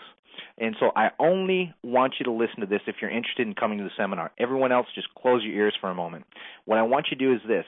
Write this date down right now. Thursday, January 15th, 2004 at midnight Eastern Time. Okay? It has to be before midnight Eastern Time. When you sign up for the seminar by this date in time, you'll receive this. And this is what the outrageous offer that I'm making right now. The Big Seminar Dallas recordings, which means the whole Big Seminar of Dallas last year you'll receive. At the Dallas, you're going to receive recordings of all the people that attended there, like Joel Christopher was there, Jimmy Brown was there, Alex Mondosian, Carl Galletti, Kurt Christensen, Frank Guerin, Fred Gleek was there as well, Bart Baggett, Ted Suber, Randy Chirac, Bob Silber, as well as myself was there.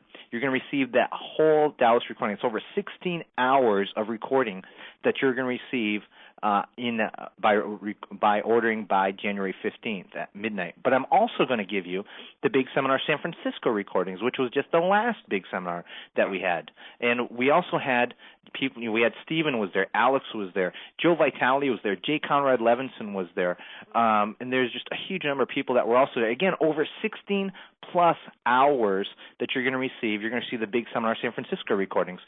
Plus, I'm also going to give you the Big Seminar Preview Series, and I'm also going to give you, that was the preview calls just like you're listening to right now, the preview calls that we did for our San Francisco event, and I'm also going to give you resale rights, so which means that you can sell to anyone and you can actually keep all the money. So you're going to receive all the preview calls that I've been charging. That right there we've been selling for $194. Now, plus, I'm also going to throw in this one extra bonus. Now, this is the Big Seminar Orlando preview calls, which means the calls that you're listening to right now, the calls that we're going to be doing for the next 8 to 10 weeks, you're going to receive those preview calls, and you're also going to receive the resale rights to those preview calls as well. And so think about it. We sell the Big Seminar Dallas recordings for $297. We sell the San Francisco recordings for $397. We sell the Big Seminar Preview calls for San Francisco for $194 with resale rights. Double that, add another $194 for the preview calls with resale rights to this big seminar in Orlando. That's over $1,000 worth of bonuses. And if you choose, you can even use our 3-payment program. You see, one of the things I've done, one of the things that people have asked me for, and I always listen to people, is that they want to be able to make the seminar, but they can't do it all in one lump sum. So if you register your seat by Thursday at midnight, you're also going to receive the ability to use our payment program, which means that you put $500 down this month. Next month you pay the next $500. The month after, in March, you pay the next $500. Now, the key on our payment program is the 3-payment program ends on Thursday. It actually ends. After that, it will only be 2 payments, and that's it. So the 3-payment program actually ends at midnight Eastern Time on Thursday the 15th. That's no joke. That's just the way it has to happen, because our 3rd payment we wouldn't receive until after the seminar, and we'd have to have it before the seminar. So that's why it ends on the 15th. After the 15th, on Friday at 1 p.m. Eastern Time on Thursday night, I should say, 1 a.m. I should say, on Friday morning, it's going to change over to a 2-payment program. So if you want to come to the seminar, you're going to get these recordings. This is only if you register for the seminar by this Thursday. Again, the big seminar Dallas recording, 16 hours. The big seminar San Francisco recordings, that's another 16 hours. Big seminar preview calls San Francisco, that's another actual 16 hours right there alone, plus the big seminar Orlando preview calls that we're doing right now with 100% resale rights. So that's over, again, $1,000 worth of value, worth of free bonuses if you just go ahead and register your seat for the seminar now. And I can tell you this, it's going to be a fantastic event. The card giveaway is going to be totally outrageous. The card's going to be right there. Well, actually, that won't be the card you'll receive, because we'll have a brand new one delivered to you at your house after the seminar. And just imagine, it's a red Mustang convertible, and you're going to see it right there on the stage. But here's the great part. Now, I'm not saying that anyone's going to win this, because someone will go home with it. Who knows who? It's all done by a drawing, which you'll see at the seminar. But the key is that it's done by a drawing, and if there's 500 people there, which, probably a little bit more than that, but if there's just 500 people there, your chances are a whole lot better than the lottery. And 1 out of 500, so your odds are pretty good. And, the great part about this is not only that, is that you're going to receive just a huge number of hours of just straight content at some, just like you heard tonight. Just like the call that Stephen just did, this call was just tremendous content. If you take this information, take it home with you, start implementing what you've heard, take action on it, you're going to have a better internet business because of it. Well, now imagine getting 3 full days, that's 72 hours worth of this information given to you live at the big seminar. But not only that, it gets even better because you can actually network with the people. One of the biggest features of our seminar is the fact of the networking. In fact, on Friday night, I'm throwing an instant Rolodex party. In fact, it's an instant $1 million Rolodex party. And the reason I say an instant $1 million Rolodex party is because the contacts that you will make at the seminar will be worth its weight in gold, no doubt. With this many people like-minded that have an internet business, you're going to run into people that you're going to want to do business with. You're also going to run into people that are going to be able to aid you and assist you in building your business. It could be someone that does web design. It could be someone that you do a joint venture with. You could have a product but don't have a list. They could have a list and not have a product. And we'll show you how to meet those people. We'll actually walk you through. We actually have Alex Mondosian on Friday night doing what I refer to as the art of networking and teaching you what to say, how to do it, and the power behind it. Then what we're going to do is we're actually going to let you do it, and we'll keep the room open for as long as we can to allow you to do that. And the people that you will meet throughout the whole weekend are just tremendous, and you're going to be able to talk to. You're going to be able to meet Stephen at the seminar. We don't keep all the speakers behind some corral or anything like that and only send them out when it's their time to speak. Stephen will be sitting in the audience, there's no doubt. I bet you he'll be sitting on the right-hand side of the room in the last row. His wife will be there. Yeah. and they'll be sitting right there listening and watching just like you're going to be doing too, because they learn just as much at the seminar as well. You're going to be meeting, anybody you want to meet that are speakers there, or you're going to be able to go up to them, introduce yourself, talk to them, and literally, I mean, these guys are, and girls, I should say, are actually just really friendly people. Alexandria Brown's going to be teaching you about e-zine marketing. Alex is going to be talking about how to utilize asking to actually get what you want on the internet, how to increase your sales because of it, and it's just fantastic. The studies that he's been doing is just so dramatic. Frank Kern's going to be talking about just creating products in niche markets. Yannick Silver's going to be talking about public domain. We have Bruce Safran, David Garfinkel is going to be there as well too. Fred Gleek's going to be there. Mike Stewart, Jim Edwards, who hardly ever speaks, is going to be there at the seminar, and he's going to be talking about something totally new. Because some of the things that we just I was on the phone with him the other day, and he just figured out some things that he showed me, and it was just amazing. And he's talking about how to use multimedia on the internet, which is going to be this year is definitely going to be the year of multimedia, and you're definitely going to hear about it first at the big seminar. And folks, I can tell you this: I'm really excited about the seminar, as you can probably tell. But this offer will not be repeated. It won't be available Friday, I can guarantee you that. But it will be this tonight till Thursday at midnight. Big Summer Dallas recordings, San Francisco recordings, preview San Francisco, the preview calls with resale rights, Big Summer Orlando calls with resale rights. Again, you can actually just sell those and actually keep all the money. It's a great product. How many other times can you get your hands on a product like that? You can't, because it doesn't exist, and you can only get it through us at the big seminar. But I can tell you this: it all comes down to one thing, and that's a decision. You know, you can choose to obviously continue your business, and I'm sure many of you are doing really well in your businesses, but then there's some of you also that are saying, you know what, I need to really do something in my business. 2004 is going to be the year for me. What's the best way to start off 2004 is get to a place where people know what they're doing, can show you how to market online, and we do that exactly, and we do it a whole lot more at the big seminar. And folks, what I want to do first of all is thank Stephen Pierce for his time, for being with us today. And Stephen, again, thanks for sharing everything. And I'm going to be sending everyone an email right after this call with your Pierce Power Play number 77. Cheat sheet. The cheat sheet. Yeah, let me, just one other thing to add. You know, people may listen to you. Some people may have hung up, and some people may just got on here and they got the content and they ran. You know what? And that's fine. That's them. But you have to ask yourself. I mean, where was your business in 2000? Where was your business in 2001? Where was it in 2002 and 2003? What have you done that's different? I mean, one of my mentors, Mike Murdoch, says, if you want something you never had before, you have to do things you never done before.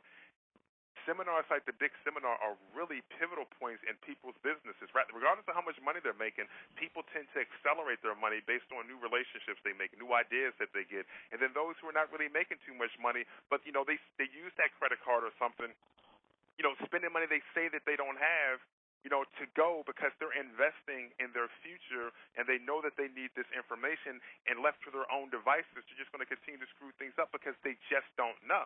I mean, you may say, well, I don't really have the money and I don't want to put it on my credit card, but, think about the entertainment industry. Think about some of the people who financed their movies before, on their credit cards, and then just made it big, but nobody just handed it to them. Nobody gave them a guarantee or a sure thing. Nobody said, I guarantee you if you spend this money and make your movie, everything's going to be fine. You're going to become a multi-millionaire, become popular, famous, and all this great stuff. Life hands nobody a guarantee. It's all about the risk. And it's a good idea, if you're going to take a risk, to take it with a group of people that are like-minded. It doesn't matter what's happened in the past. It doesn't matter if you've been to a seminar before and things just didn't seem to work out. That could be partly you and then partly the way this seminar was put together. Who knows? It doesn't matter how many things that may be on your mind that just didn't seem to work out. The denials, the no's, the failures. You know what? We've all been there. Just think about George Lucas. I mean, if I could just say this real quick and then we get off the call. Think about George Lucas. He went to Marvel Comics trying to get Flash Gordon. He wanted Flash Gordon so bad, but they kept telling him no. He cannot have it. He was denied. He felt like he failed in that attempt to get it because he didn't get it. But as a result, he developed Star Wars, a billion-dollar industry within itself. Look at what happened. He took that denial of not being able to get Flash Gordon from Marvel Comics, and then he sat back, and then he came up with Star Wars. I don't think there's a person in this world that hasn't been touched by a Star Wars flick or figurine or toy or card anywhere. So it doesn't matter what didn't work in the past. It doesn't matter the denials. It doesn't matter what seminars you went to that didn't necessarily help you. You have to make that decision. If you want 2004 to be completely different than 2003, if you want to go to that next level, you have to make new decisions. You have to kind of step out there. You have to kind of start to do things that you haven't done before. If that means going to the big seminar, you may be a little nervous about you know, and I'm not getting money from speaking there. Like, I'm not a paid speaker to come there, and I'm not saying, hey, click on my affiliate link. I know the importance of being in an environment like that. I know the importance of that kind of energy. I know the importance of that kind of networking, and it's something that more people need.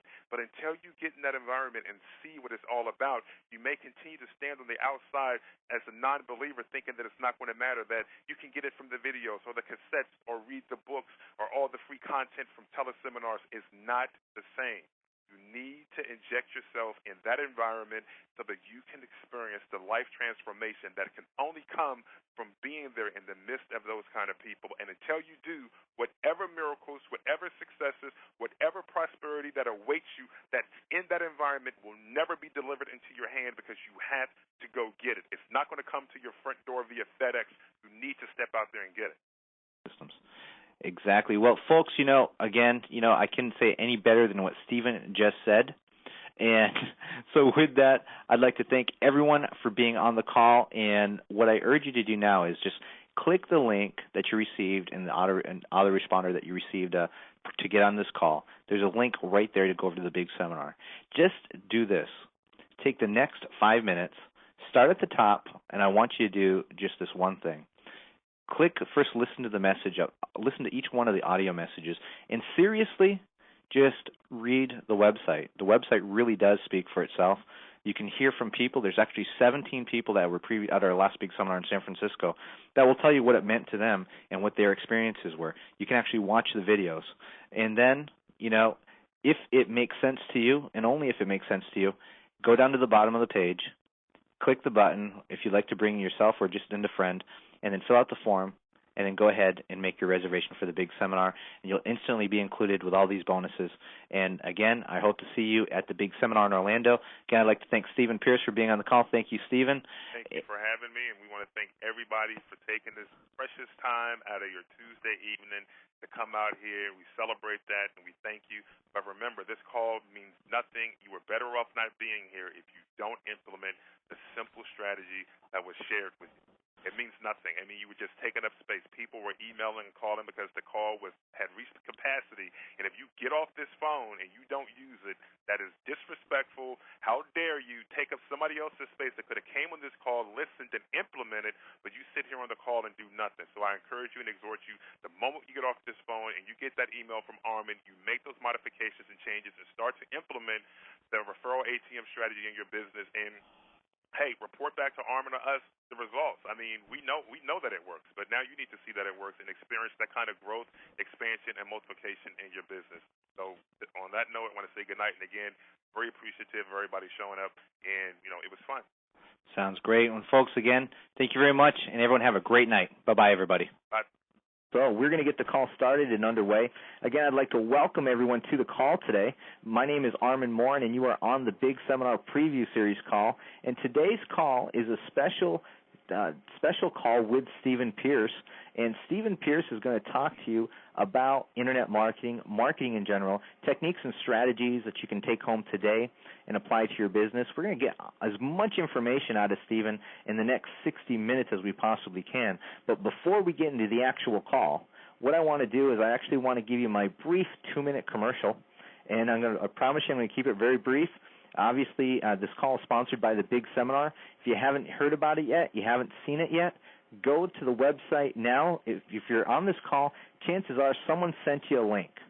Click on the link, go to the website, read about it. We have 13 of the top marketers in the world on the internet that are going to be teaching people, about a group of 300-plus people, for 3 full days in San Francisco, how to become successful online, how to take any product or service and turn it into a successful and long-term internet business. I think that's the key term, is long-term internet business. And they're going to give you techniques, strategies. They're going to show you what they do, how they do it, how you can do it too, and they're going to give you examples. They're going to give you the steps. They're going to give you everything that you need. You're going to basically take years worth of research and application and trying and making mistakes, and you can condense all that down into short 72 hours, and you're going to be able to talk with these people, ask them questions. You're going to hear them as they present to you how they did it, what they're doing, how you can do it too, and each one of them has a different specialty. It's just a fact. Some people are better at some things than others. Some people have focused their energies on certain aspects of marketing than others, and they can teach you how to do it as well. They've done it successfully with other people. If you hired these people individually, you would be paying sometimes thousands of dollars on an hourly basis just to learn their information. Well, we have managed to get all these people in one place at one time in beautiful San Francisco, California for 3 days, August 22nd, 23rd, and 24th. And right now we have almost 200 people that are going to be there in the audience, as well as some of the biggest names on the Internet, not only on stage, but in the audience as well, too. It's just amazing, the people that are coming.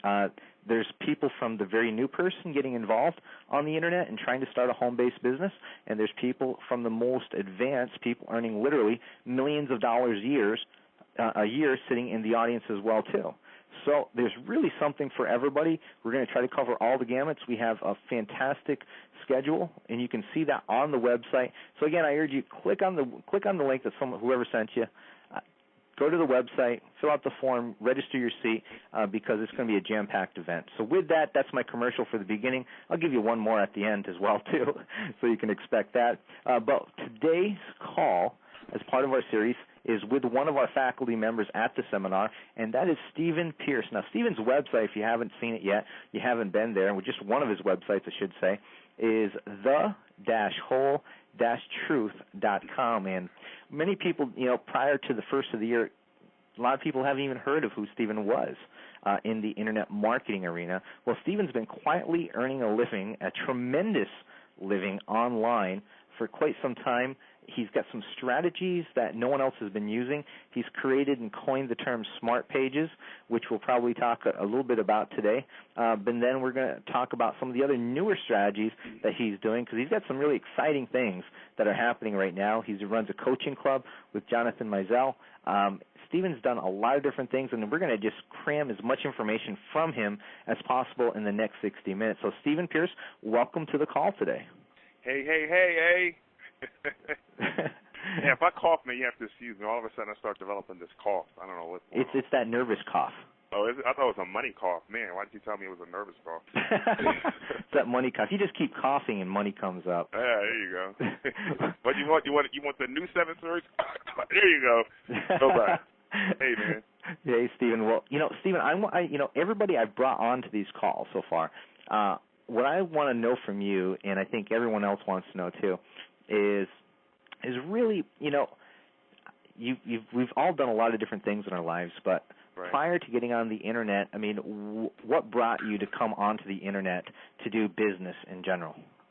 Well, actually, it was an accident, and I mean a real accident. I'm not talking about some kind of, copywriting story where you stumbled across something up in your grandmother's attic or anything like that. It was a real accident, because what happened was I was basically trying to start a lot of different businesses offline, like business arbitration. I had some vending where I was trying to do some real estate, different things like that. But before getting on the Internet, I think it's important that people know, for those who haven't heard the story, I'm basically one of the most unlikely people to have ever made money on the Internet, probably ever made money anywhere legally, anyone. So what happened was, I'm on the streets. I dropped out of high school. I don't have a high school diploma. I thought I dropped out in the 11th grade. They're telling me it's the 10th grade. I don't know what the whole story is that's going on there. But the bottom line is, I don't have a high school diploma. I used to run the streets. They kicked me out of school. I used to get in fights, and I remember the time I went down to Bushnell, Illinois, and down to Greensboro, North Carolina. I ended up getting shot, and I was in the Moses H. Cone Hospital down there for like 2 weeks. Life was really bad. I remember the time I was sitting in the house, and somebody that's in my family, still alive and living, and, you know, I don't hold this against them, but they looked at me, and they were really dear to my heart. They looked me straight in my eyes, and they told me, everything you touch turns to dirt.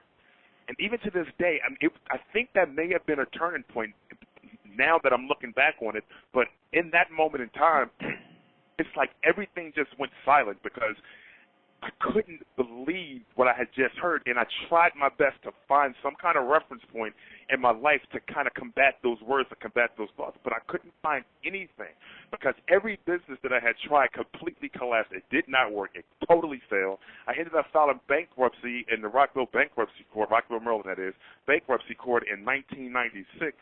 I mean, everything was basically a disaster in my life. But what happened was, one day my brother had given me this book called The Sugar Strategy, which was a part of a Ken Roberts commodity trading course, and I was really digging the book. And then he let me read some of the other books in the course, and all of a sudden I developed this real strong passion and interest for the commodities markets, and this is where I'm starting to get online, and I'm going to these different places where traders are talking about the markets, and all of a sudden I become a part of this small community of people who are trading and we're exchanging ideas, and it really felt good. There was like no money in this because it wasn't a business. It was just the camaraderie, and you know, all these guys and you know these girls were in here. Everybody's just trading their pork bellies, their soybeans, and different things like that. So it was a lot of fun. But what ended up happening is that as a short period of time went by, we started to kind of put up some of the trades we were looking at, and for some reason they stood out more than everybody else's trades, and they were the trades that were winning the most money as people were paper trading them and following the different ideas. I guess people were just trying to figure out who had the best ideas that I can help them make some money. So what ended up happening was somebody had emailed and said, well, why don't you just do a website so that we can go to and not have to fish through the subject lines in the news group to find out what markets you're looking at. So at the time, Alan Says had the directmarketingpro.com site, and he was just giving away free web space. So we went and hooked up a free website over there. And, I mean, we knew nothing about HTML, so everything was, you know, one of those really bad-looking websites that's centered down the page, has the little hit counter down there that you kind of inflate because you keep hitting the refresh, watching your numbers go up. So hey, that sounds like my site right now. I thought you took that hit counter off of there, man. But, you know, that's basically how it all started. And people were going to this site, and for some reason, I think it may have been something inside the Warrior site or something, but something just, you know, it just came to, you know, develop a list. I knew nothing about developing a list, so we used that B-Central list builder thing that they had, and again, that was free, so none of this was costing any money. And a lot of people were starting to get on the list, but it wasn't a ton of people because I think some people just preferred to go to the website. So what happened was, out of the blue, Alan had discontinued offering his web services, and all of a sudden people were, you know, I can't get to your website. And I'm like, you can't get to your website. So I'm thinking, you know, maybe it's just a DNS, you know, problem or something like that. But he had discontinued the service for whatever the reasons were, and I was like, man, I was kind of brokenhearted, and, you know, I felt a little jaded and, you know, a little shallow on the inside, but there were a few people that were on the list. But you know what? The people on the list were having so much fun. They were letting people in the forums and in the news groups know that they can still get the information by going to this email address thing that B-Central provided and just sending their address to it to subscribe. So the list started to grow, and then we went and Free Yellow was the next place. Remember those Free Yellow websites? Yeah, they may still be out there. They were all over the place at one time. Yeah, so we went and got a Free Yellow website, but this is how it all started. I know I'm maybe extending this, but this is how it started. One day, somebody that was on our free trades list contacted us and asked us, if I paid you, will you show me how to pick the trades to where you're picking them so I can look at other markets that you may not be looking at? Well, at the time, it's like we pay us, teach you, you know, I mean, we don't know how to teach people how to do any of this kind of stuff and, you know, time and all that other kind of stuff. We didn't give him an immediate response, but because of the delayed response, he offered us $5,000 to do it. Now, you're talking about a time a guy ain't have anything but a dream and some friends he had no idea what they looked like, and, you know, I'm getting my jollies off of this whole cyber thing going on here. So that was, you know, like, it's like, whoa. And then the thought came and said, wait a second. These people, if he's willing to pay $5,000, if we develop something at a reasonable price, then these people may be interested in paying us for services. So believe it or not, our very first service, at the time, our list was like 1,000 people. Our very first service was a charting service, and we decided to charge $350 a month because we were going to do these individual full-color charts make it available for people. In less than 2 weeks, we had generated over $35,000 from a list of 1,000 people. So that started to get our juices flowing, but we kind of got in a little bit over our head with that service because we were offering individual charts, and then you had people asking for 60-minute charts and all kinds of intraday charts and daily charts. So we had to kind of back up. So basically, what you did is you had a very, very targeted list of 1,000 people, right? And you essentially gave the people what they wanted. Exactly, we gave them exactly what they wanted. But the thing is, because of what brought us to that point, which I'm going to kind of share in a nutshell as we continue to talk, it wasn't until later that we figured out why it was they actually purchased from us.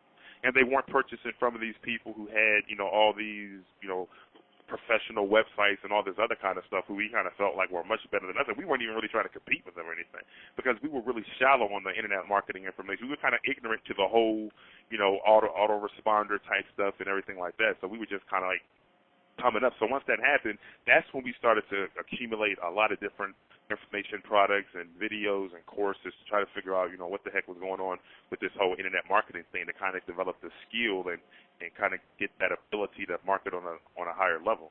But that's basically how it started. We hit the internet with no intention on starting a business at all, but, there it was. You got this high school dropout, nappy head. Now it's bald, but, nappy head, just having fun out there and just kind of stumbled into it. Hey, I was bankrupt and, I couldn't even get into the military. You got to have a high school diploma to at least get into the military. Imagine that. The military wouldn't accept me. So, so that's bad, man. So obviously you didn't start with the best of background, let's say. No. In fact, you probably definitely had a lot of things going against you. Didn't have a lot of successes to build upon, but yet you found something that you had an interest in, you had a passion for, that you enjoyed. Right. You started doing that, and then from there it's spawned the ideas, and as you say, purely by accident. But I don't really think it was by accident because I think it was, that you used common sense that you needed to have a list of a way to contact people. You may not have formulated that specifically in your mind at that point, but you knew enough to get a list up there. You started collecting email names, and then you gave those people exactly what they wanted. So it's in retrospect, obviously it may have all been by accident, but it's what anybody would tell a person to do right now on the internet. It was applicable back then, and it's certainly applicable right now. And you know what? That whole process of not intentionally hitting the internet, I'm going to get rich, or I'm going to build this empire. We discovered something in there that it's pretty amazing for us, and it's proven itself over and over and over and over and over again that it's the way for us. And, you have all these other little things that you do in the process and while you're making money online, but it was the number one thing that we discovered that basically took a high school drop. And you know what? These people knew I had dropped out of high school because you're communicating with people. Hey, what do you do? Absolutely nothing. You know what I mean? Seriously, and think about it. You're talking about a commodity trading website. Dude, why do you have a free website about commodities on a direct marketing website? I mean, come on, it was blatant. People could see it. But it was something else that was going on under the surface that allowed all of this to take place. And it's been one of the driving forces that has continued to be forever present in our business. It's one of the core things that we build our business on, one of the things we focus on with every single person that we meet. And what's that? I don't know. So, you know what? I think Mary Kay Ash. Now, I don't know if a lot of people who are listening to the call read, stories on the lives of other people that are successful. I love that kind of stuff. Like Art of the Comeback, like by Donald Trump and different things like that. I love reading those kind of stories. But Mary Kay Ash said that people wear invisible signs around their necks that say, "Please tell me I'm important to you." All right, I'm going to make a point. It's been the greatest discovery that we found in business. And in our coaching club and in our meeting different people, we found that this thing is so absent from people, even in the way they relate to you, and even in the way they relate to us being on their list. And we're on a lot of different people's lists. I mean, we see that this thing is a missing element, but yet those that do have it, they make so much money. People don't care. Now, I'm going to say this really slow. People don't care how important you are. You can try to drive your site to the top of Amazon or your book to be number one for that whole 60 minutes if you want to, so you can walk around with this label, I was number one Amazon bestseller for like an hour if you want to. That's probably for your own ego purposes. All these labels, people don't care about that. What people care about, what's important to them, is to know that you care about them. Our greatest discovery, Armin, was that it's all about the relationship. That is it. Because think about it. Why else would anybody have purchased anything from us? We had a free website. We met them in a form. They didn't know what we looked like. But during that time, we were building relationships. And now listen, people are like, oh, gosh, man, I know that relationships. But let me tell you something. This is serious. Because you and I had spoke, Armin, briefly yesterday. But at the big seminar, we're going to reveal something that will bottom line, it is going to draw the line in the sand on the importance of building relationships. And, I can't go into the details, but trust me, it is a shocker, and it is going to rock big time. It's happening right now in big seminars. The only place we're going to reveal it, we're holding out. We're not revealing it in any place. There's no PDFs. There's no audios. It's not going to be on this teleconference. It's not going to be anywhere, and it rocks. But it's all about relationships, and I'm not going to say, hey, look at these relationships like I'm going to have Anthony Robbins up there. Hey, this is my friend relationship. That's the big revelation. That's not it. But the importance of building a relationship with people, I don't know how else to say it. So many people go for the money. For them, it's just all about the money. I want the money. I want to make money. Money. What's in it for them? You know what I mean?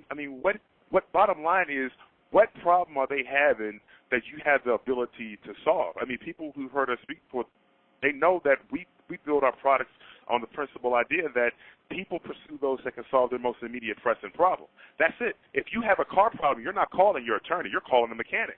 If you have legal problems, you're not calling your dentist. You're calling your attorney.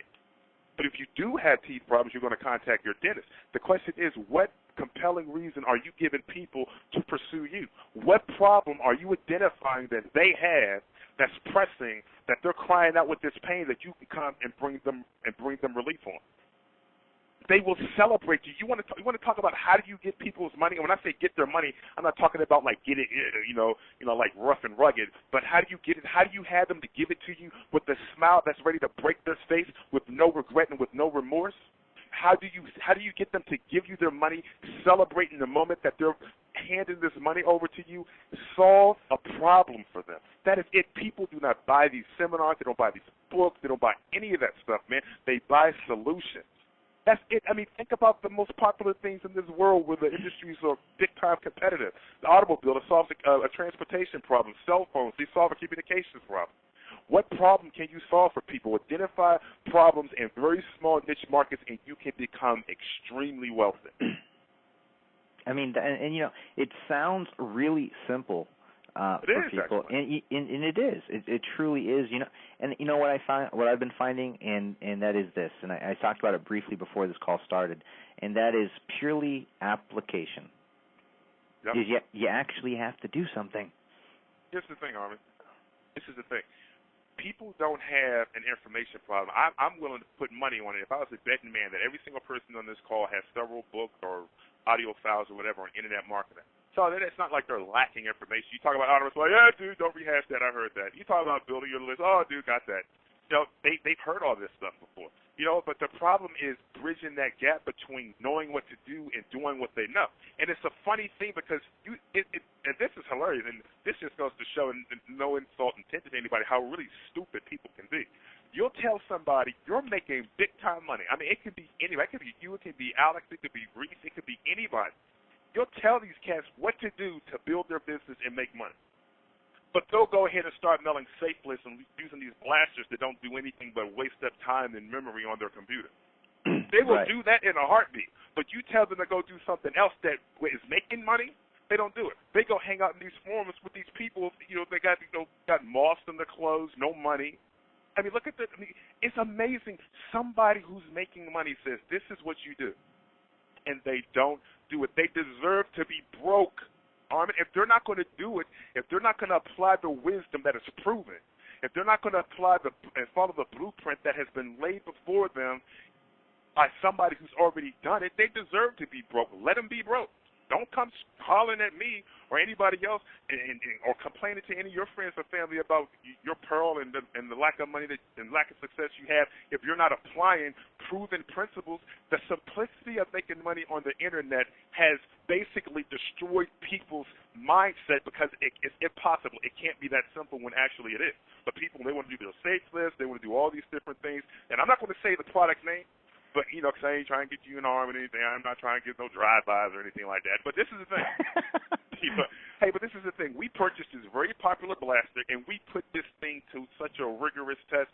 We bought it. We have various computers in here. You know, we got like 7 computers and all kinds of monitors and stuff. But we took one of our computers that we have in our rack, and we loaded the software on it, and we put 4 different products. We put a grant product, we put a survey product, we put a mystery shopper product, and we put something else on it.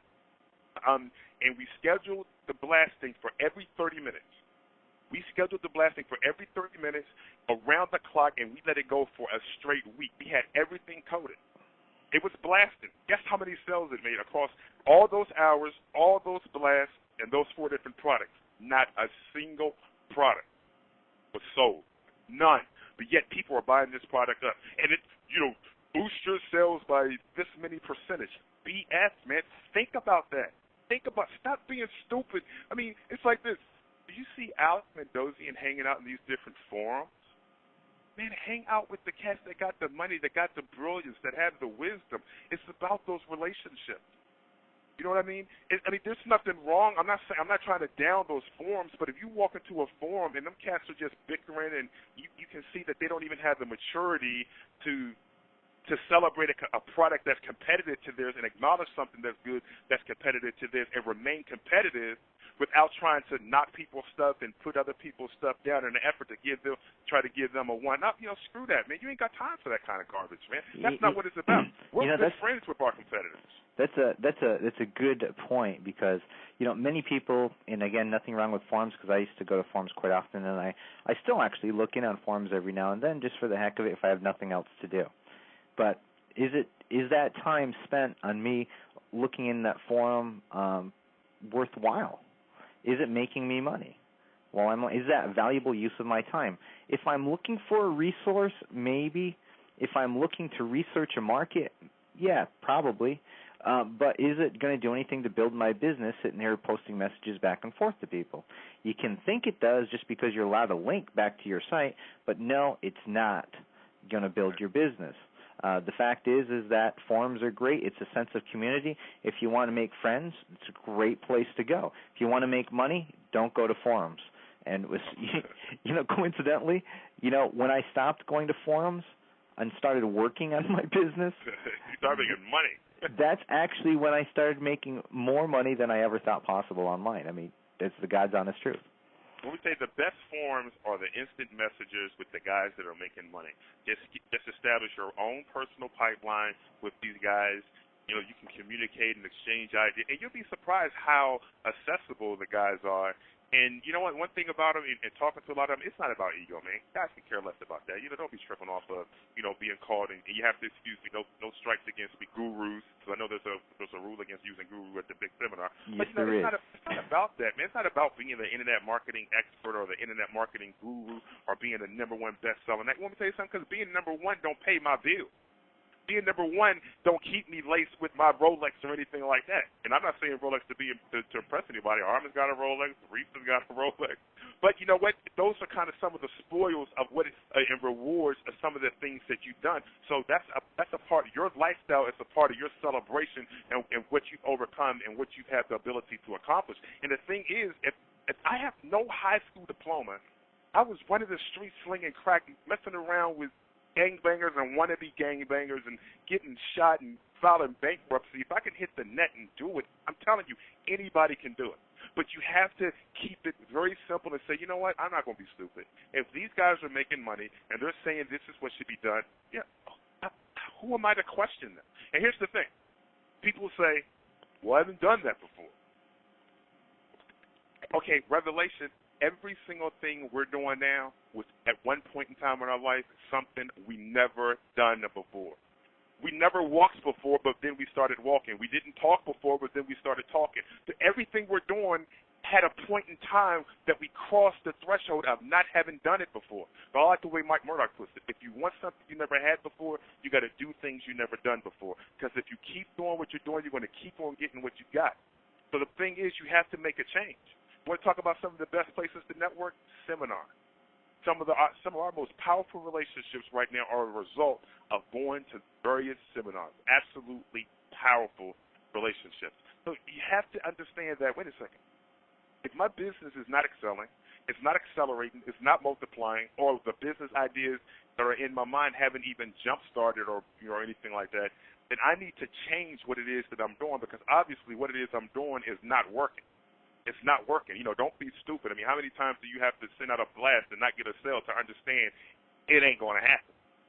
You know what I mean? I mean, think about it. Stop wasting your time. Go work on those things that matter most. I'm not going to knock those things. The people who basically just have fun doing it for some reason. It's like a mindless activity, and I don't support it at all. It's like this. When it comes down to marketing, Armin, you want to spend your time and your efforts and your money on what's going to give you a return. You want to be able to reach that marketplace that's going to be able to benefit from your product, and that's it. Not none of these things, because it looks like, well, my list has 20,000 safe lists, people or whatever. If you test the list and you don't make a sale, hello? I mean, how many times do you have to mail a list to understand that it's not going to produce any revenues for you? Keep mailing. You know what? You'll mail them 1 billion times, and you may get that one purchase, and then the refund that follows. I don't know. You may get it. I don't know. But you have to start looking at the superstars. Not consider them superstars. The people that have accomplished certain things. And we are still learners. We love to learn. We're wisdom seekers, man. We buy people's products still, and we read people's products. We listen to the tapes all the time, because by no means do we think we know it all. When we go to these seminars, we're listeners also. I know people want us to speak, and that's an honor, actually. But, we're still students. We love to learn and then try to pick up those ideas and then implement them, because that's what it's about. It's all about implementation, because guess what? If you don't implement anything, you ain't going to get jack. You will get absolutely zero from zero effort. Well, you know what I'm talking about. You know what making money has allowed me to do? It's allowed me to buy more products from other people. It does. Actually, it does. Because I spend probably $3,000 a month or so on all kinds of products, services, books, and things like that. And 99% of them are all digital stuff that I see online. So if I get an email and it sounds good, and I go to the website and they had good ad copy that appealed to me, then I'm like, yeah, that sounds good. I'll buy that. And then I'll buy that. I have fun doing that, too. That's fun. Actually, I love looking for other people's products and reading their copy and stuff. I suck to write copy. I love reading good copy. I'm like, man, you know what? Like Michael Thornton, that guy is so gifted in writing. Oh, yeah. Unbelievable. And I admire that, because I'm like, geez, I remember when we wrote the copy for Rapid Fire Swing Trading and for The Whole Truth. Oh, my gosh, man, I felt like I was in like a torture chamber or something. I can't stand writing copy. And then on a more recent product, I said, forget it. We're going to let somebody else do it. I'm not going to sit up there and torture myself like that. It's painful. It's just not me. We're working on a product with Yannick, a part of his. This is and when I told somebody that, they said, no, that can't be real. But it's the straight up truth.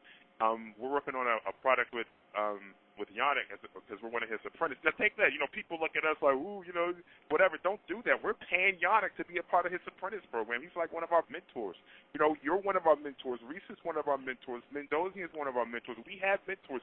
We have coaches. That's the way it should be. You want your coaches to have coaches. You want the people who you look up to you want to know that they're furthering their wisdom. They're increasing the depths of their wisdom and what it is they know. The moment they feel as if I don't need anybody to mentor me, they basically reach their peak. So just look out below, because it's about to be one heck of a drop. Seriously. But for this product, we sent over 100 headlines to Yannick, man. Over 100. I remember the day you said do 100 headlines. I said, are you kidding? We write our headlines. We just take one headline and just keep on Xing out stuff until it just sounds right or feels right. We sent him over 100 headlines, and he rejected every last one of them. Every last. You talk about a confirmation that a guy can't write copy. And then it came time to doing the website. Man, we're going to have to get somebody to do this copy for that website, because you ain't going to have me writing 8 pages of copy to send it back and be like, start over. But I mean, I'm serious. That's how I suck at that. You know, I'm just not good at copy. But that's recognizing your own weaknesses. Don't sit up here. You know, it's like you go to some of these cat sites that want to sell you this book, and you ask them. You look at the book image. You know, it's good to have a book image. And you ask, why did you put that up? Were they high and drunk at the same time? And for some reason, when they looked at that image, they said, "Yeah, that's nice." Because I can't conceive how some of these people put these images up there. And the thing is this, just be smart. Pay a guy like Vaughn at killercovers.com a few bucks to do you a good image. But, I mean, come on. If you want somebody to invest in your product, but you want to give them this little garbage image that's supposed to be representative of this product you want them to part with their money on? Come on, man. Be realistic. You know, part of the problem is that people have, in the past, gotten used to this free mentality on the internet. And it's true, you can get a lot of good things for free. You know, I'll be the first one to admit it. You know, I'll look for something free before I pay for something. But then, you know, when it comes to my business, when it comes to me actually making money, you know, I'm going to go with what's best for my business. And just as you said, you know, having a cover, you know, I'll be the first one to say, it will increase your sales 300%. But the fact is, ebookcovergenerator.com plug. No, I'm just kidding. Yeah, exactly. but the fact is that people don't realize is having a bad image will have a dramatic impact on you as well too. Yeah. So not just having a cover, not just any cover, but having a good-looking cover. And if you don't want to do it yourself, if you want someone else to do it, Vaughn Davidson is undoubtedly the best person as far as making an ebook cover for you. A header graphic, things like that. He's really good. Brian Terry at ebook Wow, he's fantastic as well too. And you can go to those guys, just have them do it. It's going to cost you $100 or maybe $150 altogether. But think about this. You're spending $150 when you have the potential of making literally tens of thousands of dollars from that one website. Right. So, right. I mean, does it make sense? Yeah, it makes sense. I mean, come on. Well, I mean, your point is well taken. The bottom line is this: are you really expecting people to come to your website and purchase from you? Are you really building an online business, or is this some just kind of hobby? It's just for fun, and if some sucker decides to give you money based on your garbage you threw up there, you'll take it. I mean, you got to make up your mind on what the game is going to be for you, because if you're talking about building a serious empire, even going as far as building a legacy of some kind that you're going to pass on, to other generations in your family, then you have to be serious about it. I mean, think about it if you're setting up a store on a strip mall or something. There's no way you're going to take a cardboard box to spray paint your sign and expect people to walk in there. They'll probably take a picture and put you up somewhere as a joke.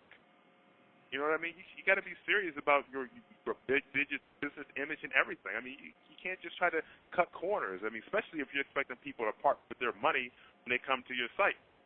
You just can't do that, man. You got to go ahead and be like, you know what? And you can't be like, oh, I don't know if I want to spend this money. I don't know if I'm going to make any sales. Well, you know what? That's just par for the course. Don't nobody know they're going to make sales before they sell anything. We know what history says when we mail our list. But there are times where something will just bomb. And if you're new to the internet and you don't have a list and you're just starting to ramp a new product up, you know what? That's one of the elements that can be scary. And, you just kind of have to accept that, our sense of humanity will be nervous. I mean, one of the things we're going to talk about at the big seminar that we can't even peep about right now, man, I was black nervous. I was on the phone with one of my mentors, and he was just like, relax, man. Relax. I'm sitting up here. I'm just like, oh, my goodness, I don't know, man. And different things like that, and and it happened. And actually, then the reverse happened to him, and then I'm sitting here and I'm talking to him, a couple of days after that. But it happened. Only maybe a guy like Armin who releases a product every 72 hours doesn't get nervous about a product. Yeah, I'm nervous every single time I release a product. I mean, I'm serious. I mean, every single time, no matter how often I do it. And heck, I procrastinate from releasing the product because I don't think it's good enough. Yeah, I get depressed, man. This one of the things we'll be talking about at the big seminar. And let me tell you something. This is not some pitch. I promise you. I will promise you that this is not some kind of pitch to sell seats. I'm totally serious. Every person that's listening, what we are going to share at the big seminar is going to be absolutely phenomenal, and it could possibly change the way you do your business. I mean, when you see this, it will possibly change the way you do your business. We have never, ever shared this with anybody before. And when we show you the numbers, I mean, your jaw will just drop. I mean, and when you see the simplicity of it, you probably won't even stay for the rest of the seminar. You be gone. I got stuff to do. You're going home to just start implementing. But I get depressed. Like this, one of the things we're gonna talk about, man. I was all depressed. The wife was talking to me and different things like that. I'm like, I don't know. And I still remember the morning getting up at 4:00. I'm sitting in here. I still didn't get over the depression while I was sleeping. I don't know what it is, man. I don't know if she was pregnant, I was pregnant. I don't know what was going on, but that's just how it is. Same thing kind of happened with The Whole Truth. Same thing happened with when we released the but it was worse this time. And I can't tell you why it was worse. I know you probably can't stand that, but I can't tell you why it was worse. But it was really, really, really, really bad. But it didn't take long before all that turned around, and it was just like praise Jesus all day long, man, all day long. But, I mean, the Internet is such a phenomenal thing, and if people would just grasp the simplicity of it and just stick with the simple things that cats are laying out like you're laying out, that John Reese is laying out, that Alex Mandossian lays out. I mean, the stuff that you hear over and over and over again, I mean, it's still good, because repetition is the mother of learning, as we hear. But implement some of those simple things, and you will find out that, my gosh, it does work. Very simple things work. Stop waiting for the sky to crack open and for some big thunder thing to come down and the Lord to say, this is the way, or something like that. It's simple. It's right before you. I mean, all these guys, they're pouring out their hearts, they're sharing their wisdom. I mean, just take the stuff, run with it, and start implementing it. If it doesn't work for you, fine. Put that one off, go to the next one. But that's how you're going to make your mark. That's how you're going to start to achieve those different goals and build that business and multiply everything. Because what we're doing, I'm telling you, I guarantee you, it's not something spectacular. We're looking at very simple things, implementing very simple strategies, and one thing that we wrap everything in is the relationship. Everything's about the relationship. We sincerely care about every single person that's on our list, and that's why we give away so much stuff for free, and give away things and not have a price tag on it, and give away, bonuses that are kind of like over the top. If you want to give bonuses to your people, come on, man. Don't give away these bonuses that people can download from anybody's site. Come on, man. Don't insult these people. You want to have this product that's supposed to be outstanding, that's the best you can do for a bonus. Autoresponder Magic, and I don't say it because it's a bad product, but Autoresponder Magic is on every site, and I'm sure Yannick would even tell you, don't make it a bonus. Don't make it a bonus. Bonuses are something that's supposed to add value. That's something that they can get from anybody's site, man. Now, if you were able to get Autoresponder Magic 2, which nobody can get for free as a bonus, then that would be different because that's a totally different product. But actually, if you can create your own bonuses, I mean, hey, that's even better, because then you're creating something that nobody can get from any place else. But, be original with your approach, and, just be real with your approach. Be real with your marketplace. Don't try to be slick and sly or anything like that, and make yourself accessible when you can. Respond to people's emails, and, if you're not in a position where you can allow them to call you, maybe make a instant messenger available and all that kind of good stuff, and your business will grow. It grows one new customer at a time. One new customer at a time. That's the way it happens. One new customer at a time. You have to take care of every single person. I think it's rather ridiculous that, you want people to buy from you. You want people to buy from your sequential autoresponder setup, but when they email you a question or a concern or something, you don't respond or you take your time responding. But yet you want them to part with their money for your product or the affiliate products you're pushing. I mean, that's garbage, man. Come on, get over it. Treat people with respect. Show them that you care. Let them know that everything about them is important to you. Their questions, their concerns, whether it's before purchase, after the purchase, or with no purchase. We have people that email us questions, and they haven't purchased anything from us. And we tell them, we'll answer your question as long as it doesn't cross over. Like, for example, if this is about trading or something, it's like we'll answer your question as long as it doesn't cross over into one of our products. As long as the answer doesn't cross over into one of our products. Or somebody who's purchased The Whole Truth, they'll want to ask us some information about marketing. I say, we'll answer all your questions as long as it doesn't start to cross over into coaching, because we have to still respect the people that are putting out money and invested in wisdom on a different level. So, but communicate with your people and build those kind of relationships, and they'll respect that. You want to help them, but at the same time, you have to respect the system that you had set up and how you deal with people in your funnel, as Greg Leake would call it. Well, let me ask you this, Stephen. We're almost running almost out of time here. So what would, for a last bit, what would you say the number one mistake that most people are are doing online? They're following the dumb money and not the smart money. And I want to clarify that. They're doing, it's like the blind following the blind, the dumb following the dumb, the misfits following the misfits, and they do it all day long. It's happening as we're speaking right now. People follow people. They listen to people that have provided no proof that they can make money. They listen to people that provide no proof that what they're instructing them to do, they've accomplished themselves, and they're ignoring the people who are providing them information that have the proof that they've accomplished what it is they've done, that they're saying can be done. I think you have to follow the smart money. You have to follow it with a full commitment. Meaning, if this is what they're doing, then duplicate the success so that you can duplicate the success. In other words, duplicate their process so that you can experience that success in your business.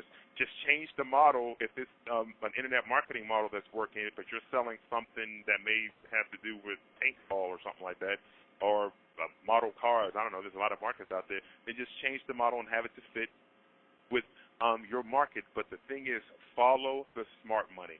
And whatever you do, under no circumstances should you ever allow yourself to follow the wisdom, if you want to call it that, from somebody who has not provided the proof that what they're saying they've accomplished themselves. Seriously, I mean, that's devastating, because those who transfer wisdom could transfer error. And you want to qualify your mentors. You want to qualify your instructors. You want to qualify your teachers. So you look at different guys, and I'm not saying it because he's on the phone, but like Armin. Armin has proven his success. Alex Mandossian has proven his success. John Reese has proven his success. Yannick has proven his success. There's a lot of guys out there like Frank Kern. They've proven their success. Those are people who you should model yourself after. Their business plans, their business models, the methods that they're using. Don't follow the people who aren't making money. And I'm going to say this again. Find somebody who's getting wealthy using SafeList, and then follow them if they're using SafeList getting wealthy. If you don't find anybody getting wealthy using SafeList, then can it. If they're doing these different methods and they're not creating money, can it. Don't do that. If you're hanging out in forums, maybe if you're going into a forum to get a little research, that's cool.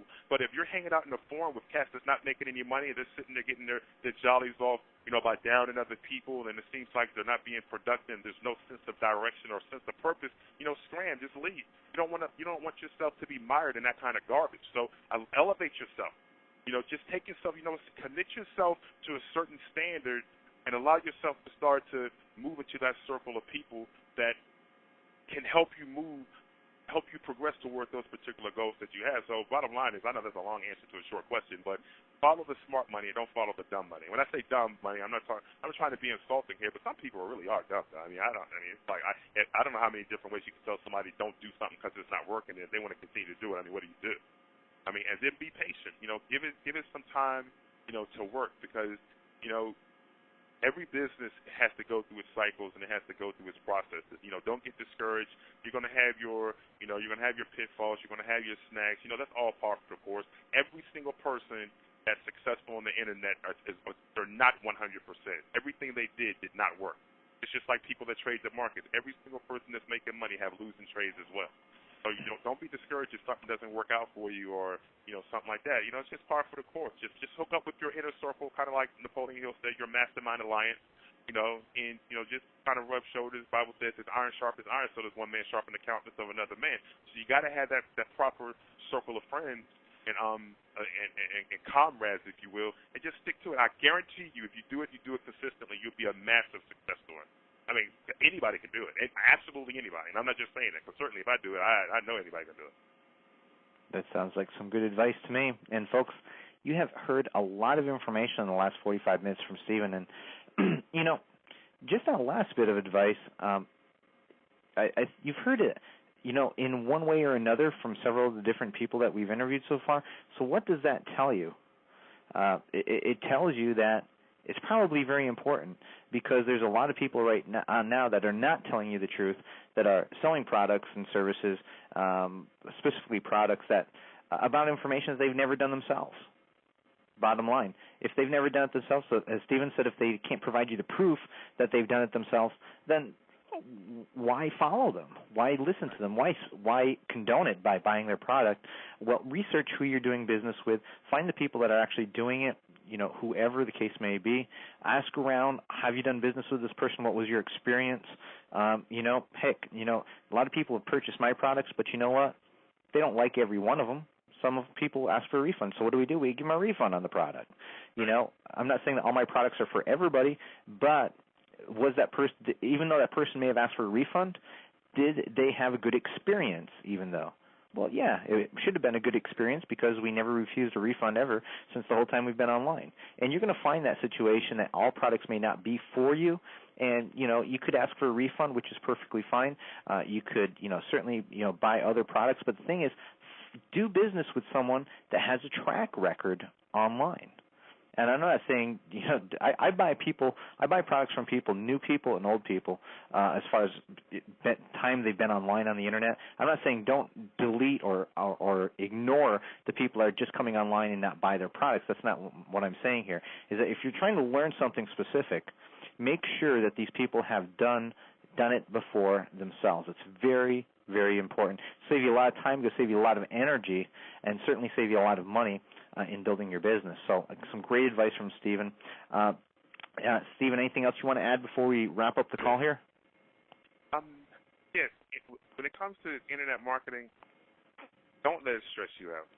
You can have you have permission from all of us to be a little depressed and a little stressed right before your new product launch or something like that. But outside of that, enjoy the process, because the entire thing is a process. It's like a plane, error correction, error correction, error correction.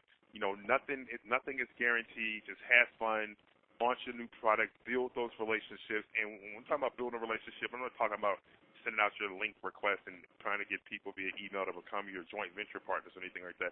I'm talking about build sincere relationships. What you want to do are two things. You want to recognize greatness that's around you, because everybody has the potential for greatness, but some people, they've already achieved that greatness. So what you want to do is celebrate that greatness, and that will help. That will have them to gravitate towards you because you're celebrating them. But those who haven't necessarily reached that point where it seems like they have that greatness, help to be a bridge to that greatness.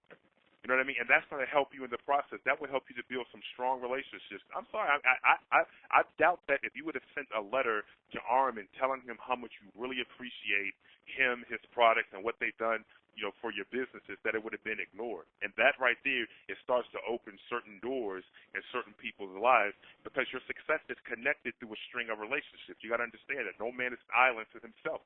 You need relationships, and how much success you have in your life is directly determined by how successful you are in your relationships. So you need to start acknowledging people publicly and privately. You need to start celebrating the greatness in those around you and helping to be a bridge to those who not necessarily aren't great, but want to aspire to higher levels of greatness. So, have fun, acknowledge the people around you, celebrate the people around you. Don't give in to jealousy. Don't give in to backbiting and gossiping and all that kind of stuff. Have other people be involved with your dreams. One of the greatest things you can do with your business idea, with your concept, with your product, is to be so passionate about it, to build relationships that are so connected that those people, whether they're your prospects, your customers, your partners, or even your competitors, feel so connected to you. And in that relationship, they feel as if your success is their success. And that's not impossible to accomplish.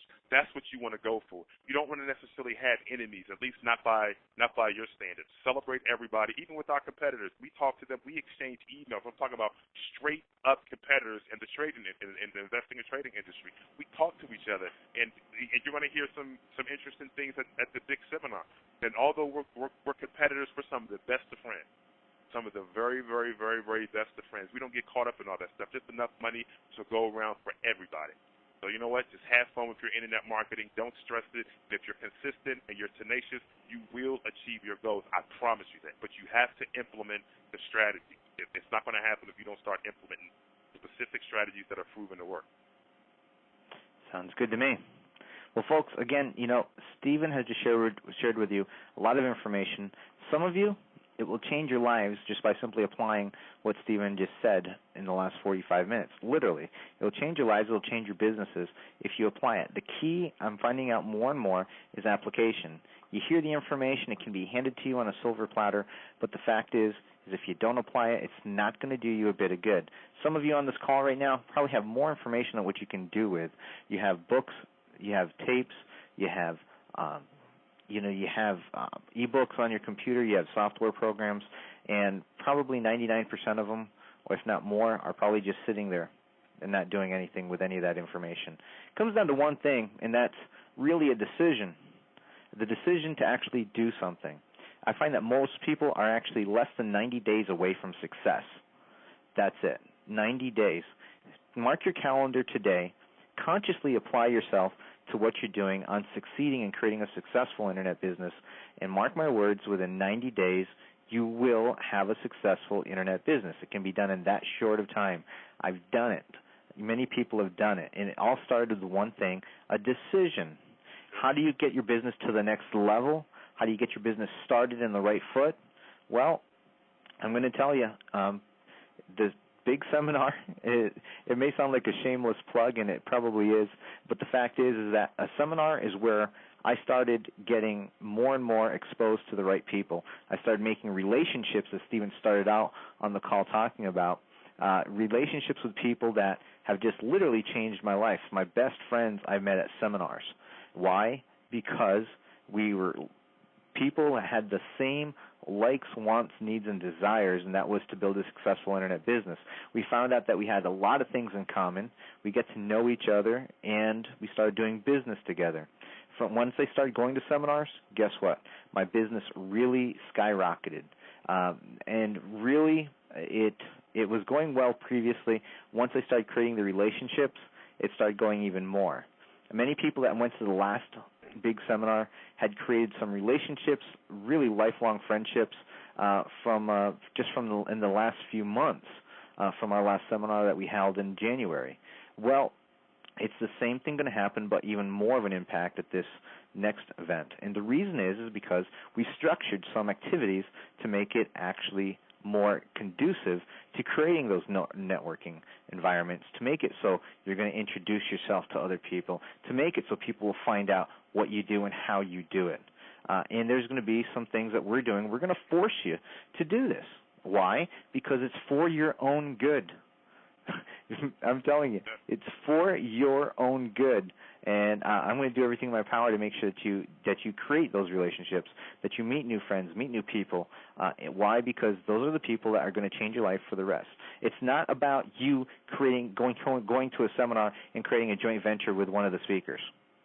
I'm here to tell you right now, if that's your intention, sorry, that's not where it's at. You're missing the big picture. You're missing the boat. The guy sitting next to you is probably more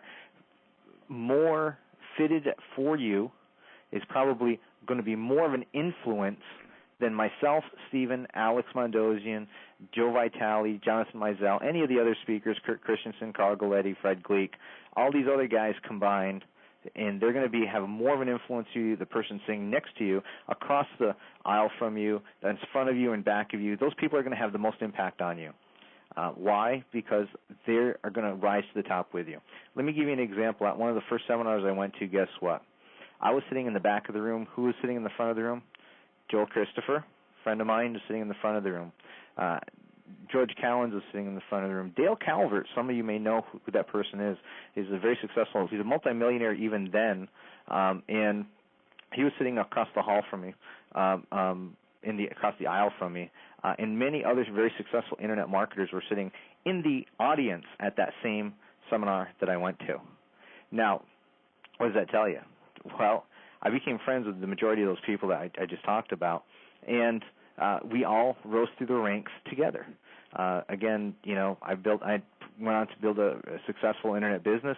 Joel Christopher, he had books that just hit number 2 in Amazon, number 1 in certain categories in Amazon. And George Cowens went on to build a successful business, and Dale Calvert, still is making millions of dollars a year online. And folks, there's a reason for that. Is because people are constantly searching for new knowledge. When a person says that they know everything, like Stephen mentioned earlier, run as fast as you can in the other direction, because that's the most dangerous person on earth that you're talking to. It's the most dangerous person to you in your internet business. So what I'm telling you is that the seminar, not only are you going to learn the actual technical details, not only are you going to learn the actual strategies and theories and concepts and all this other good stuff from all the speakers, but you're also going to build the relationships that are going to last a lifetime. You're let me just cut. I got to be rude and cut you off. Okay, go ahead. It's not the first time.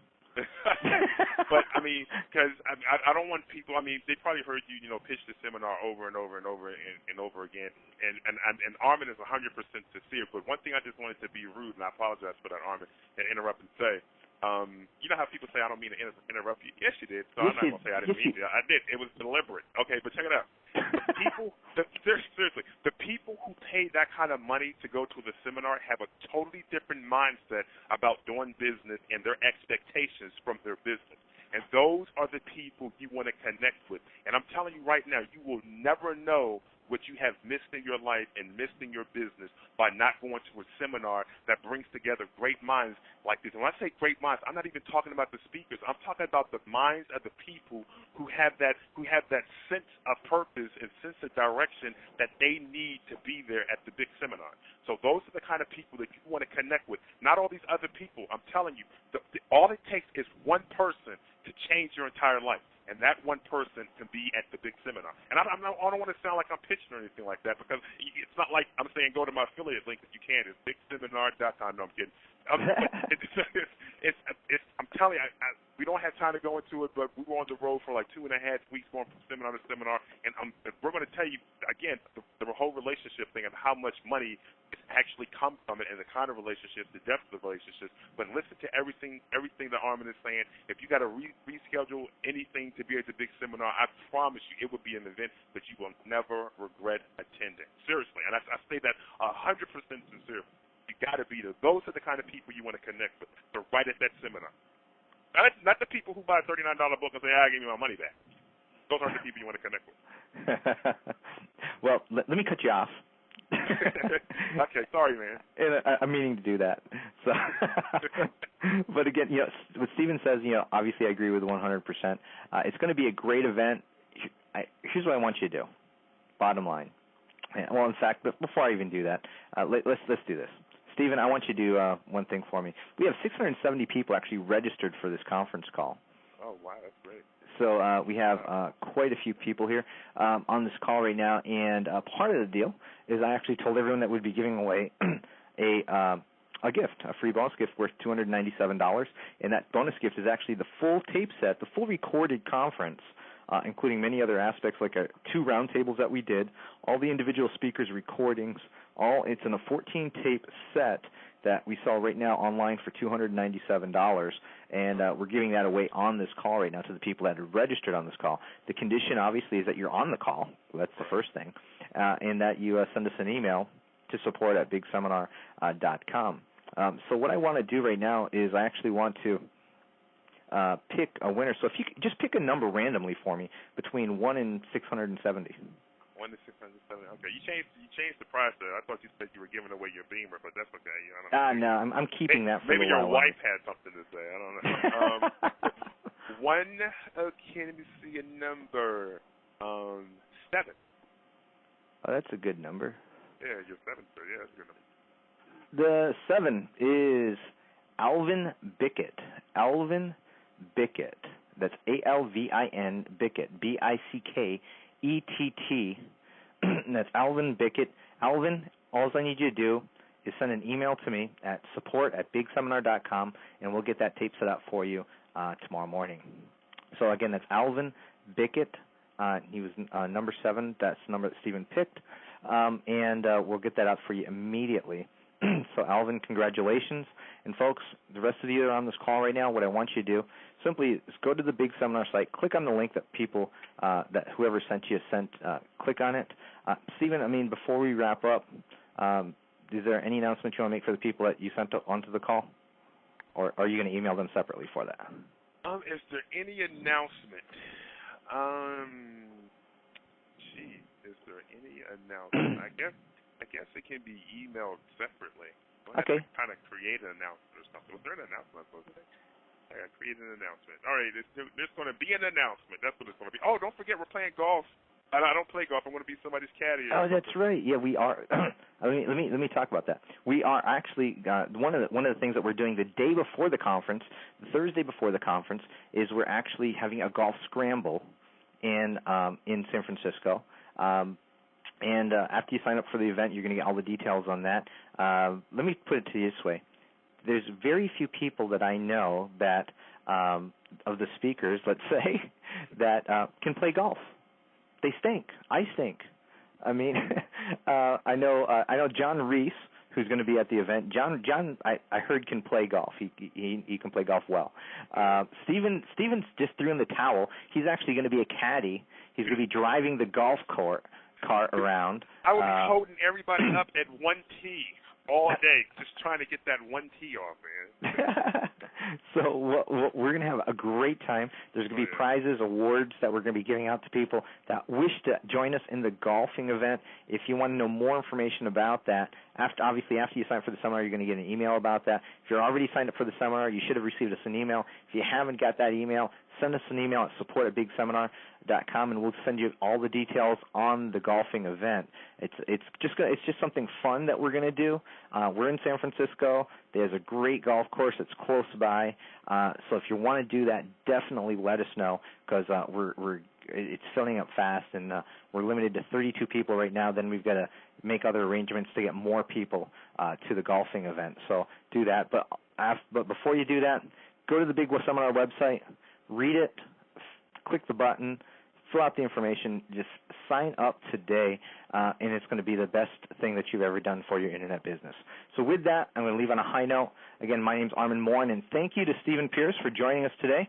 And Stephen, as usual, it's been a fantastic call. Great information that's given. Again, people that were on this call, if they just apply the information, you're going to do fantastic. So, Stephen, thank you for being here with us. Thank you, Armin. I appreciate everybody coming out and joining us. Thank you. Okay, everyone, again, we're going to be having another call on Saturday.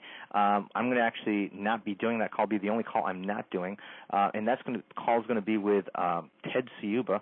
Randy Chirac is filling in for me. He's going to be interviewing Ted Ciuba on Saturday. You're going to all get an email about that. If you'd like to attend that call, it's going to be at 12 noon on Saturday, and you're going to be hearing all about Ted Ciuba, Mr. Mail Order in the Internet Age. He's going to tell you how direct marketing applies to the Internet business. He's going to talk about business automation. He's going to talk about a lot of great and fantastic information. So you don't want to miss that Saturday, 12 noon Eastern Time, and you'll get some information. Again, the people calling from England, overseas, the UK, you know what? That's a great time for you, because I know right now it's late over there. Right now it's somewhere 2, 3 o'clock in the morning, I assume. But Saturday is going to be a whole lot easier for you to get on. So again, our overseas friends, definitely be on that call Saturday. You'll be wide awake for at least that one. So again, folks, we'd like to thank you for being on the call. We'll be seeing you again on Saturday. And again, go to the site, fill out the information, and get registered for your seat at the big seminar. It's filling up fast. Everyone have a great night. Bye-bye.